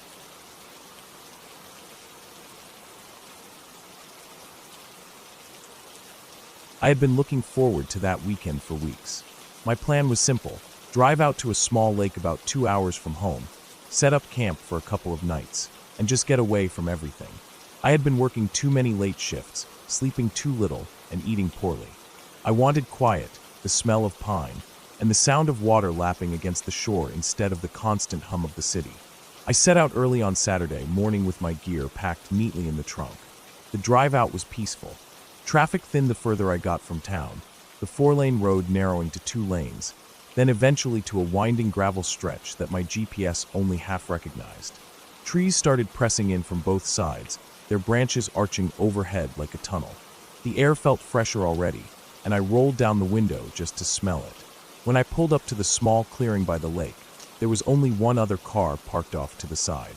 I couldn't see anyone though, and I figured whoever it belonged to was probably out hiking or fishing. I carried my gear to a spot about 30 feet from the water's edge, flat and dry with just enough space for my tent and a small fire pit. The lake itself was calm, a sheet of glass reflecting the pale blue sky, and on the far shore the treeline was dense and dark, almost black from the distance. Setting up camp was straightforward. I pitched the tent, unrolled my sleeping bag, and stacked some wood I had brought in the fire ring. I kept glancing at the still water while I worked. It was so quiet that I could hear the occasional plop of a fish breaking the surface and the faint rustle of leaves high above. By late afternoon I had the fire going, a small one just enough for cooking. I boiled some pasta and ate it slowly, watching the sun lower toward the treetops. As the light shifted to gold, I decided to walk a short way down the lake's edge, just to stretch my legs before night. The ground was a mix of soft dirt and scattered roots, and every so often there was a break in the brush where the water came right up to the shore.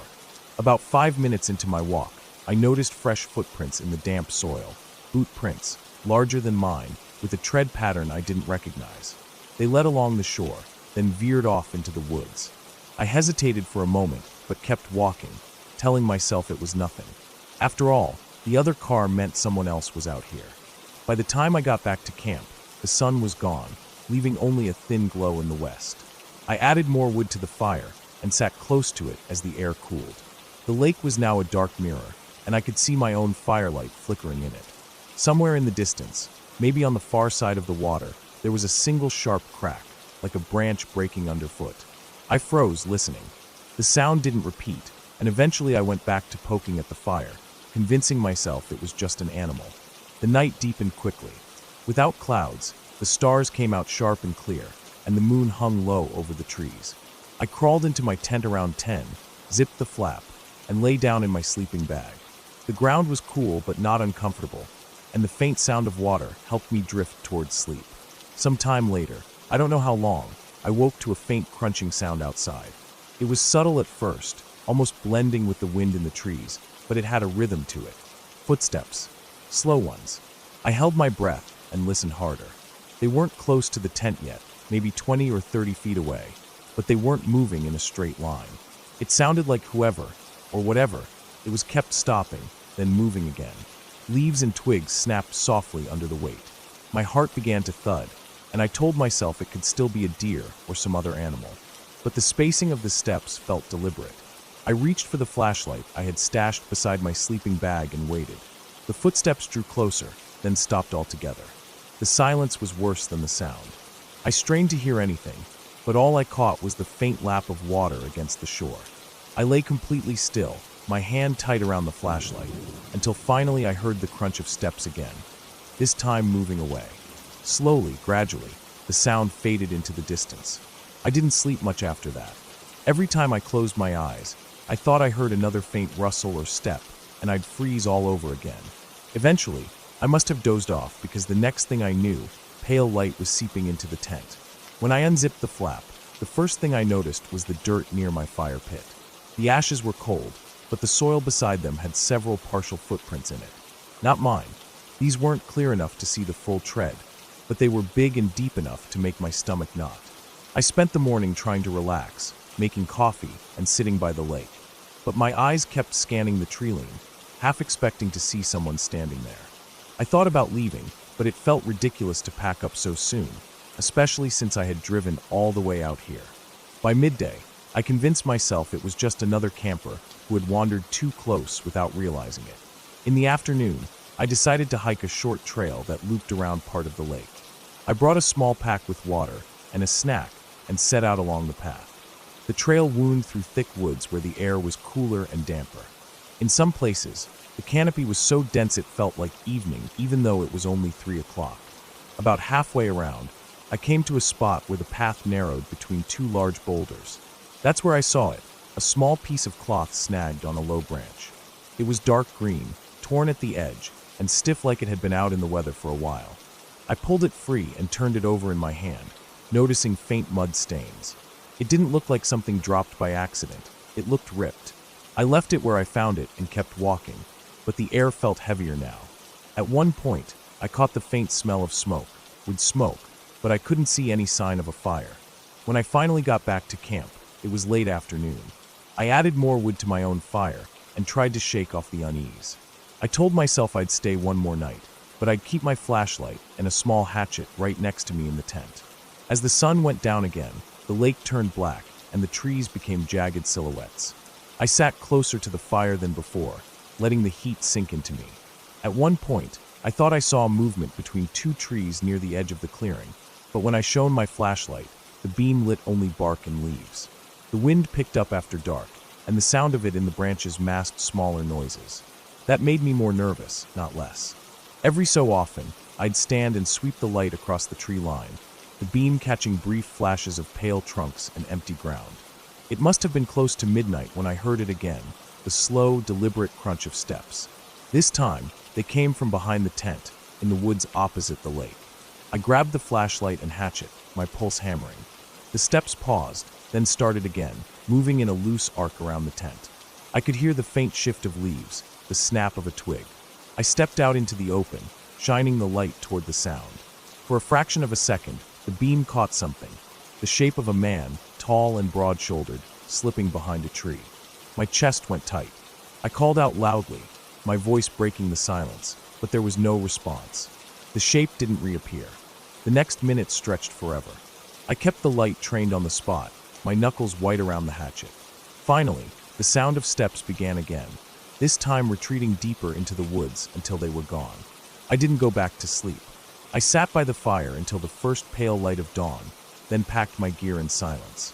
When I carried it all back to the car, I saw fresh prints in the dirt of the path, deep, heavy, and headed toward the road. Driving away, I kept checking my rearview mirror, half expecting to see someone step out of the trees onto the road behind me. Even hours later, back in my apartment, I couldn't shake the feeling of being watched.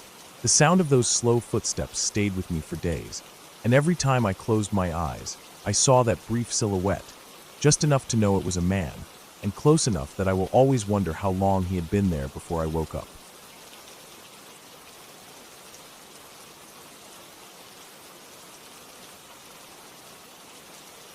It was late summer when I decided to take a few days away from everything. I had been working almost non-stop for months, stuck in the same routine of waking up, going to work, coming home, and doing it all over again. I wanted quiet. I wanted to be somewhere far from traffic, far from neighbors, far from the sound of my phone buzzing with new messages. The idea was simple: go camping alone, somewhere remote, and just spend a couple of nights with no one but myself and whatever nature decided to put around me.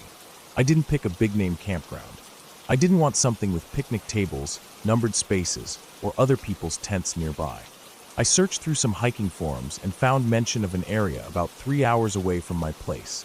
A patch of forest next to a small, unused field, the remains of what might have been farmland years ago. There was no official campsite, just a flat space where people occasionally pitched a tent if they were passing through. The pictures looked peaceful. A thin dirt road led out there, cutting through several miles of trees before opening into the field. Beyond that, the land sloped upward into a low ridge, covered in dark green pines. I left on a Friday morning, my car loaded with everything I thought I'd need: tent, sleeping bag, a small cooler with food, a portable stove, and a few changes of clothes. The drive was easy for the first hour and a half, just highway and gas stations, but once I turned off onto the smaller county roads, it felt like I was heading into another world. The pavement eventually gave way to gravel, and then to a narrow dirt track that twisted through the forest. My GPS stopped working somewhere along the way, but I had written down the directions on paper in case that happened. When I finally arrived, I could see that the place looked almost exactly like the photos I'd seen. The field was overgrown but not too wild, with knee-high grass swaying in the breeze. The ridge stood in the background, almost like a wall of dark green, the sunlight barely making it through the thick canopy. I parked my car off to one side and got out, stretching my legs and taking in the air. It was quiet in a way I wasn't used to. I could hear nothing but the rustle of leaves and the faint buzz of insects. Setting up camp took about an hour. I found a spot where the grass was shorter and the ground was even, then pitched my tent facing toward the ridge.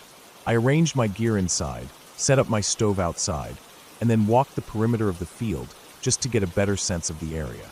On the far end, close to the ridge, there was a narrow path that disappeared into the trees. I figured I might check it out later, maybe gather some firewood from there before dark. By early evening, the sun began to sink, casting long shadows across the field. The ridge looked even darker now, its top outlined faintly against the orange sky. I sat on a folding chair by the tent, eating a simple dinner of rice and vegetables from my little stove. The air grew cooler, and I pulled on a jacket. It was the kind of peaceful I had wanted. No cars, no voices, just the sound of wind in the grass and the occasional creak of a branch somewhere in the forest. I was finishing my food when I noticed movement along the ridge. At first, I thought it was just the wind shifting the shadows, but then I saw it more clearly, a figure moving steadily across the top. It was far enough away that I couldn't make out details, but it was clearly a person. They were walking in a straight line, not stopping, not looking toward me, just moving across from one side to the other. I watched for several minutes until they reached the far end and disappeared over the slope. The sight left me uneasy. I had no idea who that could be. This wasn't a popular spot, and I had seen no other cars on the way in. There were no houses nearby, no trails marked on my map that led over that ridge. I told myself it was probably just another hiker, maybe someone passing through on their own route. But still, there was something strange about how steadily they had walked, never hesitating, never glancing around. I decided to collect some firewood before it got too dark. Grabbing a small hatchet and a bag, I headed toward the narrow path that led into the trees. The light under the canopy was dim even in late afternoon, the ground covered in dry leaves and scattered branches. I broke off what I could find, mostly smaller pieces of wood, and stacked them in my bag. After a while, I realized it was getting darker faster than I'd expected. The trees made it feel later than it was, the air heavier and cooler. That's when I heard it, heavy breathing. It was faint at first, almost like the sound of someone winded from walking uphill.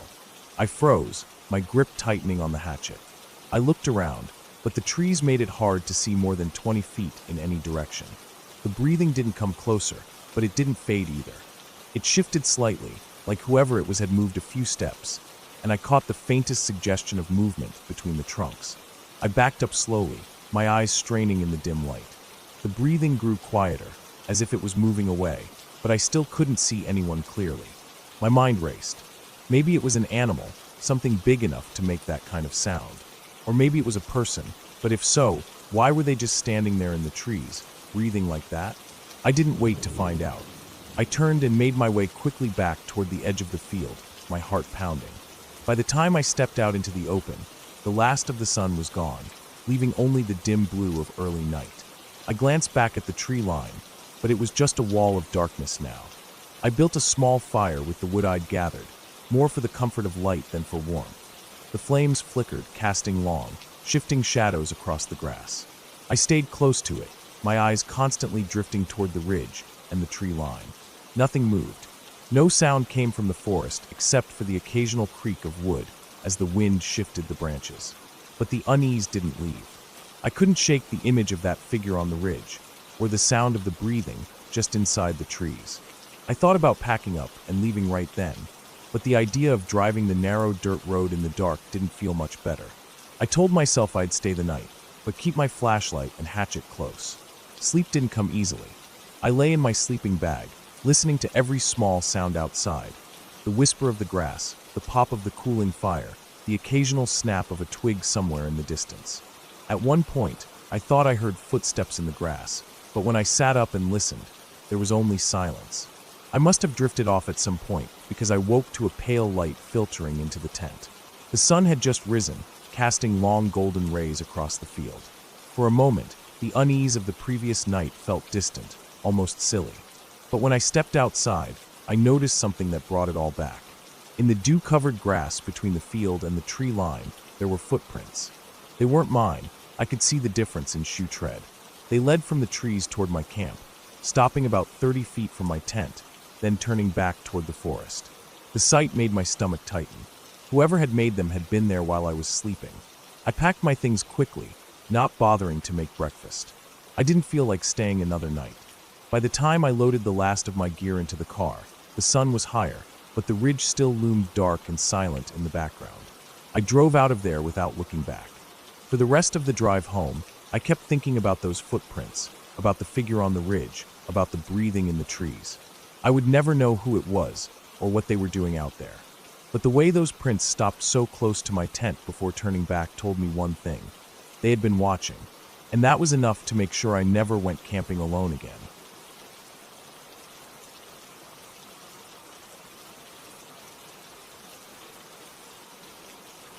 It started as a normal afternoon, the kind where the air feels heavy but quiet, like the whole world has decided to hold its breath. I had driven out to a rural part of the county, miles past where the pavement ends and the dirt roads start looking the same in every direction. I wasn't there for anything dramatic, just a chance to take a walk, get away from the noise of the city, and clear my head. The land out there was wide and flat, with scattered patches of trees and long stretches of dry grass that reached up to my waist.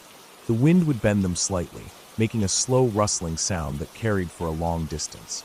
I had parked my car near the edge of an old field where a barely visible trail led toward a stand of trees about half a mile away. I had seen the trail before from the road, but never walked it. It looked like it might lead to a creek or maybe an abandoned shed. Out here, you sometimes found places where someone had once tried to farm or live before giving it up. The sun was already starting to drift lower in the sky, giving everything that late afternoon gold tint. I figured I had a couple hours before I'd need to head back. The trail was narrow and uneven, not the kind made for walking, but more like something left behind by tractor tires years ago and slowly reclaimed by weeds. The ground was dry but soft, and every step crunched faintly under my boots. Insects hummed around me, and somewhere far off I could hear a single bird calling, the sound sharp and lonely in the open air. It was quiet enough that I could hear my own breathing clearly. As I walked, the wind died down, and that always changes the feeling of a place. Without the wind, the air feels thicker. You start noticing smaller sounds, tiny clicks of grasshoppers jumping, the faint scuff of your own clothes when you move. It makes you more aware of how alone you are. There were no houses in sight now, no power lines, no cars in the distance, just flat land and that line of trees ahead. When I reached the edge of the trees, the trail narrowed even more, pushing me between branches that leaned across from both sides. The light dimmed instantly, the bright gold of the field replaced by a cooler shade. The air here smelled different, damp earth and something faintly sour, maybe rotting leaves from the last season. The ground under my feet changed too, from dry soil to softer patches that gave slightly when I stepped. The deeper I went, the more the path became just a suggestion. It twisted slightly, winding between trunks and clusters of low brush. I walked slower, scanning the ground for roots I could trip on. Somewhere nearby, I heard water trickling. I thought maybe the creek I had guessed about earlier was close. It would explain the dampness and the change in smell. I moved toward the sound, stepping carefully over a fallen log. The sound of the water grew clearer, mixed with the occasional plop of something dropping into it, maybe acorns or insects. But then, behind it, I caught something else. A sound faint enough that I couldn't place it at first. It was like a short, quick movement through leaves, then silence. Not the wind, because there wasn't any now. I froze, letting the sound of my own heartbeat settle, so I could listen. Nothing, just the quiet and the water again. I told myself it was probably a squirrel or some small animal. Out here, there were plenty of them. I kept walking toward the creek, but my steps were slower now, my eyes flicking to both sides of the trail every few seconds. My ears stayed tuned for that noise again. The creek appeared after another 30 yards, narrow and shallow but moving steadily over a bed of dark stones.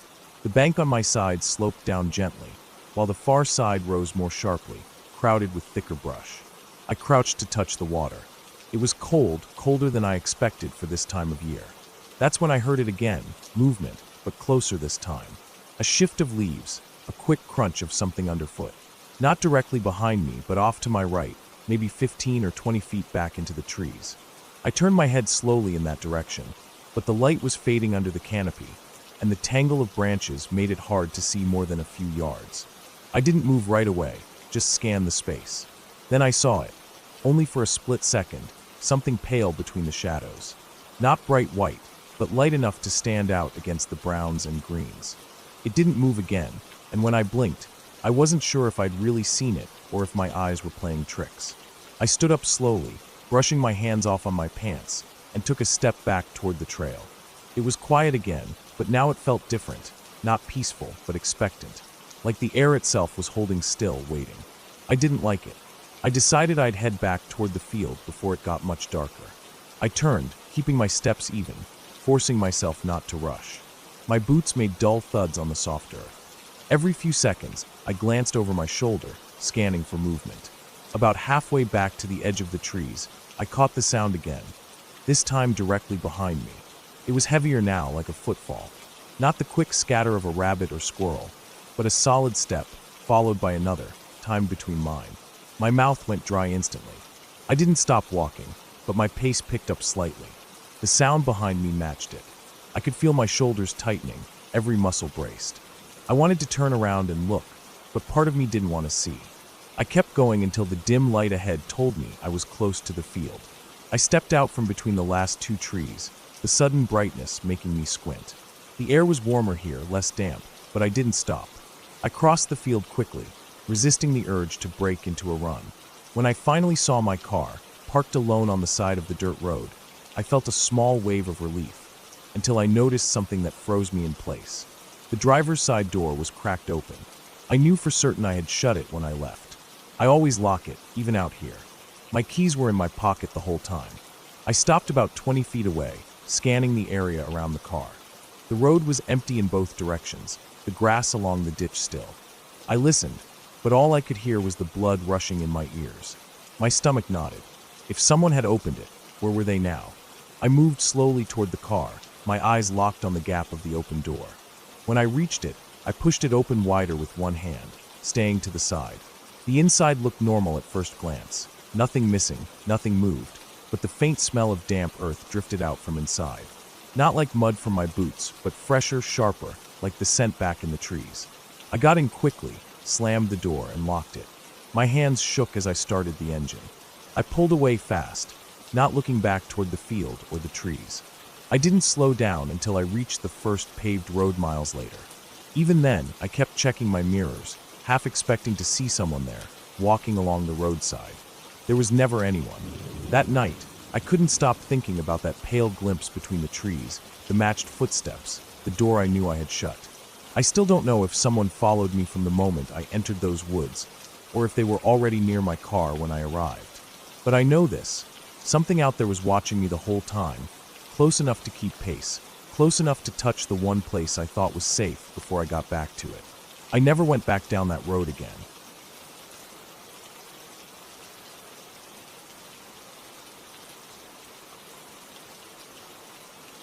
I had been driving all day, Leaving the city just after sunrise, trying to make it to the small cabin my uncle had lent me for the weekend.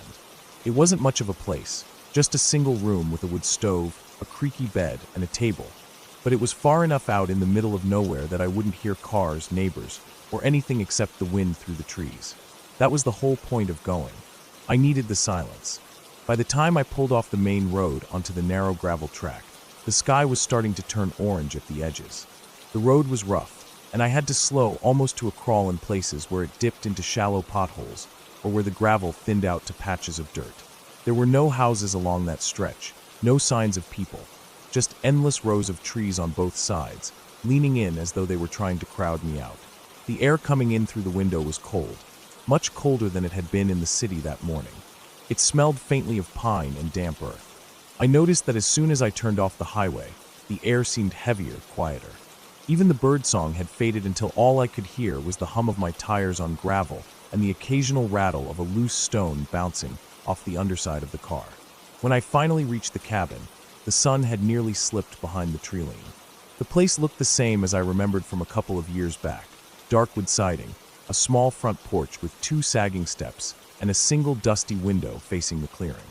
There was no power line running to it, and I knew there wouldn't be any cell service. The closest neighbor was miles away. I parked in the grass, shut off the engine, and for a moment just sat there, listening to the cooling metal ticks of the car in the silence. That was when I realized how utterly still it was. No crickets, no wind in the trees, nothing. Just stillness. Inside, the air was stale, carrying the faint smell of old firewood and dust. I set my bag on the bed, unpacked my flashlight, and lit one of the candles I'd brought. The tiny flame pushed back just enough of the dimness for me to see the outlines of the stove, the table, and the wooden chair beside it. I left the door open to let in a little more light while I brought in the rest of my things. Once I'd settled in, I took a short walk around the clearing before it got too dark. The grass was damp and uneven, and the tree line started just 20 or 30 feet from the cabin, thick with trunks and undergrowth. I noticed a narrow animal trail disappearing into the trees, the kind of path that could have been made by deer, maybe even coyotes. I didn't go far, just enough to stretch my legs after the long drive. By the time I got back inside, the sun was gone. The woods outside had become a solid black wall. I cooked a simple dinner on the stove, ate while listening to the faint crackle of the fire, and then sat for a while in the candlelight, letting my mind drift. Eventually, I decided to turn in early. It must have been close to midnight when I woke. At first, I didn't know why. The fire had burned down to embers, and the cabin was cold. My eyes adjusted slowly to the faint silver light coming through the window. I lay there listening. That was when I heard it, a sound faint enough that I might have missed it if I hadn't been awake already. A slow, deliberate crunch of leaves somewhere outside. Then another. Then nothing. I stayed still, straining to hear. It could have been a deer, I told myself. Or maybe the wind knocking something loose. But the air was still, and the steps had been too heavy, too spaced out, like someone trying to move quietly, but not quite succeeding. I got up, pulled on my jacket, and took the flashlight from the table. When I opened the door, the cold hit me immediately, sharper than before. My breath came out in pale clouds. I swept the beam across the clearing, the grass silvered by frost. Nothing moved. I was about to go back inside when I saw it. At the edge of the clearing, just beyond where the grass gave way to the first row of trees, something pale caught the light. At first I thought it was a branch stripped of its bark, but as I angled the flashlight, I realized it was the back of someone's hand, just the knuckles and fingers visible around the edge of a trunk, like they were leaning out just enough to see me. My chest tightened. I kept the light steady, but the hand pulled back, vanishing into the dark. For several seconds I stood there, frozen, every instinct telling me to slam the door, lock it, and wait for morning. But another thought pushed through, that if I didn't know who or what was out there, I wouldn't sleep at all. I stepped off the porch, the grass crunching under my boots, and moved toward the tree line. Each step felt loud. My flashlight beam cut through the first few feet of undergrowth, then faded into the black beyond. I reached the spot where I'd seen the hand and swept the light side to side. Nothing. No footprints I could see, no broken branches, no movement. I backed away slowly, turning my head every few seconds to check behind me. When I got inside, I shut the door and slid the deadbolt. I stayed sitting at the table with the flashlight on for a long time before I finally climbed back into bed. Sleep came in short bursts after that, each time broken by the faint impression that something was moving outside. Once, I thought I heard breathing near the wall by my head, but when I sat up, there was only silence. When morning came, I walked the edge of the clearing again. The frost had hardened overnight, and my own boot prints were crisp in the grass. But near the tree-line, I found a single mark that wasn't mine, longer, narrower, like the tread of a shoe. Just one, angled toward the trees. I spent the rest of the day keeping busy, chopping wood, checking the stovepipe, walking short loops around the clearing. I didn't see anyone. By late afternoon, I convinced myself it had been nothing more than a hunter passing through, or some local curious about the cabin. That night, I made sure the fire was strong before I went to bed. I left the flashlight on the table within arm's reach.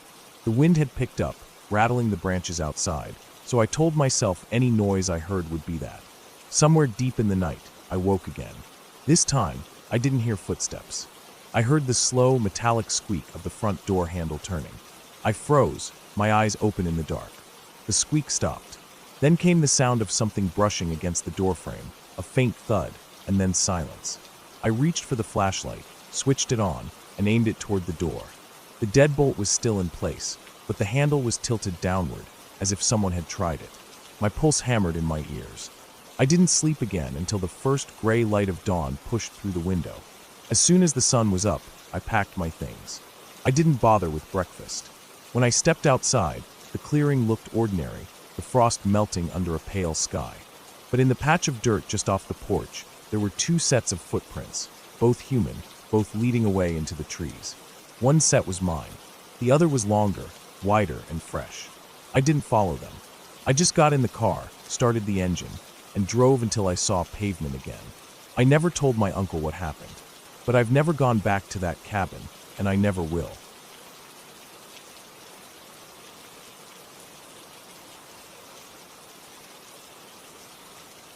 I had been driving for almost 6 hours straight, the kind of drive where the road begins to feel like it's not moving beneath you anymore. It was late afternoon when I turned off the main highway and onto a narrow two-lane road that wound deep into the countryside. My GPS showed I still had about an hour before I reached the small motel I had booked. The sun was already low, and the landscape had that golden haze you get just before dusk. I wasn't in a hurry, but I wanted to make it before dark. The road stretched on between wide, empty fields, some of them overgrown, others freshly plowed. Every so often I passed an old barn or a house set far back from the road, but most of the time it felt like I was the only person for miles. There were no streetlights here, and I knew once night came it would be pitch black except for my headlights. I reached a stretch where thick woods lined both sides of the road, tall pines and oaks that blocked most of the light. The air inside my car cooled quickly as the shadows deepened. I rolled down the window just a crack for some fresh air, and all I could hear was the hum of the tires and the occasional rush of wind. It was around then that I saw something odd ahead. At first it looked like a dark shape near the shoulder of the road, maybe a fallen branch. But as I got closer, I realized it wasn't lying flat. It was upright. My brain tried to make sense of it. A road sign? A mailbox? But it didn't match either shape. When I got close enough, I could tell it was a person. They were standing almost completely still, right near the edge of the pavement, facing the direction I was coming from. No movement, no sign they even noticed me. They weren't wearing bright clothes, just dark jeans and a faded jacket. The hair looked messy and unkempt. I slowed a little, unsure whether to swerve wide or just keep my lane. As I passed, I kept my eyes forward, but in the corner of my vision, I saw their heads slowly turn to follow my car. It wasn't a quick glance, more like they tracked me with deliberate slowness. I didn't know why, but it made my stomach tighten. By the time I was 20 yards ahead, I glanced in the rearview mirror. They were standing in the middle of the lane now, watching me drive away. I didn't like that. I pressed the accelerator and told myself not to overthink it. Maybe they were just some local waiting for someone, or maybe they needed help. But it was strange they hadn't waved, or stepped back when I approached. I decided it didn't matter. I wasn't stopping. The road kept twisting through the woods, and after a few minutes the light had dimmed so much it looked like early night. My headlights cast two narrow beams, and beyond that was nothing but trees. I noticed the GPS signal flicker for a second, then stabilize. I passed another empty stretch, then a dirt turnoff with no sign. About 15 minutes later, I caught sight of something in my headlights again. My first thought was that it was an animal, maybe a deer, because it was partly in the lane. But as I slowed, my chest tightened. It wasn't an animal. It was the same person. Same clothes, same messy hair, standing just off the center line. This time, they weren't facing me. They were angled slightly toward the woods, but their head was turned in my direction. I couldn't tell if they had moved here on foot, or if there was some shortcut through the woods I didn't know about. But either way, there was no way they should have been able to get here before me without me passing them. I kept my speed steady, refusing to slow more than necessary. My hands gripped the wheel tighter than I realized. As I passed, their head followed my car again, the same slow movement. In the mirror, I saw them take a single step into the lane, then stop. I didn't want to think about it anymore. I told myself it had to be two different people wearing similar clothes. That was the only explanation that made sense. But it didn't feel right. By the time I reached the end of the wooded stretch, the last of the sunlight was gone. I drove through small patches of open land again, but they were even darker now without the sky's glow. My headlights picked up fence posts and weeds along the shoulders. The GPS told me I was about 20 minutes from the motel when I saw the third figure. This time there was no mistaking it. Same jacket, same jeans, same unhurried posture. Standing directly on the shoulder, just past a narrow bridge that crossed a shallow creek. My pulse jumped so hard I could feel it in my neck. I didn't slow this time. I kept my eyes locked forward, gripping the wheel until my knuckles ached. As I passed, I could sense rather than see that slow head turn again, like they were memorizing me. I didn't dare look in the mirror. For the next few miles, I kept expecting to see them again. Every curve made me tense. I couldn't explain how they were moving like that. There had been no car, no bike, no sound of running. It was as if they were just waiting ahead each time. Finally, the GPS said I was only 5 minutes from my stop. I let out a breath I didn't know I'd been holding. The road widened slightly as it neared a cluster of old buildings and a gas station. I could see a faint glow ahead, streetlights at last. But just before I reached them, I came to one last curve. My headlights swept across the shoulder, and there they were. Standing no more than 10 feet from the edge of the pavement, facing the woods, head slowly turning toward me as I passed. I didn't know if it was the fourth time seeing them, or if they had been there all along, somehow moving ahead of me. My skin crawled, my hands shook. I didn't even glance in the mirror this time. I just drove straight into the lit area, pulled into the motel parking lot, and shut off the car. I sat there for a moment, hands still on the wheel, listening to the cooling engine tick. The air felt heavy, like I had brought something with me. I finally got out, checked around the car, nothing. I grabbed my bag and walked quickly to my room, locking the door behind me. That night I barely slept. Every time I closed my eyes, I saw the shape standing by the road, waiting, head turning slowly to follow me. The next morning, when I checked out, I took a different route entirely. I didn't care if it added hours to the trip. I wasn't going back that way, and I've never taken that road again.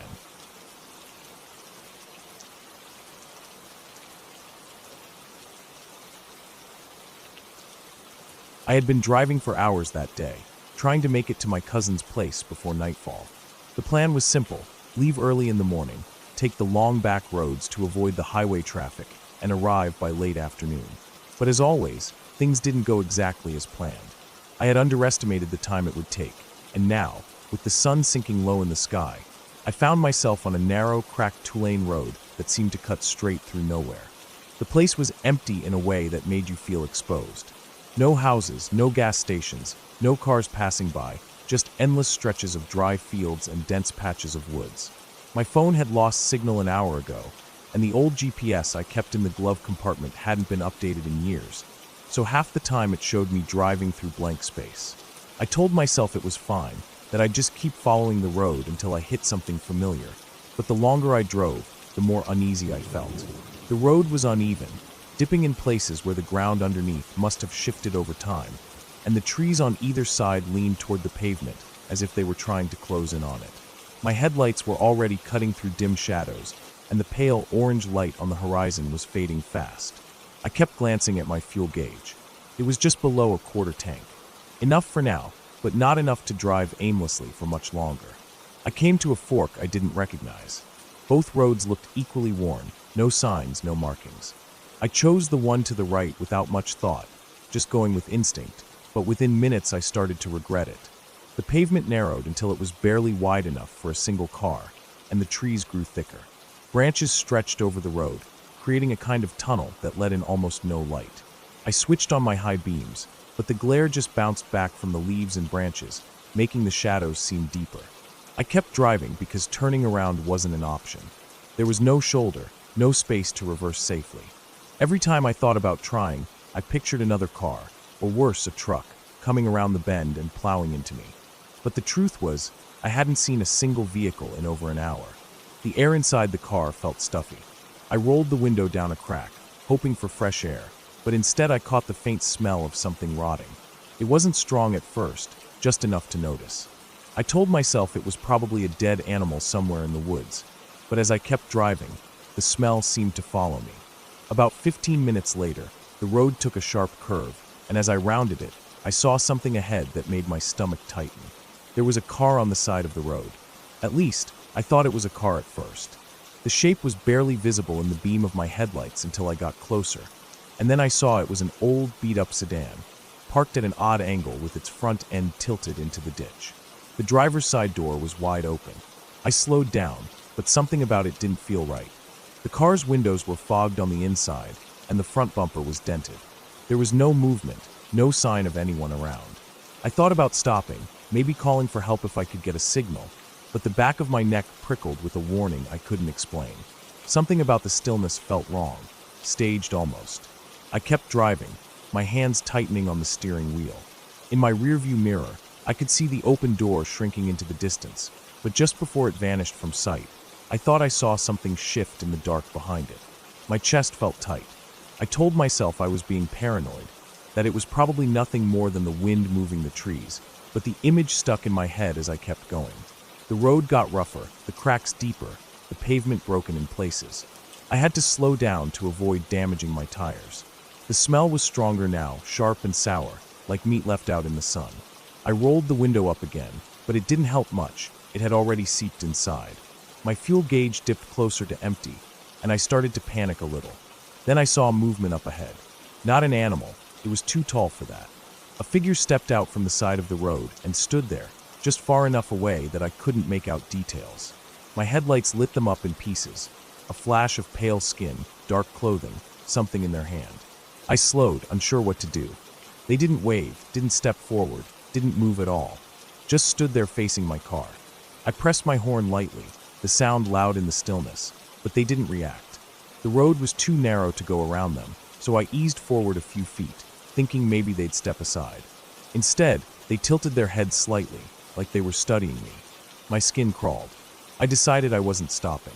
I pressed the gas, not enough to speed, but enough to make it clear I wasn't going to wait. At the last moment, they stepped aside, moving into the trees, their face hidden in the shadows. I kept my eyes forward, but in my side mirror, I saw them turn and start walking in the same direction I was going, just inside the tree line. I drove faster, my pulse pounding. I kept glancing at the mirror, and every time I did, I saw flashes of movement among the trees, keeping pace with my car. It was impossible. They'd have to be running full speed to match me, but I didn't dare slow down to check. The road twisted again, and for a few minutes, I lost sight of them. I was starting to think maybe they'd fallen behind when I spotted something up ahead that made my stomach drop. Another car. This one was newer, but like the first, it was stopped at an odd angle with its driver's side door open. I didn't slow down this time. I swerved slightly to give it space and kept going, but just as I passed, I caught sight of the inside. The driver's seat was empty, but there was a smear of something dark across the steering wheel. My breath felt shallow, my hands slick on the wheel. I didn't know where this road led, but I knew I had to get off it. I pressed harder on the gas, ignoring the potholes, ignoring the way my tires skidded slightly on loose gravel in the turns. The trees began to thin, and I thought maybe I was close to getting out, but then my headlights lit up something ahead. Another figure, standing in the middle of the road. This one wasn't alone. Two more shapes moved in the shadows behind them. I didn't stop. I didn't even slow down. My foot slammed on the gas, and the engine roared. The figure in the road didn't move until the last second, jumping aside as I shot past. My rearview mirror showed all three turning toward me, but I didn't look again. The road finally spat me out into an open stretch, and in the distance I saw lights, faint at first, then brighter as I got closer. A gas station. I pulled in so fast my tires squealed, parked right under the bright white glow of the overhead lamps, and killed the engine. I sat there for a long moment, gripping the wheel, my heart thudding so hard it hurt. When I finally looked back at the road I'd come from, it was empty. No figures, no cars, nothing but darkness pressing at the edge of the light. I filled my tank with shaking hands and stayed there until another car pulled in, just to feel less alone. I never found out who those people were or what they were doing out there, but I've never taken the back roads since.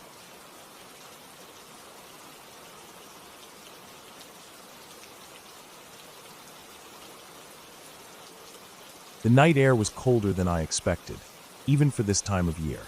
I had been driving for hours, cutting through a stretch of empty farmland on my way back from a job in another town. The road was narrow, 2 lanes at most, with no streetlights and only the faint outline of fences running parallel on either side. My headlights carved out a tunnel of pale yellow in the darkness, and beyond that, everything was black. There were no other cars, no houses, just open fields that seemed endless. I had about 30 more miles to go before I would reach the highway again. That's when my car started making a sound. At first, it was faint, like a loose piece of metal rattling under the hood. I turned off the radio, leaned forward, and listened. The noise grew louder, followed by a shudder that ran through the steering wheel. I eased off the gas, hoping it would go away, but the car began to slow down on its own. The check engine light blinked on, and a sour, metallic smell filled the air. I pressed the hazard lights button and pulled onto the narrow dirt shoulder. Steam hissed from under the hood. I sat there for a moment, both hands still on the steering wheel, staring out at the empty fields. I tried turning the key again. The engine made a rough, choking noise but didn't start. I tried twice more before giving up. The nearest town I had passed was at least 15 miles back, and the next one wasn't for another 20. My phone sat in the cup holder. I unlocked it and watched the signal bars flicker before settling on no service. I cursed under my breath. No roadside assistance, no calling anyone. The cold crept in through the cracked windows. The map in my head told me there was a small gas station somewhere ahead, maybe 8 or 9 miles from here, tucked on a crossroad that barely anyone used. I could walk it, but it would take hours, and the thought of doing that in the dark made my stomach tighten. Still, I didn't see any other choice. I popped the trunk, pulled on my jacket, grabbed a small flashlight I kept in the glove box, and stepped out. The night felt heavier outside the car, the silence pressing in so tightly that my own footsteps sounded too loud. The gravel on the side of the road shifted under my shoes. My breath fogged in front of me, and I began walking, the beam of the flashlight bobbing ahead. I kept glancing over my shoulder, but the road behind was just an unbroken stretch of blackness.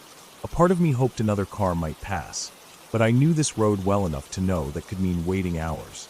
My ears tuned to every sound, dry grass brushing in the wind, the occasional chirp of an insect, but mostly there was nothing. I walked for what felt like 20 minutes before something changed. The first thing I noticed was the faint crunch of gravel behind me. I stopped. The sound stopped. I turned, sweeping the flashlight across the road and into the grass, but there was nothing. Maybe it was just the wind kicking stones, I told myself. I kept going. After another 100 yards, I heard it again. This time slower, as if whoever, or whatever, was making it was matching my pace. My skin prickled. I turned again. The beam of light caught only the empty road and swaying weeds. I took a deep breath and forced myself forward. The road was so straight I could see ahead for what felt like forever, but the darkness was so thick it was like walking toward nothing. The sound came again. Crunch, crunch. I quickened my pace. The sound behind me grew faint, then picked up again, as if it was keeping up. I swung the flashlight over my shoulder while still walking forward, but the beam barely reached far enough to illuminate the road behind me. My heart was pounding now.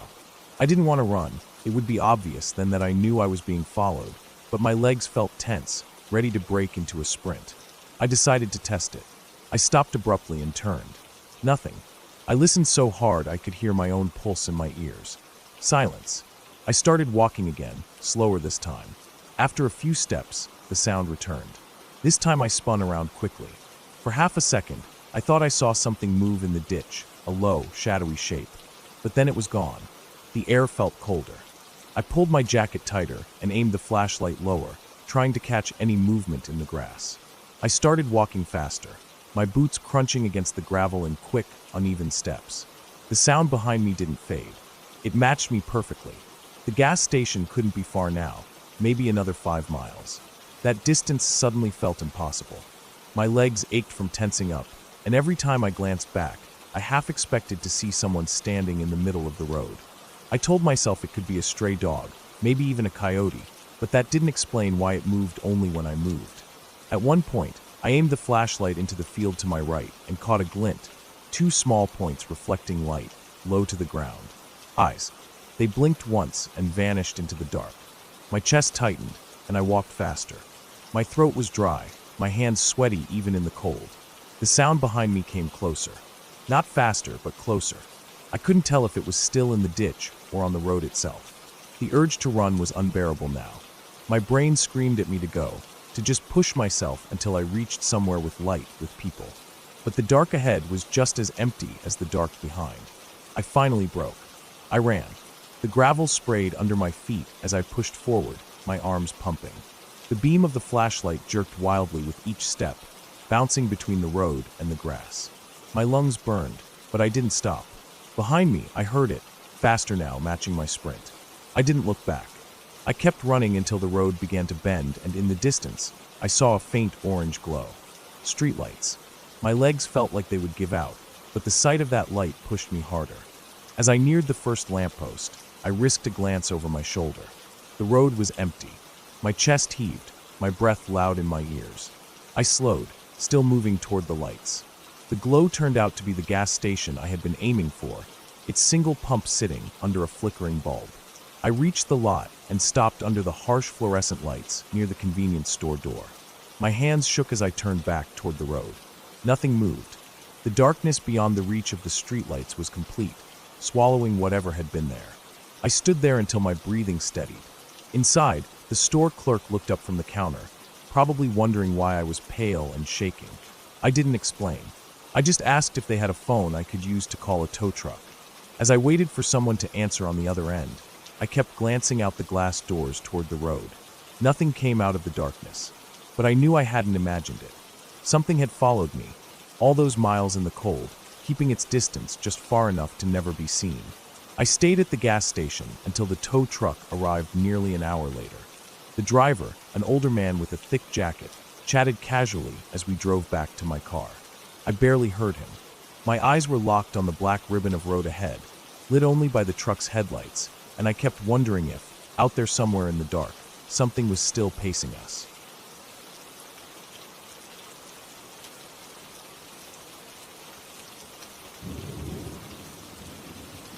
It was late summer when I decided to spend a weekend hiking alone in the hills beyond the old logging road.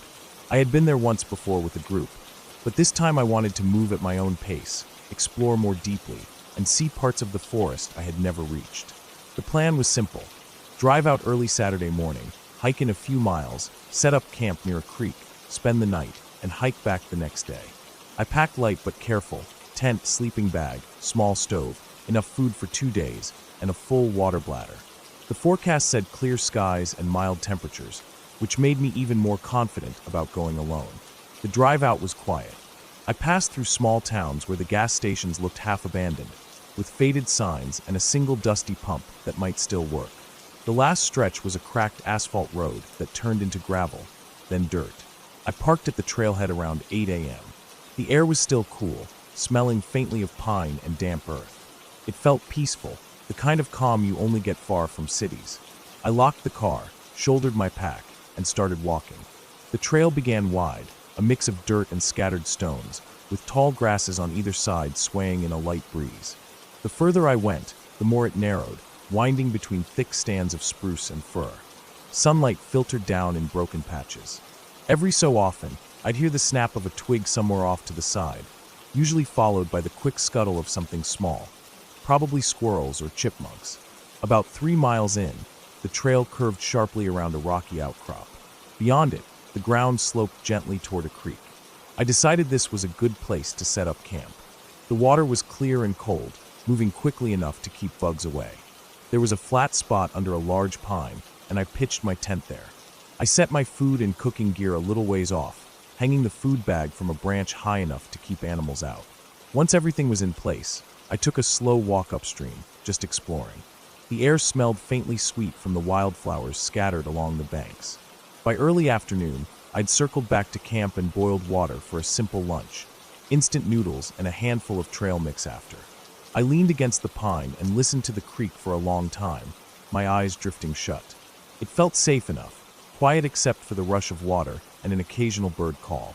Later in the day, I decided to follow an overgrown path leading uphill behind my camp. It wasn't part of the main trail, just a faint track in the grass, almost hidden.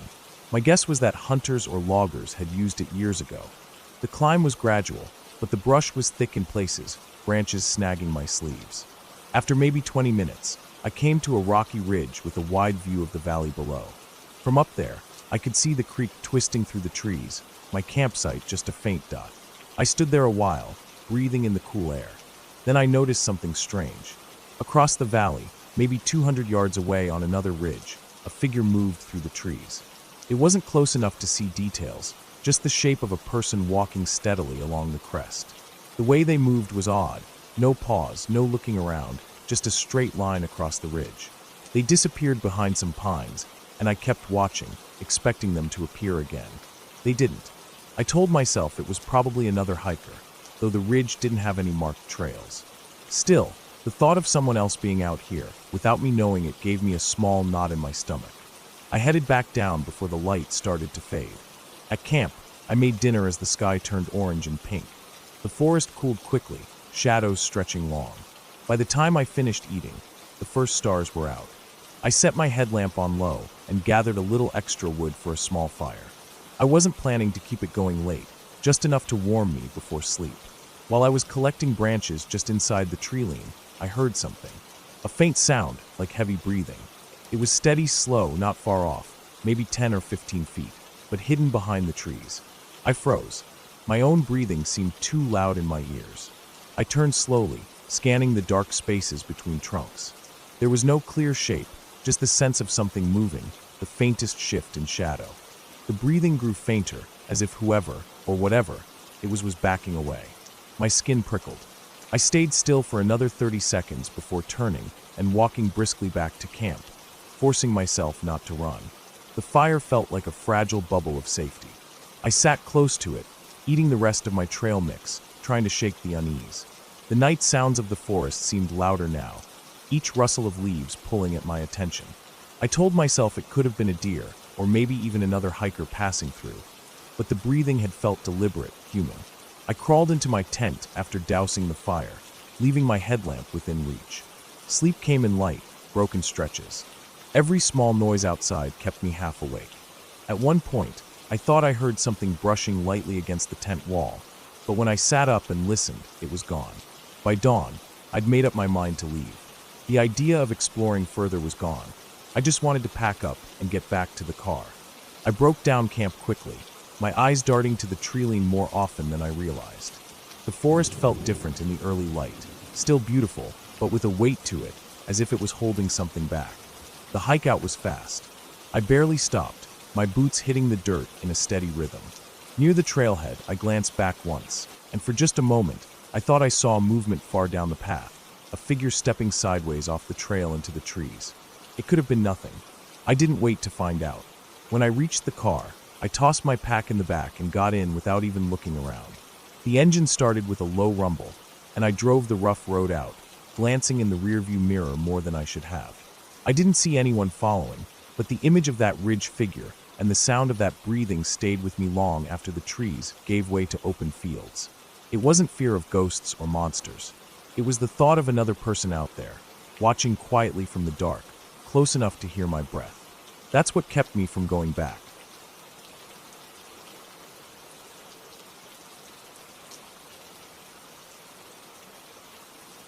It was supposed to be a quick walk, just something to clear my head after being cooped up all week. I picked a place I'd been to before, a stretch of trails that cut through the edge of the hills. The air felt cooler there, cleaner. The sun was already dropping low when I parked my car on the gravel turnout, but I figured I had more than enough time to follow one of the loops and get back before dark. The The first part of the path wound through dry grass and low brush. The light was gold and warm, catching on every stalk and making the dust in the air glow. I could hear the crunch of my boots against the dirt, steady and even. It was peaceful, almost too peaceful. No cars, no people, just the faint rush of wind and the occasional rustle from somewhere in the brush. At first I told myself it was just lizards or birds, because that's all it ever was out here. The trail sloped downward into a shallow ravine lined with scrub oak. The air was cooler there, and the shadows were already deeper. I walked slower, partly because of the uneven ground, partly because something about the quiet felt heavier. The branches above shifted gently, but the sound didn't match the stillness around me. It was too still. No bird calls, no buzzing insects. Just the sound of my own breathing and the scuff of my boots. I followed the bend of the ravine until the trail climbed again, winding toward a ridge. At the top, the land opened into a broad, flat stretch dotted with boulders and twisted trees. From here, I could see for miles, rolling hills fading into the haze of the distance. The sun was close to the horizon now, casting long shadows across the ground. I checked the time, mentally calculating how long it would take to loop back. Still fine. That's when I noticed movement far off, near the tree line that cut across another ridge about 200 yards away. It wasn't fast, just a shape, dark against the lighter grass, moving in a straight, steady line parallel to the ridge. At first, I thought it might be another hiker, but something about it was off. There was no break in the stride, no hesitation, no sign of looking around. Whoever it was, or whatever it was, didn't seem to be walking along a trail. I told myself not to care. People use these hills all the time, and maybe they were just cutting across. But as I stood there, watching, the shape kept moving until it disappeared behind the slope without ever turning its head. I waited for it to reappear somewhere else, but it didn't. The ridge was empty again. I started walking. I didn't want to stand still out there with the sun dropping lower. The trail dipped back into another patch of trees, the light dimming fast now. I picked up the pace, focused on the path ahead. That was when I heard the first snap of a branch behind me. Not close, maybe 30 or 40 feet back, but sharp enough that it made me stop. I turned, scanning the trees. Nothing. I kept going, but my steps were quicker now. Every few seconds, I glanced over my shoulder. The trees shifted in the breeze, their shadows stretching across the dirt, but there was no movement I could pin down. I passed through a section where the trail narrowed between two steep banks. The air felt colder there, and I couldn't see far ahead or behind. That was when I heard it again, not just a branch, but a faint rhythmic sound, like footsteps matching mine at a distance. I stopped suddenly. The sound stopped too. My heart was beating harder now, and I could feel the sweat gathering under my jacket, even though the air was cool. I stood there for several seconds, straining to hear. Silence. I told myself to keep moving. Standing still was worse. I pushed forward until the trail opened into a clearing with a cluster of large rocks. I decided to pause there, partly to catch my breath, partly to listen again. That was when I caught another sound, breathing. Slow, deep, and heavy. It was faint, coming from somewhere in the trees behind me.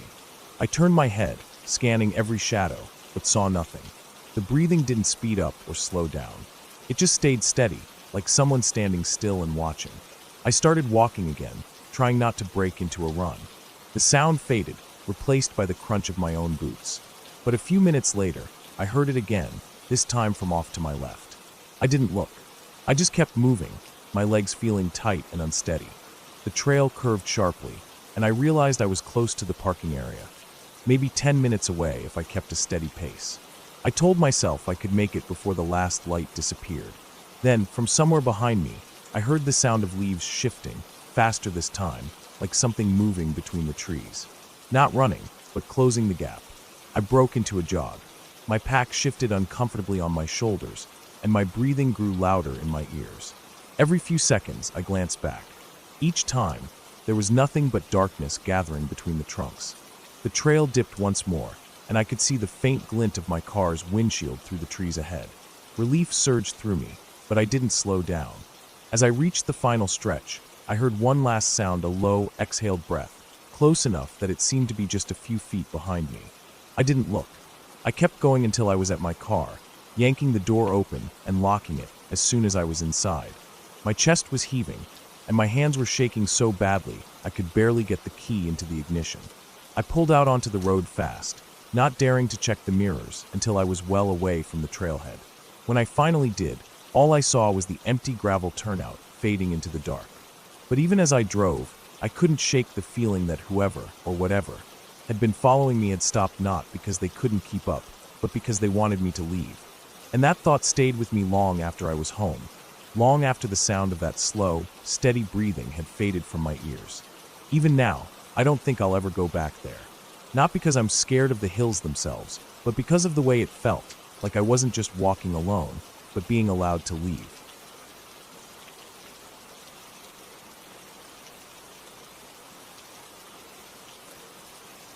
It was almost midnight when I left the last small town behind me. The road was narrow, lined with overgrown grass and scattered trees. My headlights carved two pale beams into the darkness ahead, but beyond that light, everything was black. The kind of black that feels heavy, like it's pressing in on the glass of the windows. I'd been driving for hours, trying to shave time off my trip home, cutting through back roads instead of sticking to the highway. It was quiet, almost too quiet. The kind of quiet where you don't even realize your ears are straining until you notice how much you're listening. The gas gauge needle was low, but I figured I had enough to reach the next town. My phone had died about half an hour ago, so I couldn't check the map anymore. I told myself it didn't matter. The road had to lead somewhere. I kept driving, thinking about how nice it would be to see even a gas station sign in the distance. But the road just kept stretching out, winding between fields and patches of woods. No houses, no lights, nothing. About 10 minutes later, the car started to feel sluggish. I pressed the gas, but the response was weak. Then the engine gave a rough sputter, and my stomach dropped. I tried to coax it forward, but it coughed again, then gave up entirely. The dashboard lights dimmed, and I rolled to a slow stop right on the edge of the road. I sat there for a moment, both hands gripping the wheel, staring at the dead road ahead. I turned the key again, nothing. Just a dull click. My fuel gauge was below empty now. I should have stopped earlier. I opened the glove box, rummaging for my charger before remembering my phone was useless anyway. The charger wouldn't matter. I just had to walk. I stepped out of the car, and the air outside was different, cold, damp, with a faint earthy smell like wet leaves and dirt. My car's dome light flicked on, spilling weak yellow light around me, but it barely touched the darkness. I glanced down the road. The black ribbon of asphalt faded into shadow in both directions. No movement, no light. I locked the car, shoved the keys in my pocket, and started walking east, figuring the next town couldn't be too far. My sneakers crunched on gravel scattered along the shoulder. Every so often, I'd hear a faint rustle from the weeds beside the road, probably just small animals moving through the grass, but each sound seemed sharper out here. The darkness had weight to it. Even with my eyes adjusting, I could barely make out the shapes of trees against the night sky. The moon was hidden behind clouds, leaving me with nothing but my own shallow breaths and the sound of my footsteps. I tried to keep a steady pace, but after a few minutes, something made me slow down. It wasn't a sound exactly. It was more like the sudden awareness that I wasn't as alone as I'd thought. My ears strained, trying to catch something beneath the rhythm of my steps. For a few seconds, I heard nothing. Then, faintly, the crunch of gravel again, but not from me. I stopped walking. The sound stopped too. The night went dead silent. I stood there, my heartbeat in my ears, eyes scanning the road behind me. It was empty. My car was long gone behind a bend. The weeds swayed slightly in the breeze, but the air was still otherwise. After a few seconds, I told myself I was imagining it and kept walking. But the sound came back, and this time I could tell it was behind me, maybe 30 or 40 feet away. Slow steps, spaced out, matching my own pace, but just slightly off, like whoever it was didn't want to get too close yet. I glanced over my shoulder again, but the road was still empty. My mind started to scramble for explanations. Maybe it was a stray dog, maybe a deer, but the steps were too deliberate, too even. I sped up a little, my breath starting to fog in the cool air. The steps behind me quickened too, closing the gap. My throat tightened. I didn't want to break into a run yet. If I was wrong, I'd just look stupid, but something deep in my gut was telling me I wasn't wrong at all. I kept my eyes ahead, scanning for lights, a house, anything. The road curved again, and for a moment, the sound behind me faded. I thought maybe they'd stopped or turned back, but then I saw movement at the very edge of my vision, something low and dark slipping across the road into the trees. My skin prickled instantly. That wasn't an animal's gait. That was someone crouched low, keeping close to the shadows. I tried to keep walking like nothing was wrong, but my whole body was tense now. My hands curled into fists inside my jacket pockets, and I could feel my legs wanting to move faster. The trees ahead thickened, closing in on both sides of the road, and I realized how bad this could get if I went in there. No houses, no passing cars, just me and whoever was behind me. When I reached the first stretch of woods, I heard them again, closer now, maybe only 15 feet back. The steps were heavier. I didn't want to look, but I knew I couldn't just keep pretending. I turned my head slightly, just enough to glance behind me without breaking stride. For half a second, I caught a shape, a person tall, dressed in dark clothes, head low, walking fast. The moment they saw me looking, they slowed down again, like they didn't want to seem in a hurry. That was enough for me. I started walking faster, almost a jog now. My sneakers slapped the asphalt, my breaths coming harder. My mind was racing, thinking about whether to run or stay at this pace. If I ran, they might chase. If I didn't, they might still catch me. The road dipped slightly, and in the faint light from the sky, I saw something ahead, a narrow dirt driveway cutting off into the trees. It was my only option. I couldn't stay exposed on the road. I slipped into the driveway, moving as quietly as I could. The dirt was soft under my shoes, muffling my steps. I crouched low behind a clump of bushes just a few yards in, my chest heaving. I listened. The sound of footsteps on gravel reached the spot where I'd left the road. They paused. Then they started again, slower this time, moving right past where I was hiding. I waited, hardly breathing, until they faded into the distance. My legs felt like they were trembling, but I forced myself to stay still for at least 2 more minutes. When I finally crept back out to the road, it was empty. I turned the opposite way and walked faster than I ever had in my life, not daring to look back again until I saw the faint orange glow of a streetlight far ahead. The sight of a small gas station almost made my knees buckle. I pushed through the glass door, the bright fluorescent light stinging my eyes, and the guy behind the counter just stared at me like he knew something was wrong without me saying a word. I never saw who it was behind me. I never learned why they were there or what they wanted. But the sound of those footsteps still follows me sometimes, in dreams, in quiet hallways, in empty parking lots. And I still don't know which would have been worse, if they'd meant to hurt me, or if they'd just been curious how far I'd walk before I noticed.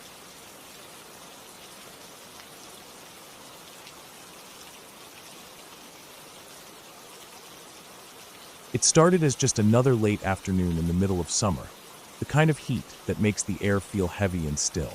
The ground was dry under my shoes as I made my way toward the edge of the woods behind my cousin's property. I had been there plenty of times before. Those trees weren't unfamiliar to me, but that evening they felt different. It's hard to explain, like the light was shifting too quickly, or the shadows between the trunks were thicker than usual. I brushed it off and kept walking, convincing myself it was only because the sun was lowering faster than I thought. The path wasn't much of a trail, just a thin stretch of dirt pressed down by the occasional hiker or hunter.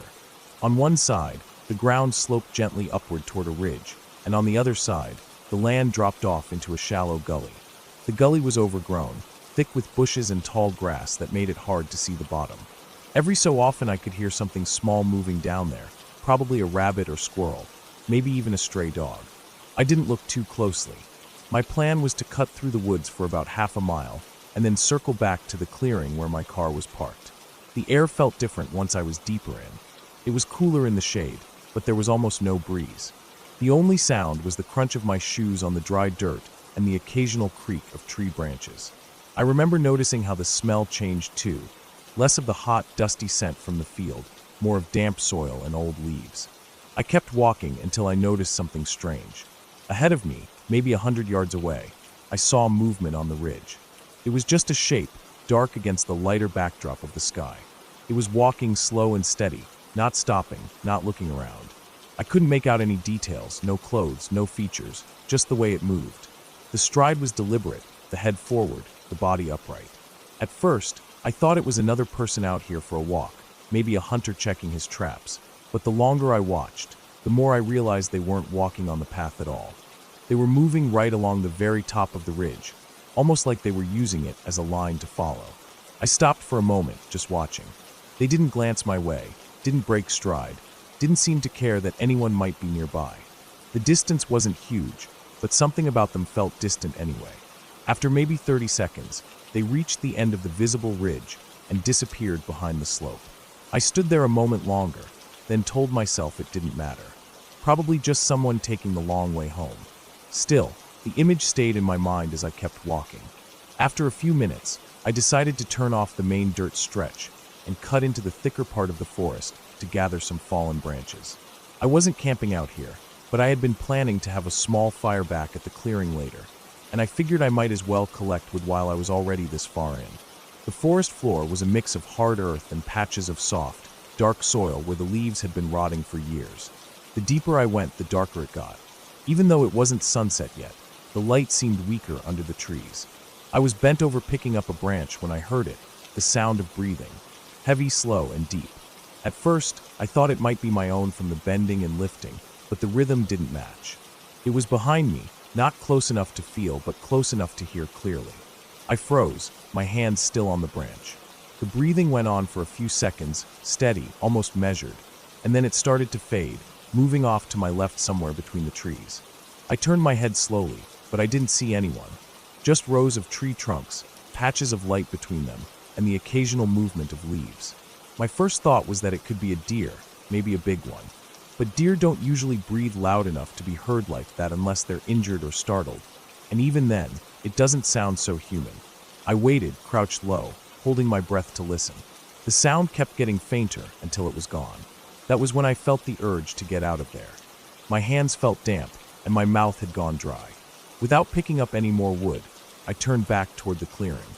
Walking out was worse than walking in. Every creak of the branches overhead sounded sharper. Every snap of a twig under my shoes echoed. I kept glancing over my shoulder, scanning between the trees for movement. My pace quickened without me deciding to speed up. My mind kept replaying the breathing. How deep it was, how slow, how steady. I told myself again and again that it could have been an animal, but that didn't settle the feeling in my stomach. Animals usually crash away through the undergrowth when they know you're there. This had moved off at the same pace it arrived, like it wasn't afraid of me at all. By the time I reached the thinner edge of the forest, I could see the light of the clearing ahead. My car was parked on the other side. I stepped out of the trees and felt the warm evening air hit me again. I stopped just once to look back. The forest looked the same as it always had, still, quiet, the shadows stretching between the trunks. But I couldn't shake the feeling that something in there had been watching me the whole time I walked out. I didn't go back into those woods for the rest of the summer. I told myself it was because I had other things to do, but really, I didn't want to hear that breathing again.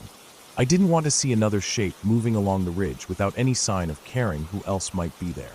Even now, months later, I sometimes think about it when I walk alone. Not everything strange that happens in the woods has an easy explanation, but I know for sure that whatever it was out there that evening, it wasn't just passing through.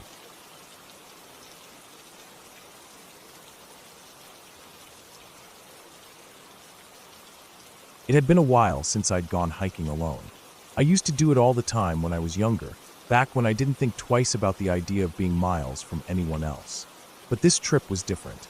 I'd been feeling restless for weeks, stuck in my routine, and I thought a long, quiet hike in the woods would help clear my head. I picked a trail I'd never been on before, one I'd found online the night before. It wasn't part of any big park, just an old Forest Service road that wound up into the hills and disappeared into an area where the map didn't show much detail. I figured it would be quiet and empty, which was exactly what I wanted. The drive out was uneventful. The weather was clear, the kind of early autumn day where the air feels crisp but not yet cold. I pulled my old backpack from the trunk, stuffed with a few snacks, a water bottle, and a small flashlight just in case. The entrance to the trail was little more than a gap in the trees with two leaning wooden posts on either side, half-rotted and overgrown with weeds. It didn't look like many people used it anymore. There wasn't even a proper parking area, just enough room to pull off the road onto some flattened grass. The trail started wide, an old dirt road where weeds grew through the cracks in the packed earth. Every step crunched over dry leaves. The forest was dense on either side, with trees so tall they blocked out much of the sunlight. The air inside felt still, heavy even, like the sound didn't carry the same way it did in the open. After a few minutes of walking, the road narrowed, the undergrowth closing in. I could see deer tracks in the dirt, and here and there, small claw marks in the bark of trees. Nothing unusual for a place like this. I kept a steady pace, following the gentle incline uphill. It was the kind of path that wound slowly back and forth, so you couldn't see far ahead. At first, it felt peaceful. Every now and then, I'd hear the distant call of a bird or the rustle of something moving through the underbrush, probably a squirrel or rabbit. But as I got farther in, the sounds began to fade. The deeper I went, the quieter it became, until the only sound I heard was my own footsteps and my breathing. An hour in, I noticed the trail had changed. The dirt was less compact, the edges broken up by tree roots. The air felt cooler, though the sun hadn't moved much. I came to a spot where the trail forked. One path was faint and overgrown, the other more distinct, but leading sharply uphill. I didn't remember seeing a fork on the map, but I decided to take the uphill path, thinking it might lead to a view at the top. As I climbed, the trees seemed to grow closer together, their branches tangling overhead, blocking more of the light. I kept walking, but something about the way the air felt made me uneasy. It wasn't just cooler, it was still, like even the wind had stopped coming through. I tried to shake the feeling. I told myself it was just me getting in my own head, that the quiet was exactly what I'd wanted. But then I noticed something strange. The trail ahead was disturbed. The dirt had deep, uneven prints in it. At first I thought they were from a hiker wearing heavy boots, but the shapes weren't right.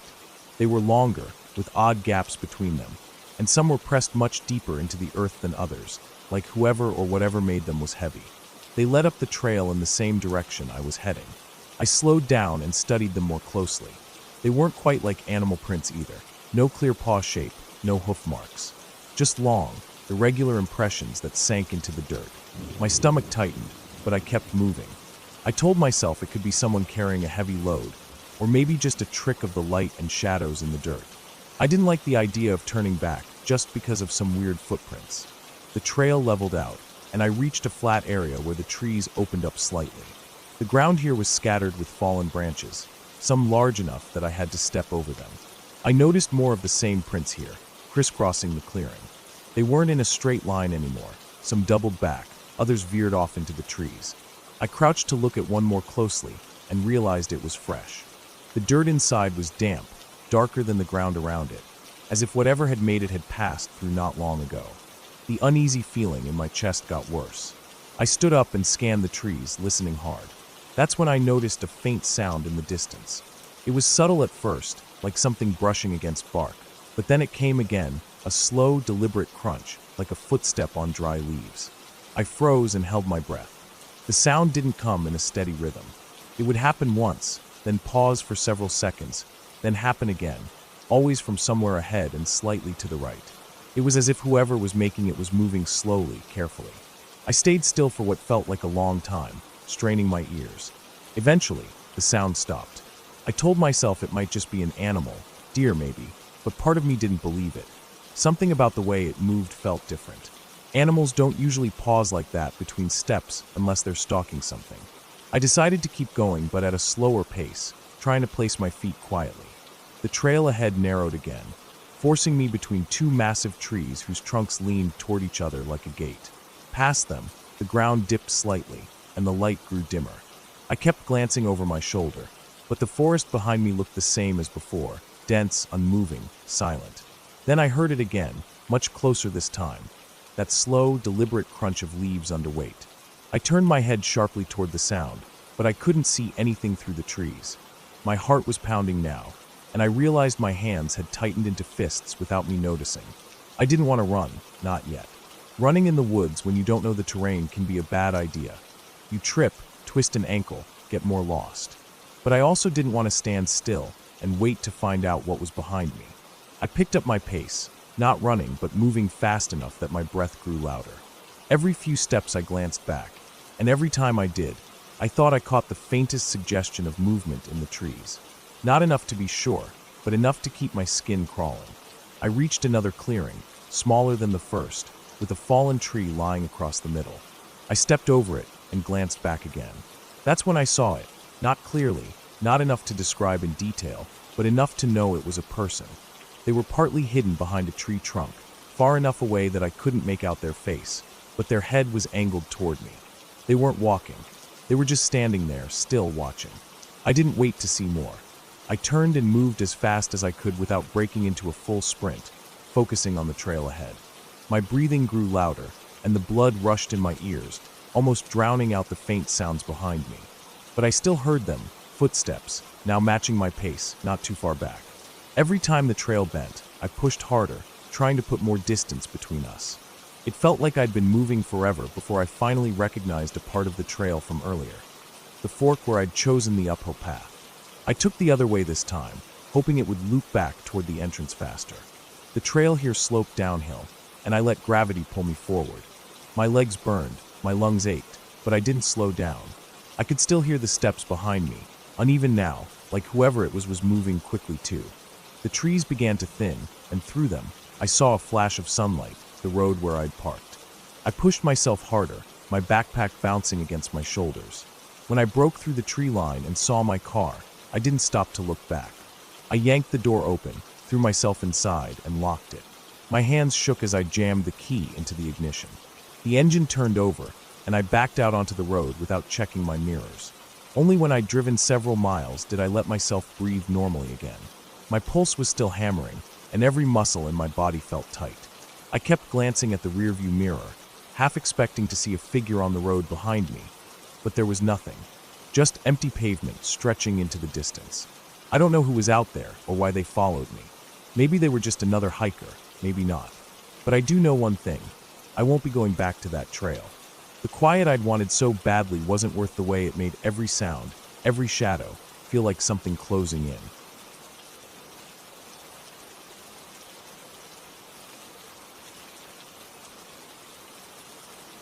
I woke up earlier than usual that morning.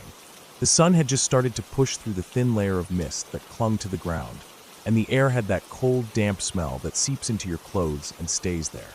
I could feel it in my lungs with every breath. My plan for the day was simple. I was going to take a long hike into the hills behind my cousin's farm, cut through the dense patch of forest, and follow the old logging trail that wound its way down to the river. I'd been meaning to explore that area for months. The ground was wet from rain the night before. Every step left a dark imprint in the dirt, and the grass brushed against my pants, soaking them almost instantly.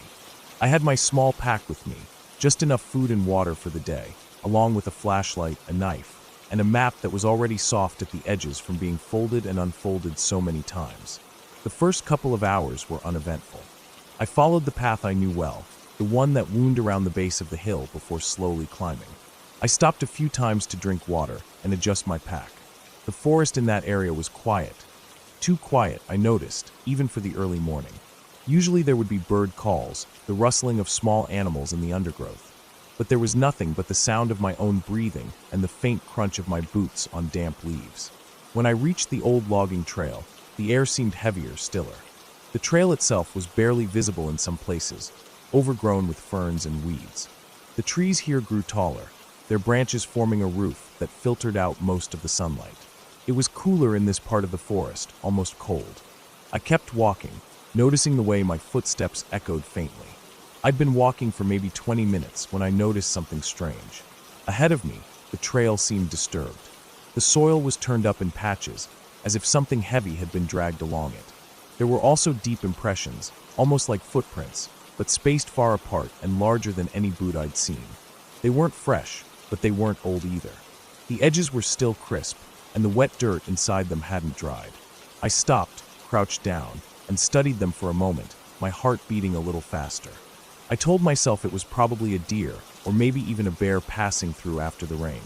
But I couldn't shake the feeling that it was something else. I stood up and kept moving, though my pace slowed. Every few steps I would glance over my shoulder. I didn't see anything, but the hairs on the back of my neck wouldn't settle down. The trail dipped into a shallow gully where the ground was even wetter. My boots sank slightly into the mud, making a soft sucking sound as I pulled them free. I could smell the rot of wet leaves and moss. That's when I heard it, faint at first, then clearer. Footsteps. They were slow, steady, and they stopped almost as soon as I stopped moving. I stood completely still, my ears straining. The forest was silent again, too silent. I waited, counting in my head, and then I started walking again, deliberately letting my boots make noise. Within seconds, I heard the faint crunch of movement behind me. It was perfectly timed with mine, like whoever, or whatever, didn't want me to notice. I didn't turn around right away. Instead, I kept walking for another minute, pretending I hadn't noticed, until I came to a bend in the trail. I took the turn quickly and pressed myself against the inside of the curve, just out of sight of the path I'd been on. I waited, holding my breath, my hand gripping the handle of the knife in my pocket. It felt like forever, but eventually I heard it again, the sound of cautious steps approaching. They grew louder, closer, and then stopped. I could hear breathing now, slow and heavy, just a few feet away on the other side of the bend. My muscles tensed. The air seemed to thicken. After a long pause, the footsteps moved again, but they didn't pass my hiding spot. They veered off into the undergrowth, the sound growing fainter as whoever it was moved parallel to the trail instead of staying on it. I stayed frozen in place for at least 5 minutes, my heart pounding in my chest, before I forced myself to move. I decided to leave the trail and cut uphill through the forest. It was harder going, the ground uneven and covered in tangled roots, but I wanted to make it back toward open land before anything else happened. I moved quickly, but I couldn't shake the feeling that I was being shadowed. Every so often I would hear a faint snap of a twig or the rustle of leaves that wasn't coming from me. The slope grew steeper, and I had to grab onto tree trunks to keep from sliding backward. My hands were damp and dirty, my fingers cold. The forest seemed endless in every direction. The light filtering through the canopy was dim, almost gray. I checked my watch and was surprised to see how much time had passed. It was already early afternoon. I finally reached a small ridge that looked out over a patch of marshland. I stopped to catch my breath and figure out my next move. That's when I saw it, movement at the far edge of the marsh. It was a person, but too far to make out any details. They were standing completely still, facing in my direction, though I couldn't tell if they could actually see me from that distance. My stomach turned cold. I ducked down behind a fallen log, peering over the top just enough to keep them in sight. They didn't move for what felt like several minutes, and then slowly, they crouched down and disappeared into the tall grass. I scanned the area, but there was no sign of them anymore. My mind raced. Whoever it was had followed me. They'd left the trail deliberately, and now they were ahead of me somehow. The thought made my skin crawl. I needed to get back to somewhere familiar and fast. I decided to circle around the marsh instead of going through it, keeping the ridge between me and the open space as much as possible. The ground here was treacherous, soft in places, hidden by moss, and I nearly lost my footing more than once. The trees were spaced farther apart now, which made me feel exposed. I kept glancing behind me, my eyes darting from shadow to shadow, expecting to see someone step out at any second. After what felt like an hour of moving intense silence, I spotted a thin column of smoke in the distance. My first thought was relief, maybe a campsite or a cabin. But as I got closer, I realized the smoke wasn't rising from a chimney. It was coming from a small fire built on the ground in a shallow pit. There were no tents, no signs of a campsite, just the fire and a few scattered items nearby, a torn backpack, an empty water bottle, a pair of boots lying on their side. I didn't go any closer. Everything about it felt wrong. The fire was still burning, which meant whoever built it couldn't have gone far. My pulse thudded in my ears. I backed away slowly, keeping my eyes on the fire until the trees blocked it from view. I picked up my pace, heading in what I hoped was the direction of the farm. The forest began to thin out, and the light grew brighter. I finally broke through into the open, onto a stretch of rough pasture I recognized. My legs ached, my clothes were damp and filthy, and my throat was dry. When I glanced back toward the tree line, I thought I saw movement again, someone stepping back into the shadows. But I didn't wait to be sure. I walked quickly across the pasture, not stopping until I reached the dirt road that led back to the farmhouse. By the time I got there, the sun was low and the sky was streaked with orange and red. I shut the gate behind me, latched it, and didn't look back again. I never went back to that part of the forest, and I never told anyone exactly what happened that day. Even now, I still think about it. I wonder who it was, what they wanted, and how long they'd been watching me before I noticed. But most of all, I wonder what would have happened if I'd taken the trail all the way to the river instead of turning uphill when I did.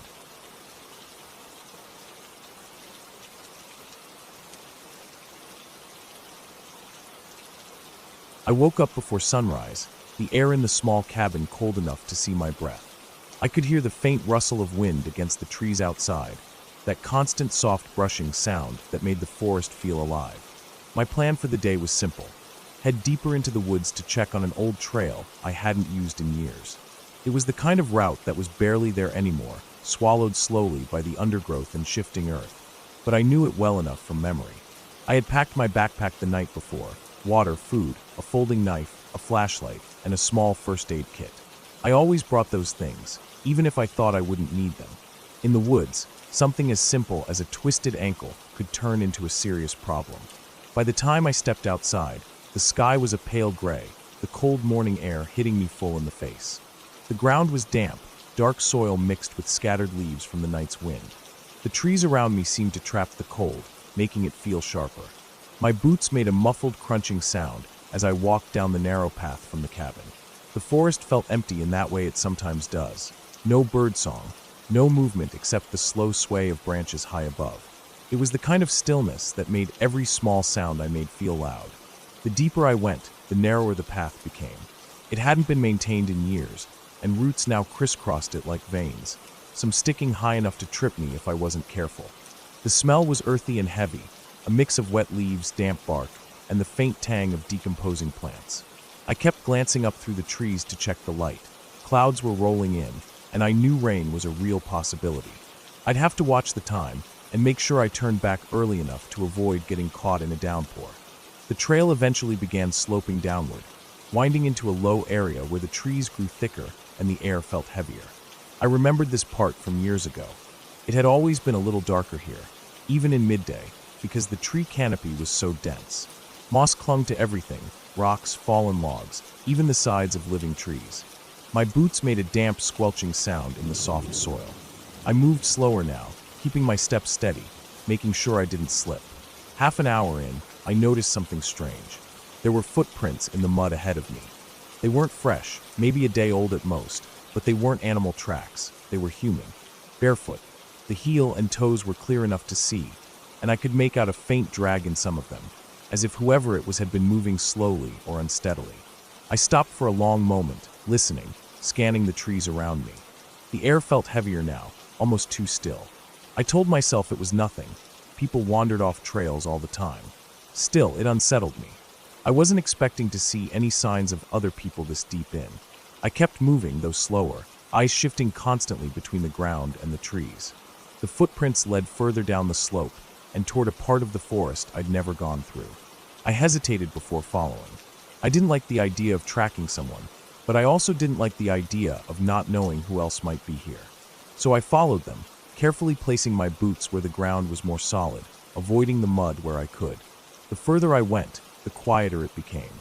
I could no longer hear the wind in the higher branches, and the usual faint background noises, the creaks of trees, the distant sound of water, were gone. It was like stepping into a closed-off space, a pocket of forest where sound didn't carry. The footprints led to an area choked with deadfall, large branches tangled together, forcing me to step over and around them. The ground here was uneven, small mounds and dips hidden under piles of leaves. My breathing sounded loud in my ears. I eventually reached a narrow clearing I didn't recognize. The earth here was torn up in places, shallow pits and overturned soil as if something, or someone, had been digging. Old pieces of wood lay scattered, some half-rotted, others split sharply like they'd been broken recently. I crouched, looking at one of the pits. It wasn't deep, just enough to expose dark, wet soil and a few stones. I noticed faint scratch marks along the edges. Not from a shovel, more like someone using their hands or a small tool. It was strange, and the unease I'd been feeling since seeing the footprints started to grow heavier.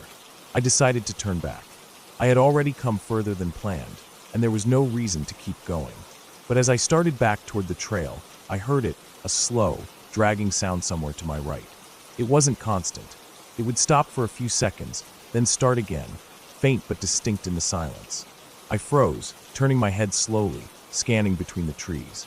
I couldn't see movement, but I felt it, the sense that something was there, just out of view, pacing me. I tightened my grip on the flashlight in my pack, even though it was still early enough for natural light. I began walking again, faster now, keeping my steps as quiet as I could. The dragging sound followed, sometimes closer, sometimes further away. I didn't like how it seemed to shift position, like it was circling me slowly. My heart was pounding hard enough to feel in my throat. Every few steps, I glanced over my shoulder, but the forest behind me looked exactly the same: dense trees, tangled branches, patches of shadow. When I finally reached the old trail again, I didn't stop. I kept moving, pushing myself to go faster even though the roots and mud made it risky. My breath was coming in sharp bursts now, and sweat prickled at the back of my neck despite the cold air. I could no longer hear the dragging sound, but that didn't calm me. It made it worse. If I couldn't hear it, I couldn't tell if it was gone or just closer than before. It took me nearly twice as long to get back to the cabin as it had to leave. By the time I reached it, my legs were aching from moving so fast on uneven ground. I didn't stop outside.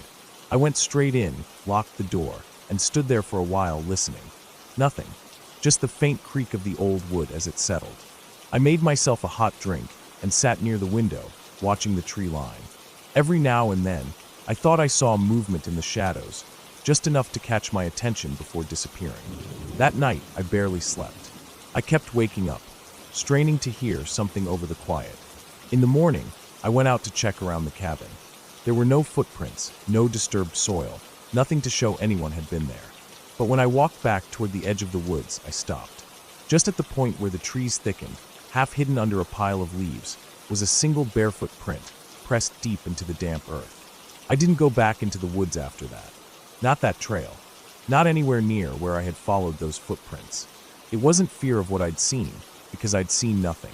It was fear of what I knew had been there, moving just out of sight, keeping pace with me the entire time. The forest felt different after that, like it wasn't just trees and animals anymore. Like there was something that could decide to step closer if I gave it the chance.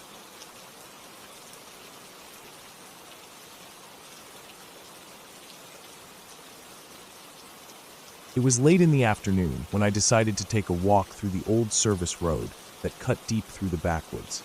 The day had been still and warm, the kind of weather that made the air feel heavy on your skin. I wasn't planning on going far, just enough to stretch my legs before the evening settled in. The road wasn't used anymore, overgrown with weeds that brushed against my jeans as I walked. Every now and then I could hear the crunch of gravel under my boots where the weeds hadn't taken over completely. The sun was low enough that the shadows of the trees reached across the road like dark fingers, and I could smell the dampness of the earth as the temperature began to drop. The woods on either side of the road were dense, the kind of dense where you couldn't see more than a few yards in before everything turned to shadow and shapes. I kept my eyes forward, watching where the road bent and disappeared in the distance. Somewhere far off, I heard the faint sound of a woodpecker, sharp and rhythmic, but it faded as I kept going. There was no wind, no rustle in the leaves, just my footsteps and the occasional distant snap of a branch that might have been a squirrel or something bigger. The deeper I went, the quieter it got, and the air seemed to grow thicker, heavier, almost like it was pressing in on me.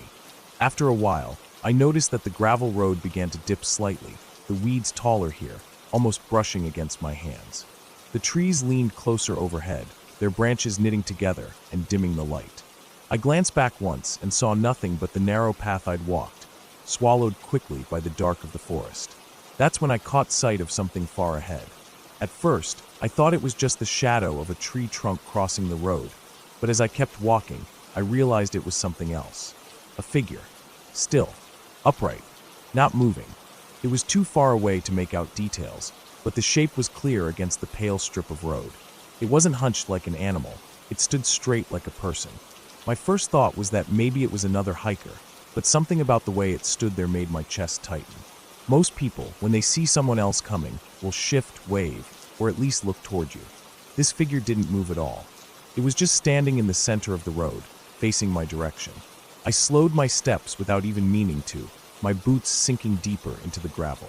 I don't know how long I stared, but I must have blinked because suddenly, the figure was gone. Not like it walked off. 1 second it was there. The next it wasn't. I stopped walking. I scanned the edges of the road, the trees on either side, trying to spot movement, but all I saw were dark trunks and tangled undergrowth. My breathing had changed without me noticing. It was shallow now, controlled. I turned slightly, debating whether to head back, but the stubborn part of me didn't want to feel like I was running away from nothing. I kept walking, slower this time, every sense sharpened. The next stretch of road felt longer than the rest, the light dimming as the sun dipped lower. The smell of the forest changed. It was still earthy, But now there was something else, something faint but sour, like rotting leaves after rain. I kept my eyes sweeping the sides of the road, and that's when I heard it. Breathing. Heavy, deliberate breathing, coming from somewhere off to my right. I froze. It was close enough that I could hear the exhale, the slight hitch before the inhale, but I couldn't see anything through the trees. My mind ran through possibilities: deer, bear, maybe even a wild hog, but the sound didn't match any of them. It wasn't quick or panicked. It was slow, steady, almost like it was aware of me and not afraid. I stayed still, my ears straining, and the breathing shifted, moving away but not in a straight line. It wove between the trees, fading, then coming back slightly, like it was circling me but keeping just out of sight. I gripped my hands into fists without realizing it, feeling the cool sweat in my palms. When the breathing finally grew fainter, I forced myself to move again, faster this time, my boots crunching loud in the quiet. The road began to climb slightly, and I could see the ridge ahead, a sharp rise where the treeline broke into a thin gap of sky. My goal now wasn't just to walk. It was to get out of the narrow, enclosed stretch and into some kind of open space where I could see more than a few feet in front of me. When I reached the top of the ridge, the air felt different. Cooler, thinner. I glanced behind me, half expecting to see something following, but there was nothing, just the road stretching back into the shadowed woods. I took a deep breath, but it didn't calm me. I started down the other side, but something in me didn't want to linger. The forest was closing in again on both sides, and I realized that if I kept going, I'd be moving deeper into a place where no one would hear me if something happened. My legs were already aching, but I turned around and started back toward the way I'd come. The walk back felt faster, but the woods seemed darker now, almost swallowing the path ahead of me. Every step I took sounded too loud, like I was giving away my position. Somewhere behind me, a twig snapped, not loud, but sharp enough to freeze me mid-step. I turned my head slowly. The trees stood still. No movement, but my skin prickled, and I knew something was there. I forced myself to keep walking, resisting the urge to break into a run. Running would be worse. Running would make whatever it was follow faster. When the trees finally began to thin and the road brightened ahead, I felt the tension in my shoulders loosen slightly. I could see the break in the woods where I had started earlier, a strip of open field beyond. But just before I stepped out of the treeline, I glanced back one last time. That's when I saw it, the figure, standing far down the road, exactly where I had been minutes ago. Same stance, same stillness. Watching, I stepped out into the open without looking back again. My breathing was fast now, and my legs felt weak, but I didn't stop until I was well away from the woods, the dark line of trees behind me. Even then, I kept scanning the edges, half expecting to see that still shape standing just inside the shadows, waiting. I didn't go back down that road after that day. Every time I thought about it, I remembered the sound of that breathing and the way the figure never moved. And I knew whatever it was had been there long before I walked in, and it would still be there if I ever went back.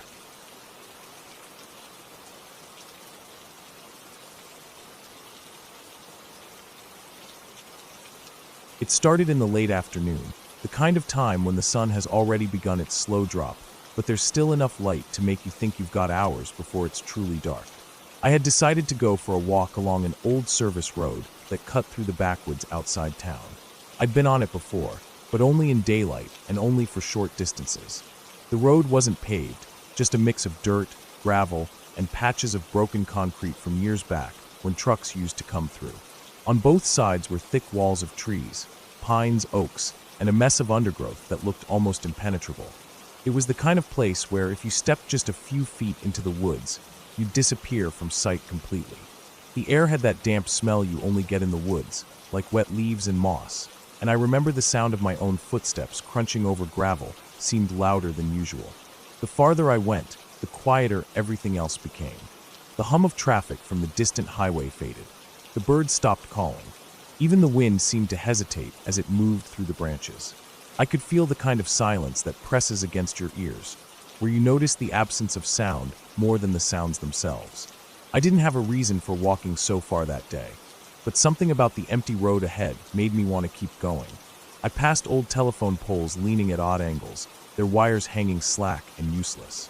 Here and there, I spotted rusted-out barrels half buried in dirt, and once I saw the shattered remains of an old wooden sign lying face down.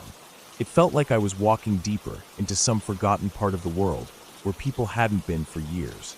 About a mile in, the road began to narrow. Weeds pushed up through cracks, and low branches hung overhead, forcing me to duck every so often. I could feel the temperature dropping slightly. The sun was slipping lower, and the light was starting to filter through the trees at a sharper angle, making everything look darker and more uneven. Shadows stretched long and thin across the ground, and my own shadow moved over rocks and roots like something separate from me. The first thing that gave me a bad feeling was a smell. It wasn't strong at first, just a faint, sour odor that didn't belong out here. It reminded me of meat left out too long, faint but undeniable. I told myself it was probably a dead animal somewhere in the brush. Things die in the woods all the time. But as I walked, the smell didn't fade. It grew stronger. It clung to the air in a way that made breathing through my nose uncomfortable. I kept looking toward the trees, expecting to see some animal's body lying near the edge of the road, but I never did. The smell just stayed there, heavy and wrong. The light dimmed more, and I realized I hadn't thought about how far I'd gone until I looked back and couldn't see the curve in the road where I'd started. That was when I decided I should probably turn around soon.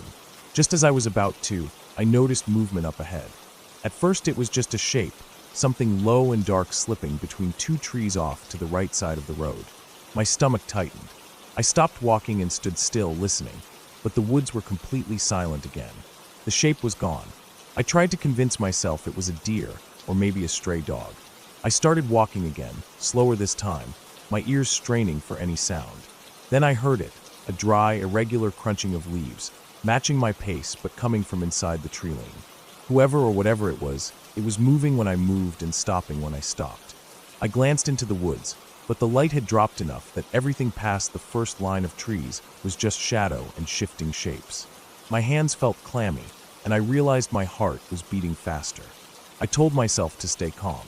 I wasn't in danger, not yet. I adjusted my pace to try and catch the sound off guard, suddenly stopping in mid-step. The crunching stopped too.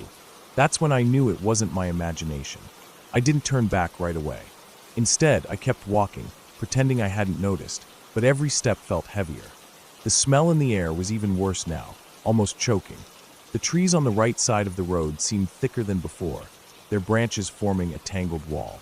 I glanced over my shoulder, but the road behind me looked empty. Then I caught movement again, this time closer. Just inside the tree line, I saw something shift between the trunks. It was too large to be a dog, too controlled in its movement to be a deer. I still couldn't make out details, just the suggestion of a figure. The way it moved wasn't like an animal fleeing. It was deliberate, matching me. I finally decided I needed to turn back. I pivoted quickly, keeping my eyes on the trees as I began walking faster toward where I'd come from. I didn't run. Running felt like it would turn whatever was out there into a chase, but I walked fast enough that my breath started coming harder. The sound of the leaves crunching returned, pacing me from inside the woods. Sometimes it sounded closer, sometimes farther, but always there. The road stretched ahead, but it felt longer now, like I'd stepped into some trick of the landscape where the distance back was twice what it had been going in. The light continued to fade until it was that in-between stage where it's not quite night, but shadows have taken over everything. I could barely make out the details of the road ahead, only the faint lighter strip against the darker edges of the forest. At one point, I heard a low snapping sound wood breaking. It was followed by a slow, dragging noise, like something heavy was being pulled over the forest floor. My skin prickled, and I felt a tightness in my throat. I didn't look into the trees anymore.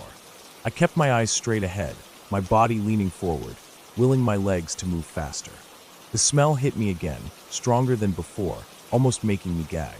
I swallowed hard, my mouth dry, my mind racing through possibilities. A bear, maybe, or someone dumping something out here.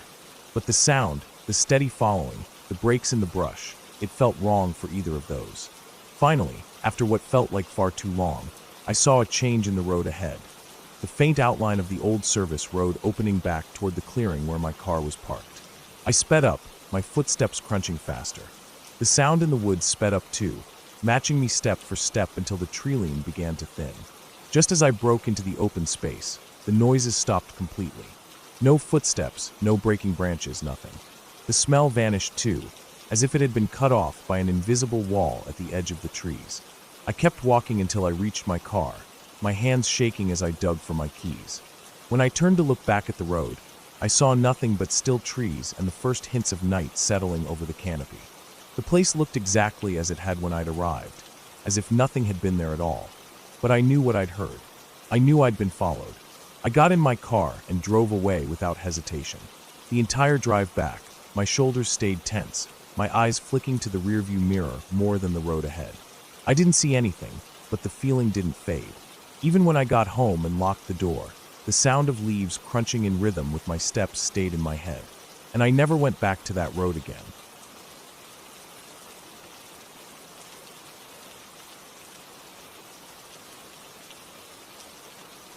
It started as a normal day, the kind of day that doesn't give you any warning that it's about to turn into something you'll remember for the rest of your life. I had left the city early that morning to drive out to the countryside. I wanted to spend some time away from noise and people, just somewhere quiet where I could walk, think, and maybe take some photos. I had packed light, just a backpack with a bottle of water, a small lunch, a flashlight, and my phone. I wasn't planning on being out past dark, but I always carried the flashlight just in case. The place I went to was about 2 hours from home, a mixture of open fields, rolling hills, and patches of thick forest. There weren't many houses around, just a few scattered farms and long stretches of dirt road. It was the kind of area where you could walk for miles without seeing another person. I had parked my car on the side of a narrow gravel road near a gate that led into a public hiking trail. I locked it, slung my bag over my shoulder, and started walking. The trail began with wide, open ground. The sun was bright, the air clean. Birds were chirping somewhere high above me, and every so often a light breeze moved through the grass. I followed the dirt path that wound between the fields before it dipped down into a shallow valley and rose again toward a ridge. From up there, I could see far across the countryside, miles of green and brown, with the forest standing like a dark wall in the distance. I took my time. I didn't have a schedule, and the weather was perfect. I stopped a few times to take pictures of the scenery, crouched to photograph a patch of wildflowers, then continued on. After maybe an hour, I reached the edge of the forest. The shade swallowed me as soon as I stepped under the first line of trees, and the temperature dropped a few degrees. The air felt different here, still and heavy, carrying the faint scent of damp earth and leaves. The path inside was narrower, roots snaking across it in places, and the light filtered down in shifting patches through the canopy. Every sound was sharper here. My footsteps on the packed dirt, the rustle of leaves, a distant woodpecker tapping on a trunk. I walked deeper, enjoying the change from the open fields. The forest wasn't particularly dense at first.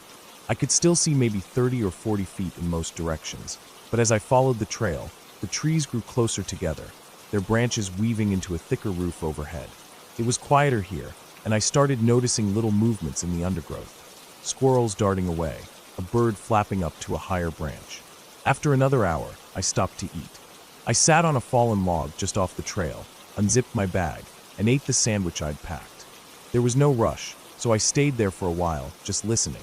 Eventually I packed up, stood, and continued on. It must have been about 3 in the afternoon when I reached a fork in the trail. The official hiking route went left, marked by a wooden post with faded paint. The right path looked older, less maintained. The dirt was uneven, with small plants growing through it, and there were no signs. I hesitated, but curiosity got the better of me. I decided to take the right path, figuring I'd explore it for a short while before turning back. The further I went, the rougher the path became. The ground sloped slightly downward, and I had to step over fallen branches. In some spots, the trail was almost lost under layers of leaves. I noticed it was getting quieter. Not just less bird noise, quieter in a way that felt unnatural, like the air was holding its breath. I walked for maybe 20 more minutes before I realized I hadn't seen any trail markers or signs of recent human activity. I stopped and looked around, turning in a slow circle. The forest seemed denser here, the trees taller and closer together. It was strange, but I felt like the light was dimmer, even though the sun was still fairly high. That was when I saw it. Far ahead, maybe 100 yards, there was movement. At first, I thought it was an animal, but the shape was wrong. It was upright. A person, walking slowly between the trees, moving from left to right across my line of sight. They were too far for me to make out any details, just a dark outline, no bright colors or obvious clothing patterns. Whoever it was didn't look in my direction. They just kept walking steadily until they disappeared behind a slope in the ground. My first thought was that it was another hiker, but something felt off. I hadn't heard footsteps, and they hadn't seemed to notice me. I waited for a moment, half expecting them to reappear somewhere else, but they didn't. I should have turned back then, but instead, I decided to keep going a little farther. I don't know why, maybe curiosity, maybe the strange feeling that I needed to see who it was. I walked slowly, listening. The air felt heavy again, like before a storm. When I reached the slope where I'd seen them vanish, I looked down and saw nothing. The ground dipped into a small hollow, choked with ferns and fallen branches. No one was there. I scanned the trees, but there was no movement. I kept walking, trying to convince myself it was nothing. But then I started hearing something behind me. Not footsteps exactly, more like the faint sound of something brushing against branches, followed by a pause, then another faint movement. I stopped, and the sound stopped. I waited, straining my ears, but there was only silence. I started moving again, faster now, glancing over my shoulder every few seconds. The sound came back, always faint, always just far enough away that I couldn't pinpoint it. My heart was starting to beat harder. The trail was barely visible now, just a faint depression in the ground, and I realized I didn't know exactly where it led. After a while, I decided I'd had enough and turned back. I quickened my pace, scanning the trees constantly. The sound behind me didn't stop. If anything, it seemed closer. The path felt longer going back. I couldn't shake the feeling of being watched. My skin prickled, and every time I thought about stopping to check again, something in me said not to. Just keep moving. Don't give whoever, or whatever, it was a chance to get closer. It was nearly 5 by the time I saw the familiar fork in the trail. Relief washed over me when I stepped back onto the main path. The air felt a little lighter here, and I forced myself to walk at a steady pace until I was out of the forest and back into the open fields. I didn't see anyone else for the rest of the hike. My car was exactly where I'd left it, untouched. I got in, locked the doors, and sat there for a minute before starting the engine. I glanced toward the forest one last time before pulling away, half expecting to see someone standing there at the tree line, watching. But there was nothing. Even now, thinking back, I can't explain it. I never saw their face, never heard a voice, never saw any sign of them after that first glimpse. But I know what I felt, and it wasn't just imagination. Someone was out there, moving when I moved, stopping when I stopped, always keeping just out of sight. And the worst part is knowing I'll never find out who they were or what they wanted. I haven't gone hiking alone since.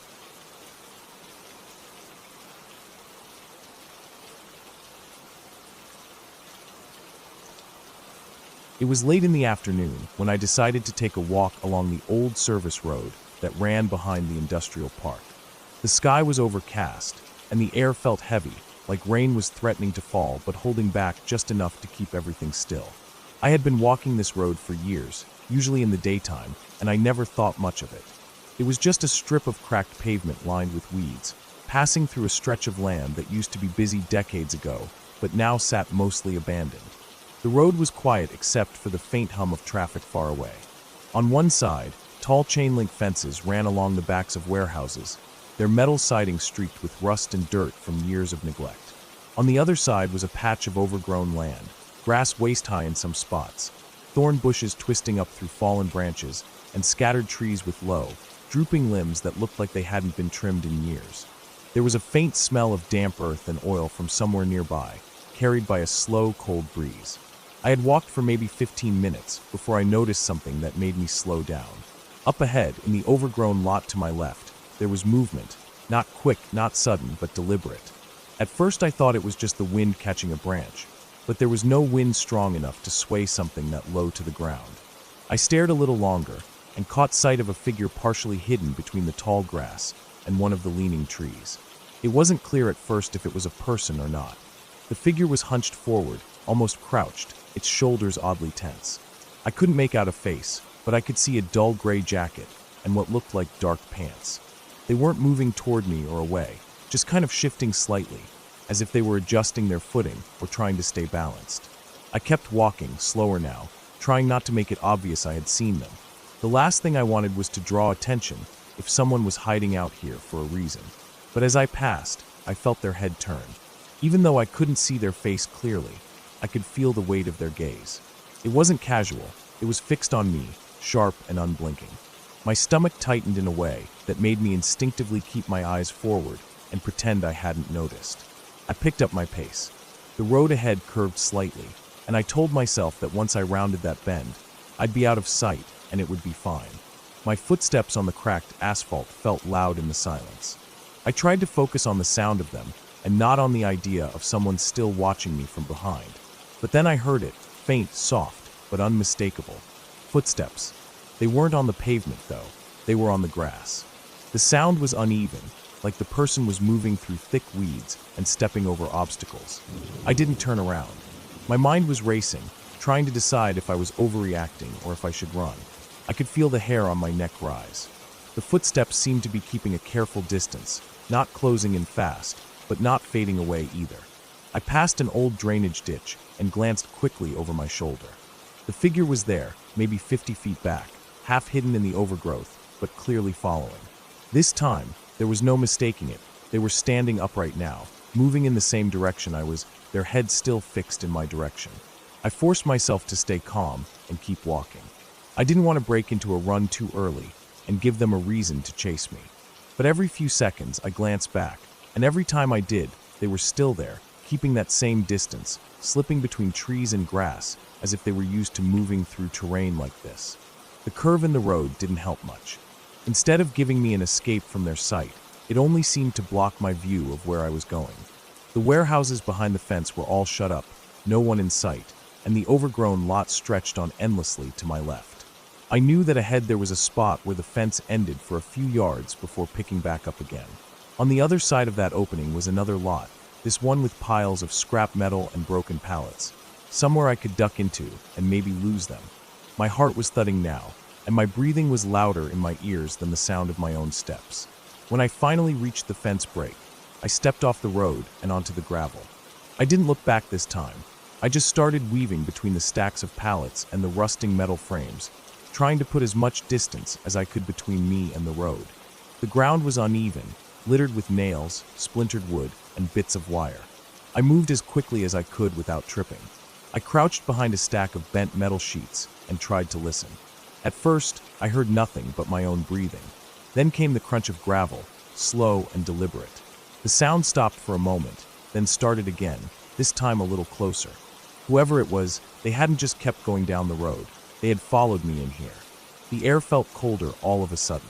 I stayed crouched low, trying to make myself as small as possible. The sound of their steps moved past my hiding spot, then stopped. There was a long pause, so long that I thought maybe they had given up and left.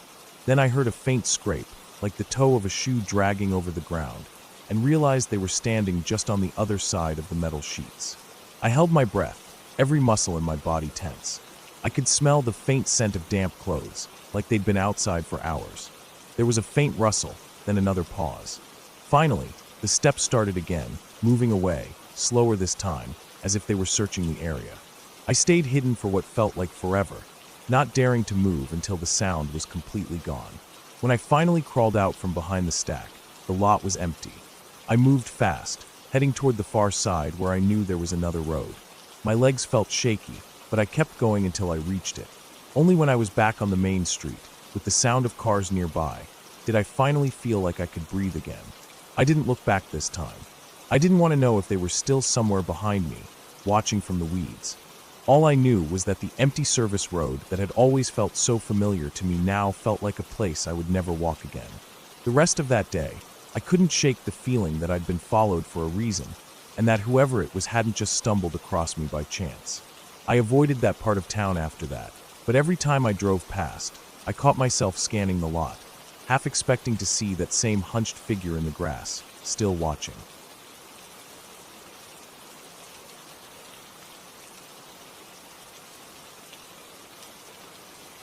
It started as a simple plan to get some air after a long week. I had been feeling restless, drained from the usual noise of the city, so I packed my backpack late in the afternoon with just enough to spend the night somewhere quiet. I didn't plan a destination in advance, only that I'd drive until the concrete gave way to grass, then grass to dirt, then dirt to silence. That's how I ended up in a place I'd never been before, somewhere far off the main road, where the trees grew tall and close together. their branches forming a heavy canopy that swallowed what little light remained. I found an open patch of ground at the edge of the forest. The grass was tall and pale, moving lazily in the faint breeze. The air was cooler here than in the city, sharper somehow, and it felt clean when I breathed it in. I killed the engine, and the quiet that followed was almost loud, just the faint rustle of grass and a far-off stream that I could barely hear over the thump of my own heartbeat from the drive. I set up my small tent near the edge of the clearing. The ground was slightly uneven, the dirt soft and damp in spots. I unpacked slowly, savoring the way the air smelled of earth and pine. The sun had already dropped low behind the ridge, casting long shadows that stretched like reaching arms toward me. The clearing itself wasn't huge, maybe the length of 2 houses side by side, and the forest line around it was dense and dark, with no visible path beyond. I didn't make a fire right away. I just sat on a folding stool, eating from a small container of trail mix, watching as the light drained from the sky. Birds moved between branches in quick, sharp bursts. Somewhere far off, something cracked, a branch snapping. It wasn't unusual. Woods are full of noises. Still, the sound echoed faintly and seemed to hang in the air longer than it should have. When darkness began to settle in fully, I built a small fire. I had only enough dry wood to last a couple of hours, but I figured I'd use it for warmth before sleeping. The firelight threw shifting shapes across the clearing, the flickering glow reaching into the trees, but never quite revealing anything beyond the first row of trunks. It was around that time, maybe an hour after full darkness, that I noticed movement on the ridge above. At first it was only a shadow against the darker backdrop, a vertical shape gliding steadily from one side to the other, maybe 200 feet away. It didn't stop, didn't seem to turn its head. The ridge was a faint silhouette against the night sky, and the figure moved at an even pace, its outline just sharp enough for me to know it wasn't a deer or any animal I recognized. I sat still, following it with my eyes until it disappeared beyond the curve of the hill. The fire popped suddenly, pulling me out of my trance. I told myself it could have been another camper, or maybe someone from a nearby farm, though I had seen no houses for miles on the drive-in. Still, the idea that someone was walking up there so late, without a flashlight, settled uncomfortably in my stomach. After a while, I decided I should gather more wood while I still had the nerve. I took a small flashlight, switched it to the dimmer setting, and stepped into the forest just far enough to find fallen branches. The air inside was different, still heavier somehow. The smell of damp soil was stronger, and my footsteps pressed into the leaf-covered ground with a muffled crunch. I moved slowly, bending to pick up whatever I could carry. Somewhere to my left, deeper in the trees, I heard a sound that froze me mid-step. Slow, heavy breathing. It wasn't the steady huff of an animal foraging or the high, sharp noise of a deer. This was deliberate, paced, like someone catching their breath quietly, but not quietly enough. I scanned the trees with the dim beam of my flashlight, careful not to swing it too fast. The light touched bark, moss, twisted roots, but nothing that looked like a person. Still, I could sense movement, something shifting behind one of the thicker trunks, just enough for my peripheral vision to catch it. The breathing seemed to retreat, faint now but still there, moving further away. I didn't chase the sound. My instinct told me not to. I turned back, my arms full of wood, and walked as quickly as I could without breaking into a run. The fire's glow came into sight through the trees, and I felt a small rush of relief when I stepped back into the clearing. The rest of the night stretched on slowly. Every few minutes I would glance toward the ridge, half expecting to see that figure again, but it didn't reappear. The breathing in the forest stayed with me in my head, though every rustle of grass or snap of a twig pulled my thoughts back to it. Eventually, the fire died down. I got into my tent, zipping it tight, and lay on top of my sleeping bag with my flashlight beside me. I could hear the forest alive with small movements, wind through the leaves, insects, the occasional flutter of wings. But underneath it all, there were moments of stillness too complete to be natural, as if the trees themselves were holding their breath. Sometime in the middle of the night, I woke to the faint crunch of footsteps outside the tent. They weren't close, maybe 15 or 20 feet away, slow and spaced apart. I held my breath and listened, tracking them as they moved from one side of the clearing to the other. They stopped for a long moment. The silence felt heavier than the darkness. Then, without warning, they started again, fading toward the tree line until I couldn't hear them anymore. When morning came, the air was colder, and a low mist clung to the ground. I stepped outside and looked toward the ridge, but there was nothing there now, just the soft outline of the hill under the pale sky. The forest looked calm, but I knew what I had heard, and the packed earth between my tent and the trees had faint, partial prints in it. I didn't bother making breakfast. I took down the tent quickly, shoving everything into my pack without folding it neatly. I kept glancing toward the trees, half expecting to see someone watching, but the forest stayed still. The air was too quiet for comfort. When I got back to my car and turned the key, the engine sound felt almost too loud against the silence I was leaving behind. The road back to the main highway was long and empty, the tree line pressing close on either side. Even as the forest gave way to open fields, I couldn't shake the feeling that whoever, or whatever, had been out there in the night hadn't just been passing by. It had been close, too close, and it had been watching.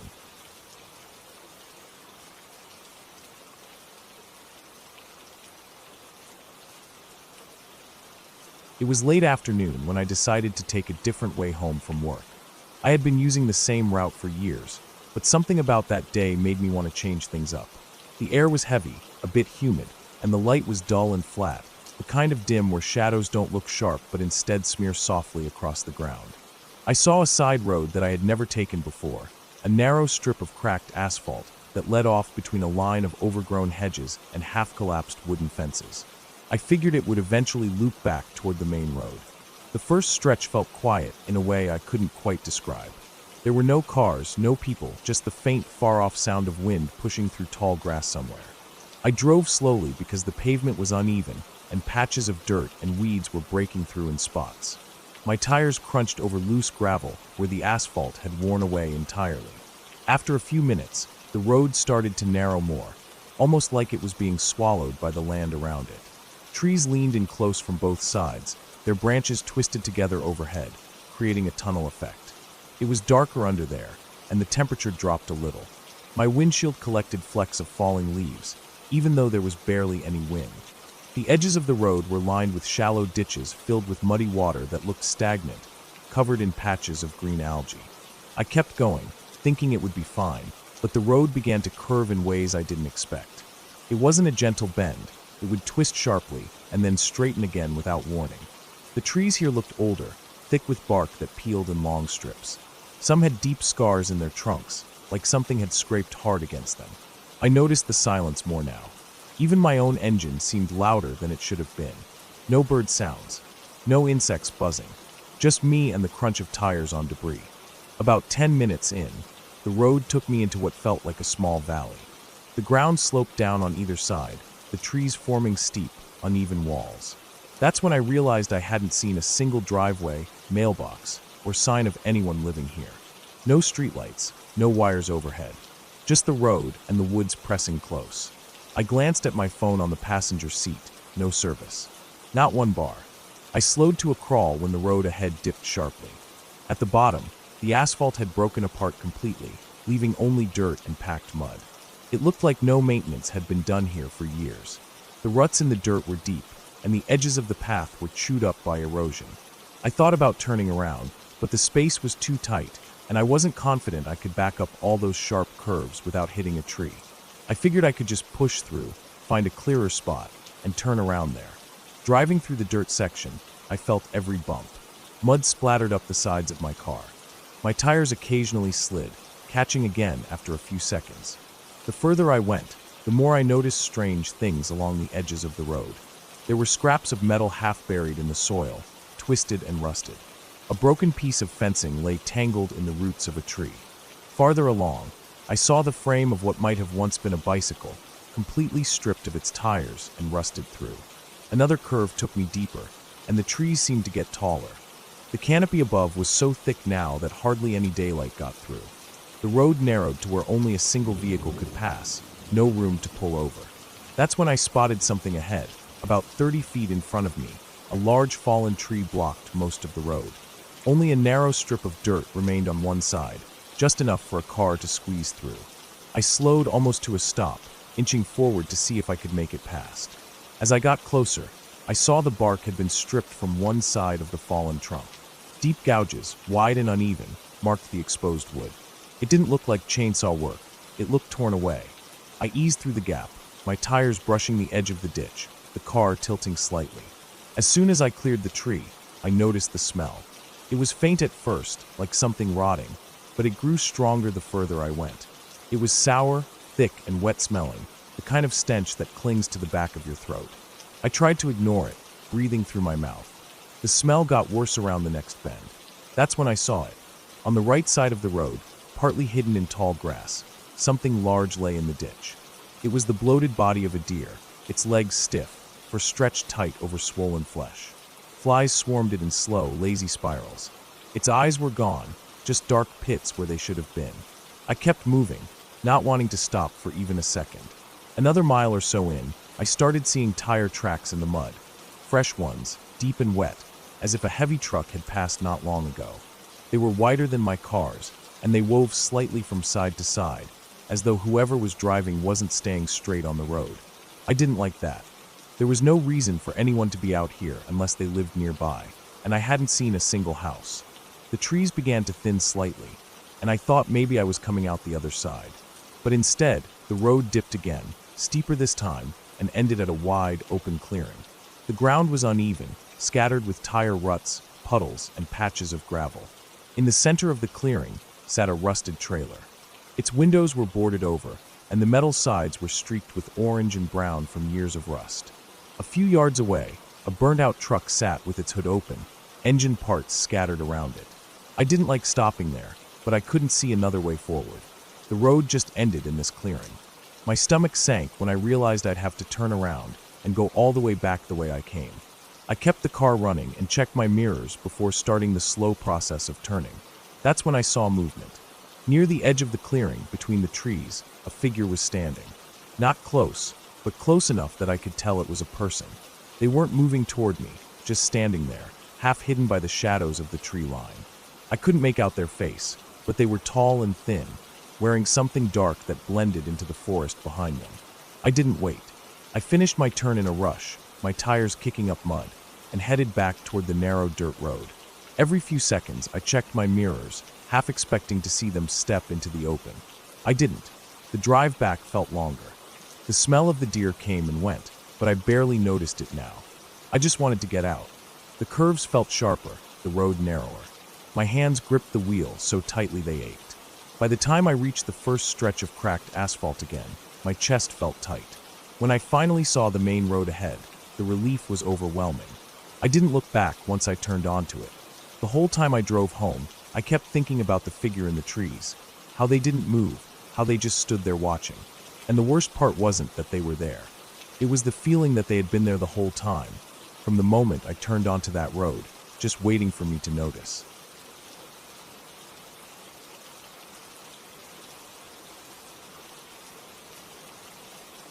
It was late afternoon when I decided to take the long way home from work.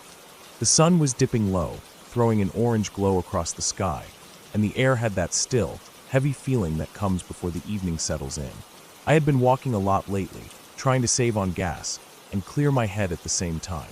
This route took me along the edge of town, past a stretch of fields, and into a small wooded area that always seemed strangely quiet. It wasn't a proper forest, just a thick patch of trees and brush between two neighborhoods, but it had a way of swallowing sound. As I approached the entrance to the trail, I noticed how quickly the light faded under the canopy. The warm glow of the sunset vanished almost instantly once I stepped inside, replaced by the cooler shadows of the trees. The dirt path was narrow, lined with roots that twisted out of the ground like frozen snakes. My footsteps were muted by the soft earth, and even the distant hum of traffic from the main road seemed to vanish. It felt like I had stepped into a different place entirely, a place that didn't care what time of day it was. The first part of the trail was familiar. I'd taken it a few times before, just a short walk through to the other side, maybe 15 minutes if I kept a steady pace. But today, I had the strange urge to slow down and pay more attention to my surroundings. The trees were tall and close together, their branches tangled overhead. Leaves whispered faintly in a breeze I couldn't feel on my skin. The air was cooler here, damp and earthy, with that smell of decomposing leaves and wet soil. A few minutes in, I saw something odd just off the path, a shape low to the ground, half hidden behind a fallen log. At first, I thought it was just a pile of branches or maybe a rock, but as I glanced at it while passing, I saw fabric.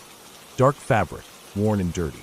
I slowed my steps, trying to figure out what I was looking at, but from my angle it was impossible to tell if it was just trash someone had left or something else. My mind went to the easiest explanation, probably an old blanket someone dumped.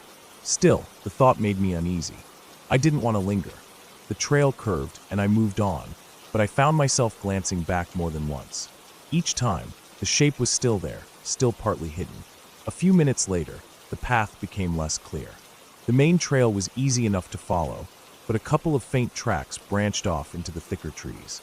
I stayed on the main path, but I noticed something strange. No birds. Not a single chirp or flutter. The woods felt heavier somehow, like they were pressing in.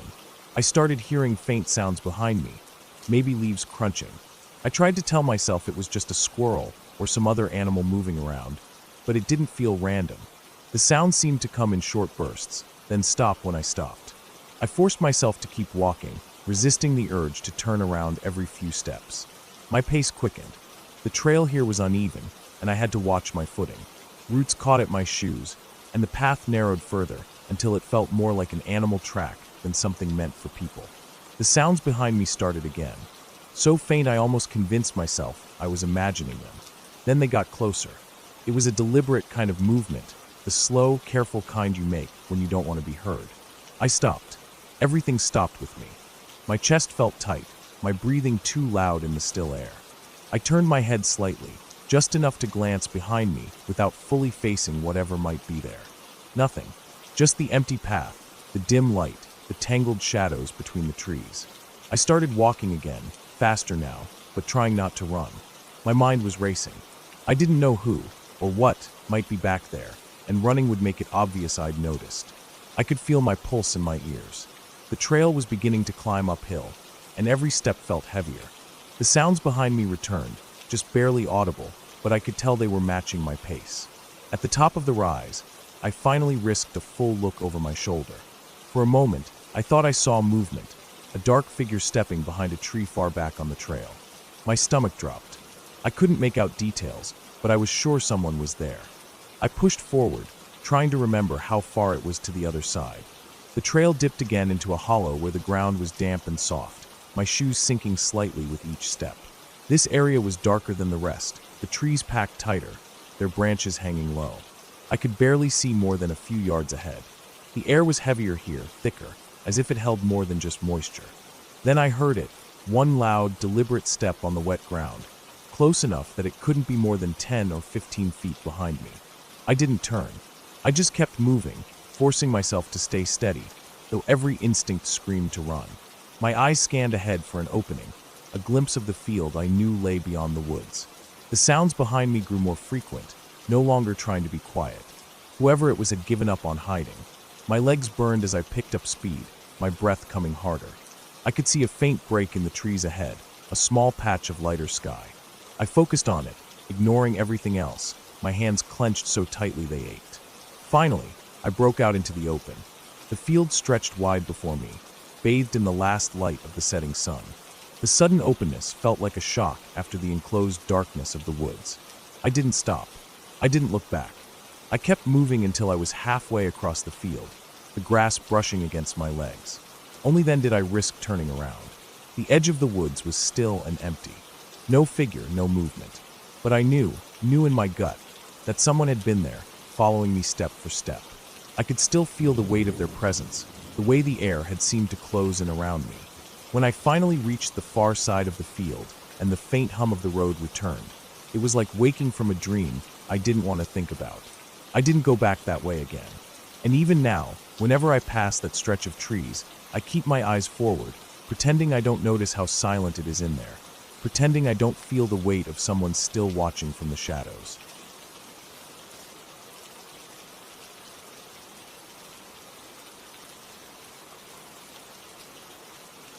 It had been a long week at work, and I wanted nothing more than to spend some time outdoors away from noise, people, and the constant hum of city life.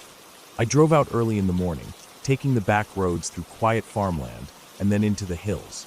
My plan was simple: park near a small trail I had found on a map, hike in for a few miles, and set up a temporary camp by a stream I had marked out the night before.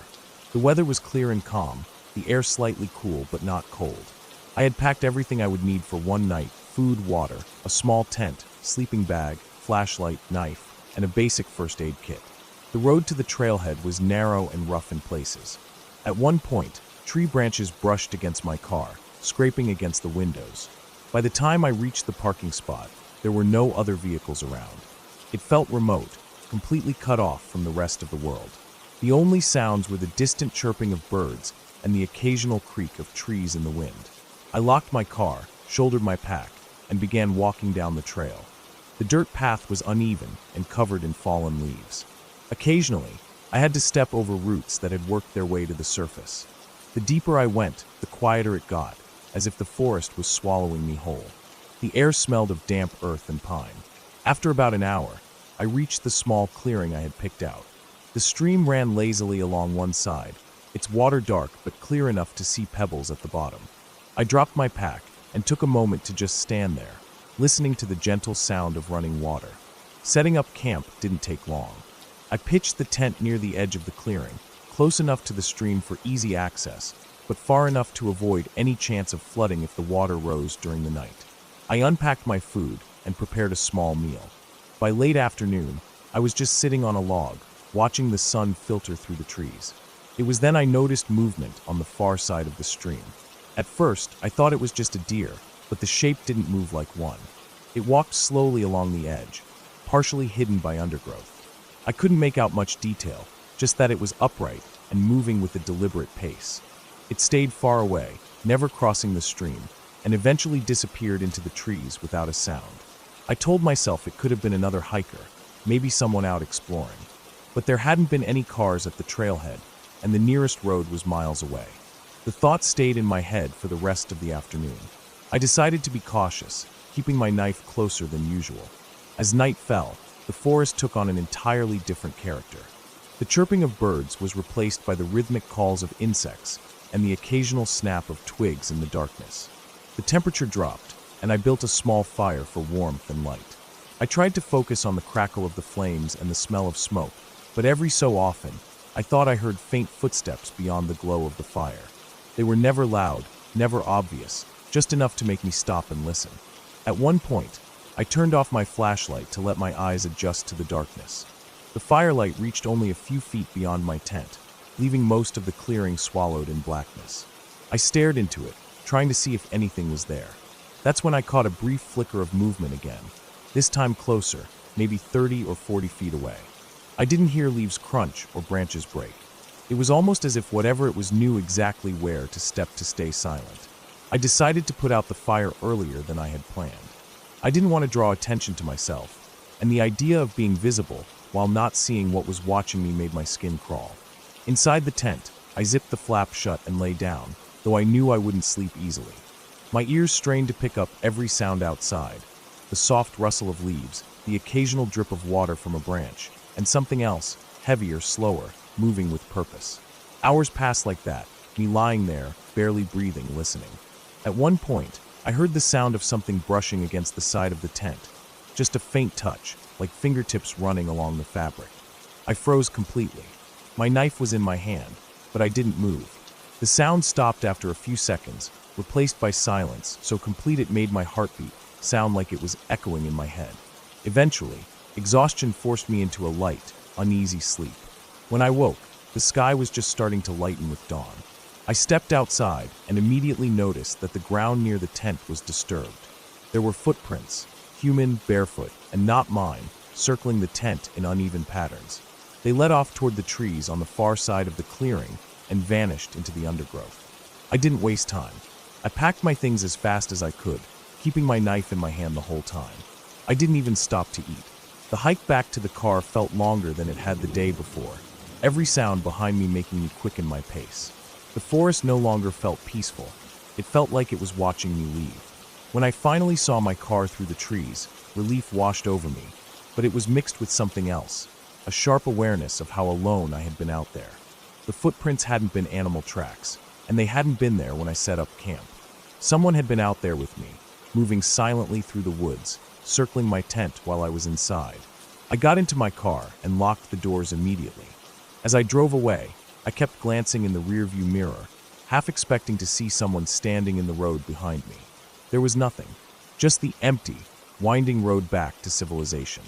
But even after I reached home, unpacked, and tried to tell myself it was over, the image of those footprints stayed with me, bare, human, and close enough to touch my tent in the middle of the night. I knew I would never camp in a place that remote again, not because of wild animals or bad weather, but because out there far from help, you realize just how easy it is for someone to watch you without ever being seen, and how powerless you really are when they decide to come closer.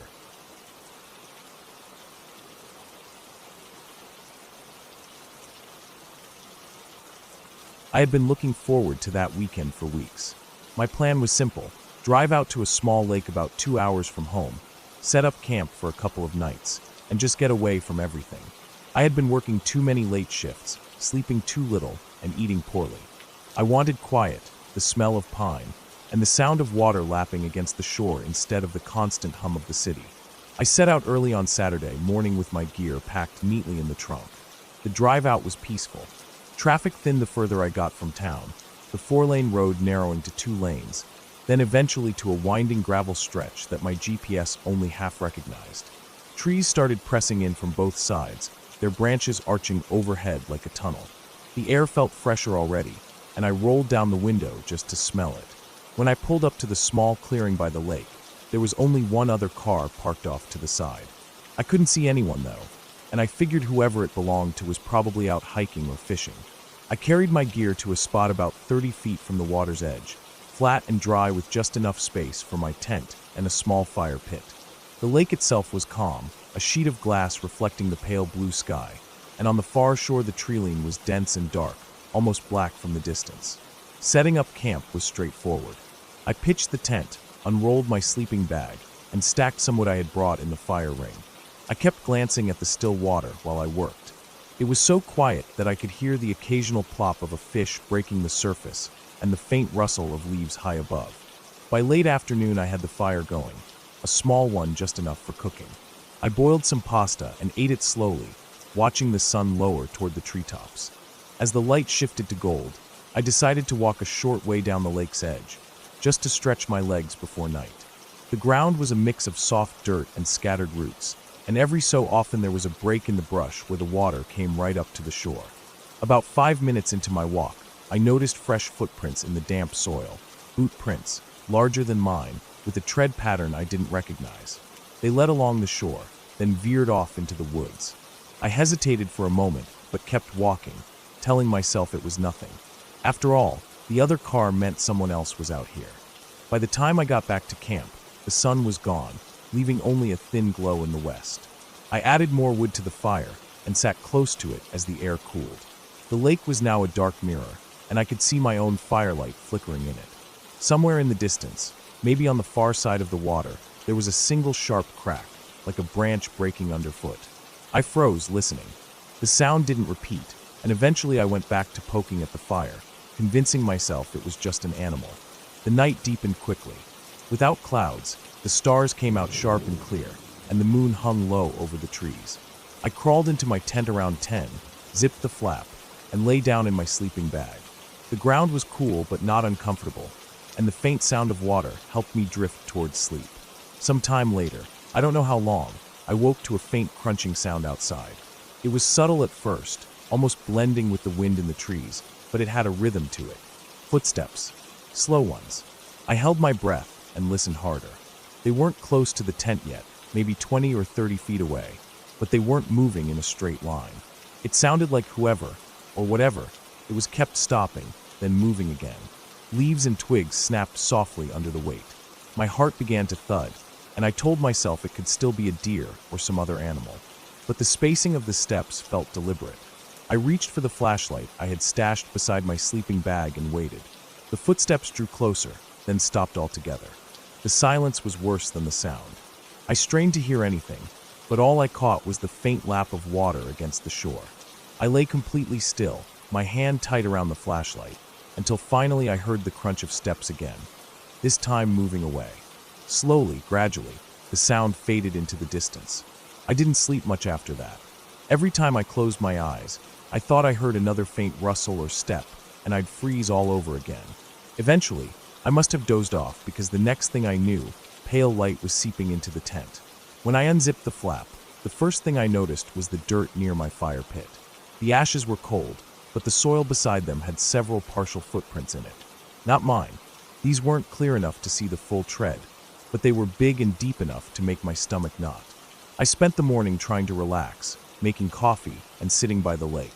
But my eyes kept scanning the treeline, half expecting to see someone standing there. I thought about leaving, but it felt ridiculous to pack up so soon, especially since I had driven all the way out here.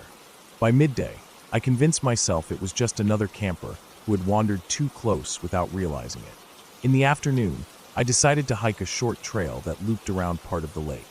I brought a small pack with water and a snack and set out along the path. The trail wound through thick woods where the air was cooler and damper. In some places, the canopy was so dense it felt like evening even though it was only 3 o'clock. About halfway around, I came to a spot where the path narrowed between two large boulders. That's where I saw it, a small piece of cloth snagged on a low branch. It was dark green, torn at the edge, and stiff like it had been out in the weather for a while. I pulled it free and turned it over in my hand, noticing faint mud stains. It didn't look like something dropped by accident. It looked ripped. I left it where I found it and kept walking, but the air felt heavier now. At one point, I caught the faint smell of smoke. Would smoke, but I couldn't see any sign of a fire. When I finally got back to camp, it was late afternoon. I added more wood to my own fire and tried to shake off the unease. I told myself I'd stay one more night, but I'd keep my flashlight and a small hatchet right next to me in the tent. As the sun went down again, the lake turned black and the trees became jagged silhouettes. I sat closer to the fire than before, letting the heat sink into me. At one point, I thought I saw a movement between two trees near the edge of the clearing, but when I shone my flashlight, the beam lit only bark and leaves. The wind picked up after dark, and the sound of it in the branches masked smaller noises. That made me more nervous, not less. Every so often, I'd stand and sweep the light across the tree line, the beam catching brief flashes of pale trunks and empty ground. It must have been close to midnight when I heard it again, the slow, deliberate crunch of steps. This time, they came from behind the tent, in the woods opposite the lake. I grabbed the flashlight and hatchet, my pulse hammering. The steps paused, then started again, moving in a loose arc around the tent. I could hear the faint shift of leaves, the snap of a twig. I stepped out into the open, shining the light toward the sound. For a fraction of a second, the beam caught something, the shape of a man, tall and broad-shouldered, slipping behind a tree. My chest went tight. I called out loudly, my voice breaking the silence, but there was no response. The shape didn't reappear. The next minute stretched forever. I kept the light trained on the spot, my knuckles white around the hatchet. Finally, the sound of steps began again, this time retreating deeper into the woods until they were gone. I didn't go back to sleep. I sat by the fire until the first pale light of dawn, then packed my gear in silence. When I carried it all back to the car, I saw fresh prints in the dirt of the path, deep, heavy, and headed toward the road. Driving away, I kept checking my rearview mirror, half expecting to see someone step out of the trees onto the road behind me. Even hours later, back in my apartment, I couldn't shake the feeling of being watched. The sound of those slow footsteps stayed with me for days, and every time I closed my eyes, I saw that brief silhouette, just enough to know it was a man, and close enough that I will always wonder how long he had been there before I woke up.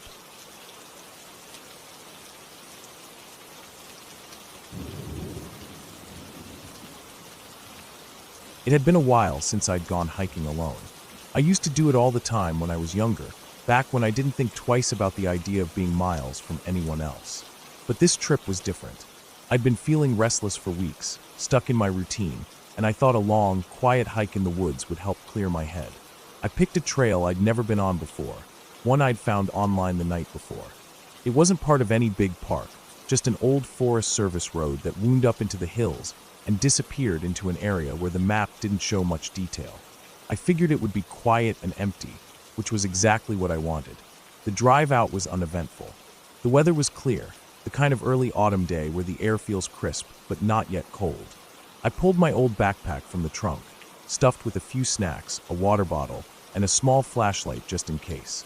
The entrance to the trail was little more than a gap in the trees with two leaning wooden posts on either side, half-rotted and overgrown with weeds. It didn't look like many people used it anymore. There wasn't even a proper parking area, just enough room to pull off the road onto some flattened grass.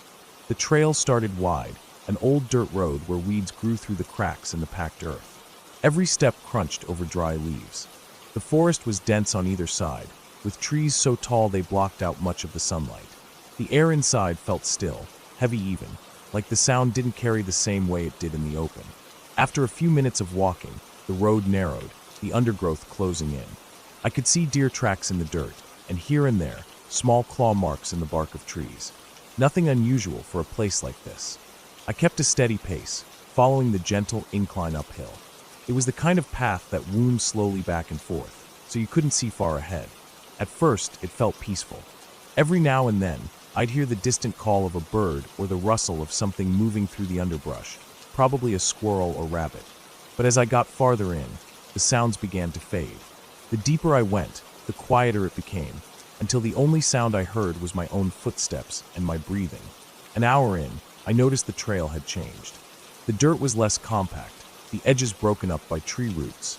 The air felt cooler, though the sun hadn't moved much. I came to a spot where the trail forked. One path was faint and overgrown, the other more distinct, but leading sharply uphill. I didn't remember seeing a fork on the map, but I decided to take the uphill path, thinking it might lead to a view at the top. As I climbed, the trees seemed to grow closer together, their branches tangling overhead, blocking more of the light. I kept walking, but something about the way the air felt made me uneasy. It wasn't just cooler, it was still, like even the wind had stopped coming through. I tried to shake the feeling. I told myself it was just me getting in my own head, that the quiet was exactly what I'd wanted. But then I noticed something strange. The trail ahead was disturbed. The dirt had deep, uneven prints in it. At first I thought they were from a hiker wearing heavy boots, but the shapes weren't right. They were longer, with odd gaps between them, and some were pressed much deeper into the earth than others, like whoever or whatever made them was heavy. They led up the trail in the same direction I was heading. I slowed down and studied them more closely. They weren't quite like animal prints either. No clear paw shape, no hoof marks. Just long, irregular impressions that sank into the dirt. My stomach tightened, but I kept moving. I told myself it could be someone carrying a heavy load, or maybe just a trick of the light and shadows in the dirt. I didn't like the idea of turning back just because of some weird footprints. The trail leveled out, and I reached a flat area where the trees opened up slightly. The ground here was scattered with fallen branches, some large enough that I had to step over them. I noticed more of the same prints here, crisscrossing the clearing. They weren't in a straight line anymore. Some doubled back, others veered off into the trees. I crouched to look at one more closely and realized it was fresh. The dirt inside was damp, darker than the ground around it, as if whatever had made it had passed through not long ago. The uneasy feeling in my chest got worse. I stood up and scanned the trees, listening hard. That's when I noticed a faint sound in the distance. It was subtle at first, like something brushing against bark, but then it came again, a slow, deliberate crunch, like a footstep on dry leaves. I froze and held my breath. The sound didn't come in a steady rhythm. It would happen once, then pause for several seconds, then happen again, always from somewhere ahead and slightly to the right. It was as if whoever was making it was moving slowly, carefully. I stayed still for what felt like a long time, straining my ears. Eventually, the sound stopped. I told myself it might just be an animal, deer maybe, but part of me didn't believe it. Something about the way it moved felt different. Animals don't usually pause like that between steps unless they're stalking something. I decided to keep going, but at a slower pace, trying to place my feet quietly. The trail ahead narrowed again, forcing me between two massive trees whose trunks leaned toward each other like a gate. Past them, the ground dipped slightly, and the light grew dimmer. I kept glancing over my shoulder, but the forest behind me looked the same as before, dense, unmoving, silent. Then I heard it again, much closer this time, that slow, deliberate crunch of leaves under weight. I turned my head sharply toward the sound, but I couldn't see anything through the trees. My heart was pounding now, and I realized my hands had tightened into fists without me noticing. I didn't want to run, not yet. Running in the woods when you don't know the terrain can be a bad idea. You trip, twist an ankle, get more lost. But I also didn't want to stand still and wait to find out what was behind me. I picked up my pace, not running, but moving fast enough that my breath grew louder.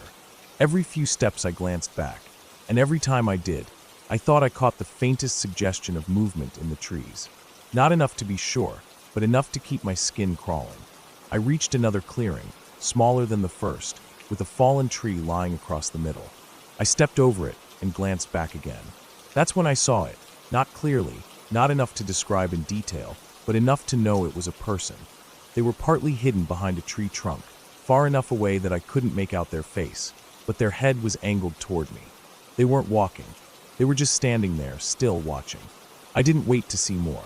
I turned and moved as fast as I could without breaking into a full sprint, focusing on the trail ahead. My breathing grew louder, and the blood rushed in my ears, almost drowning out the faint sounds behind me. But I still heard them, footsteps, now matching my pace, not too far back. Every time the trail bent, I pushed harder, trying to put more distance between us. It felt like I'd been moving forever before I finally recognized a part of the trail from earlier, the fork where I'd chosen the uphill path. I took the other way this time, hoping it would loop back toward the entrance faster. The trail here sloped downhill, and I let gravity pull me forward. My legs burned, my lungs ached, but I didn't slow down. I could still hear the steps behind me, uneven now, like whoever it was moving quickly too. The trees began to thin, and through them, I saw a flash of sunlight, the road where I'd parked.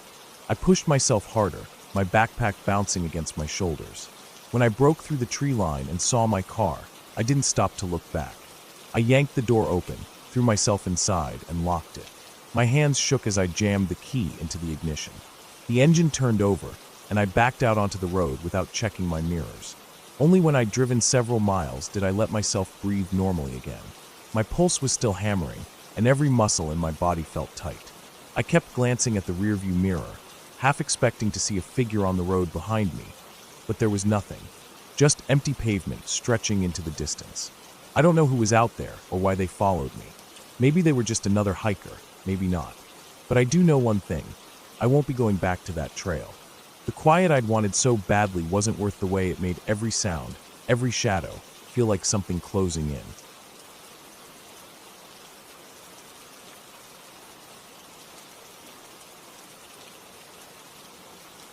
It started in the late afternoon, the kind of time when the sun has already begun its slow drop, but there's still enough light to make you think you've got hours before it's truly dark.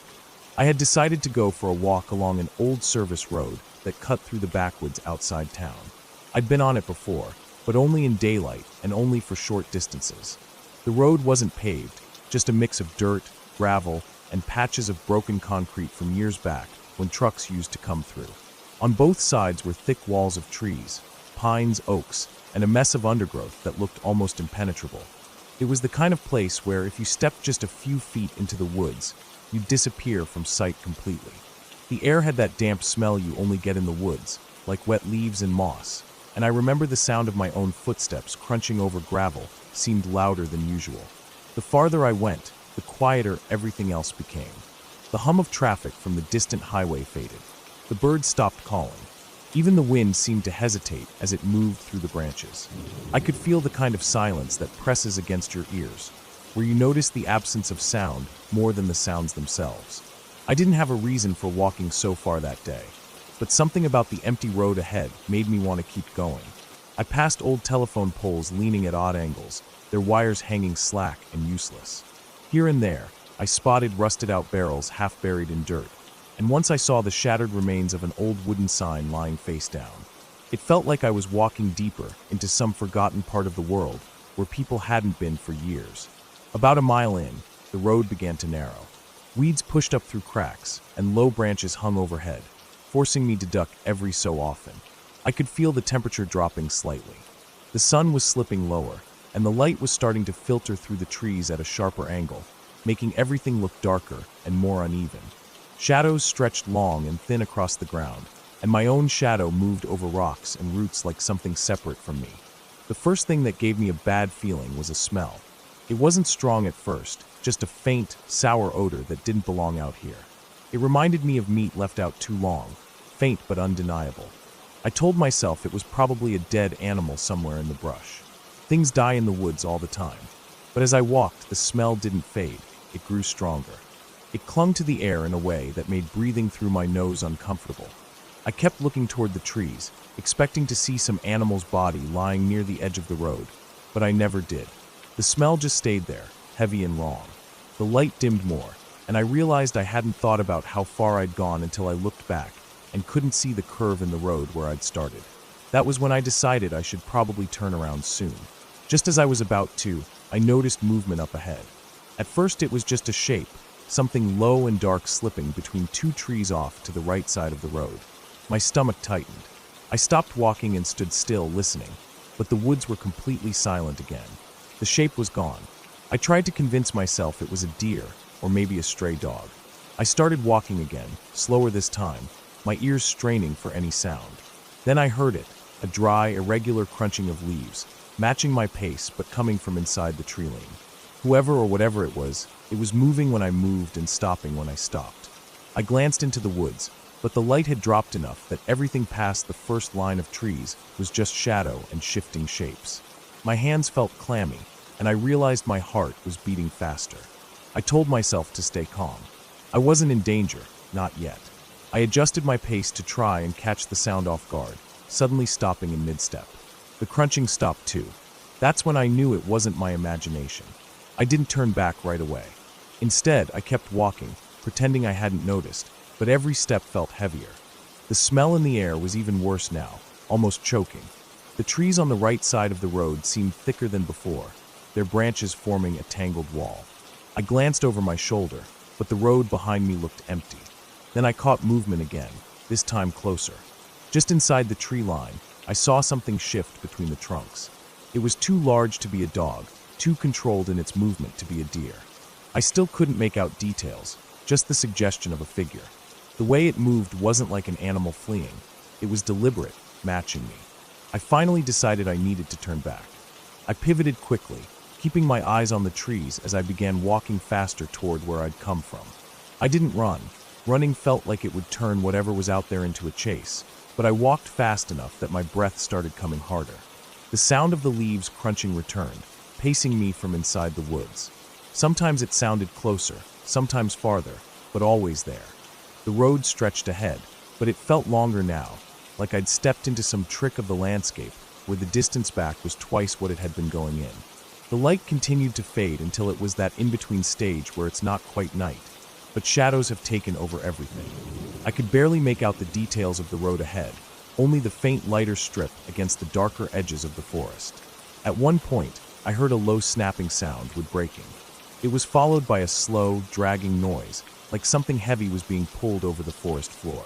My skin prickled, and I felt a tightness in my throat. I didn't look into the trees anymore. I kept my eyes straight ahead, my body leaning forward, willing my legs to move faster. The smell hit me again, stronger than before, almost making me gag. I swallowed hard, my mouth dry, my mind racing through possibilities. A bear, maybe, or someone dumping something out here. But the sound, the steady following, the breaks in the brush, it felt wrong for either of those. Finally, after what felt like far too long, I saw a change in the road ahead. The faint outline of the old service road opening back toward the clearing where my car was parked. I sped up, my footsteps crunching faster. The sound in the woods sped up too, matching me step for step until the tree line began to thin. Just as I broke into the open space, the noises stopped completely. No footsteps, no breaking branches, nothing. The smell vanished too, as if it had been cut off by an invisible wall at the edge of the trees. I kept walking until I reached my car, my hands shaking as I dug for my keys. When I turned to look back at the road, I saw nothing but still trees and the first hints of night settling over the canopy. The place looked exactly as it had when I'd arrived, as if nothing had been there at all. But I knew what I'd heard. I knew I'd been followed. I got in my car and drove away without hesitation. The entire drive back, my shoulders stayed tense, my eyes flicking to the rearview mirror more than the road ahead. I didn't see anything, but the feeling didn't fade. Even when I got home and locked the door, the sound of leaves crunching in rhythm with my steps stayed in my head, and I never went back to that road again.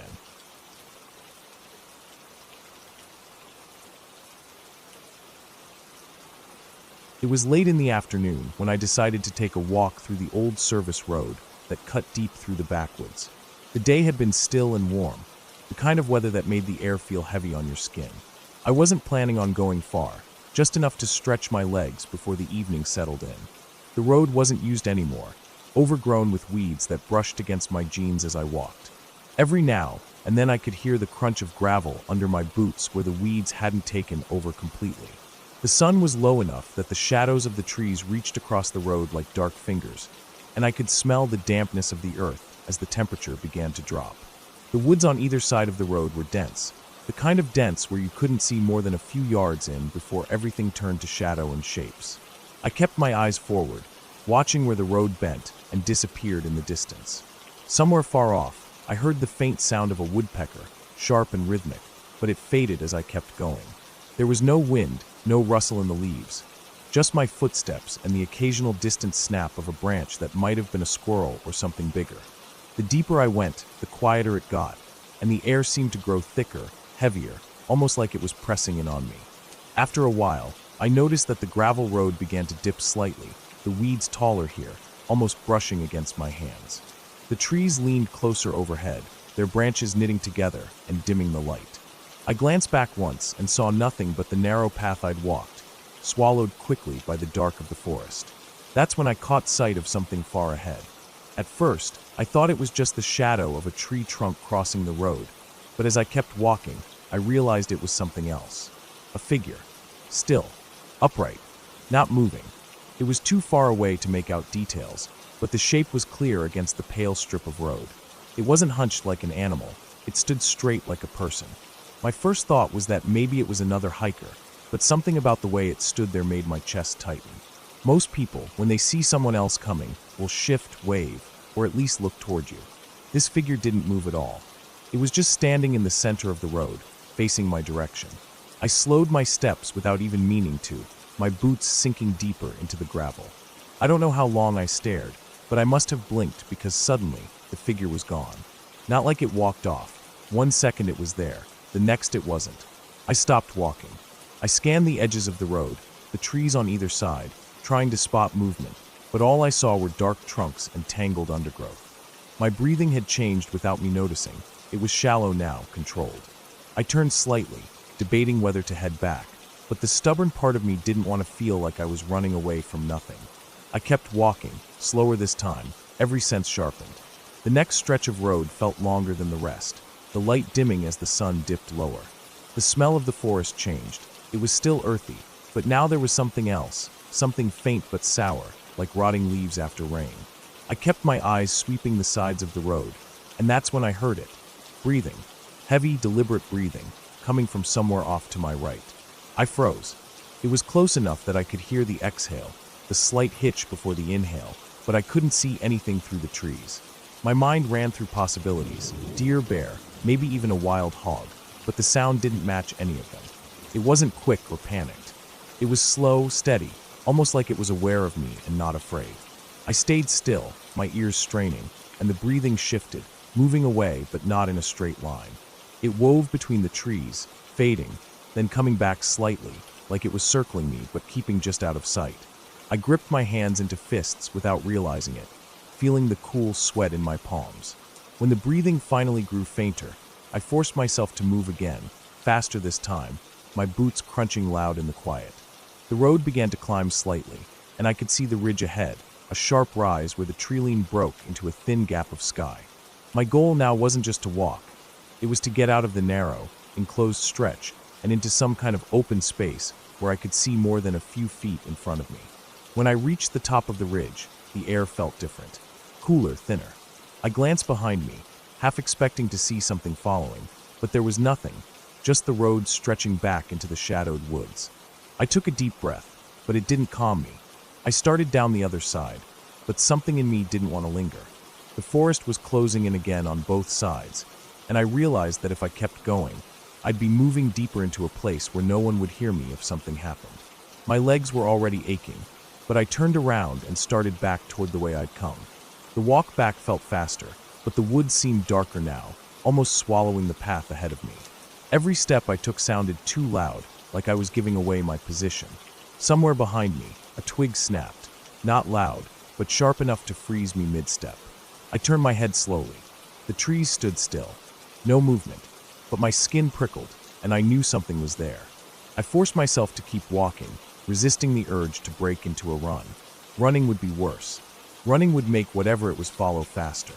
When the trees finally began to thin and the road brightened ahead, I felt the tension in my shoulders loosen slightly. I could see the break in the woods where I had started earlier, a strip of open field beyond. But just before I stepped out of the tree line, I glanced back one last time. That's when I saw it, the figure, standing far down the road, exactly where I had been minutes ago. Same stance, same stillness. Watching, I stepped out into the open without looking back again. My breathing was fast now, and my legs felt weak, but I didn't stop until I was well away from the woods, the dark line of trees behind me. Even then, I kept scanning the edges, half expecting to see that still shape standing just inside the shadows, waiting. I didn't go back down that road after that day. Every time I thought about it, I remembered the sound of that breathing and the way the figure never moved. And I knew whatever it was had been there long before I walked in, and it would still be there if I ever went back.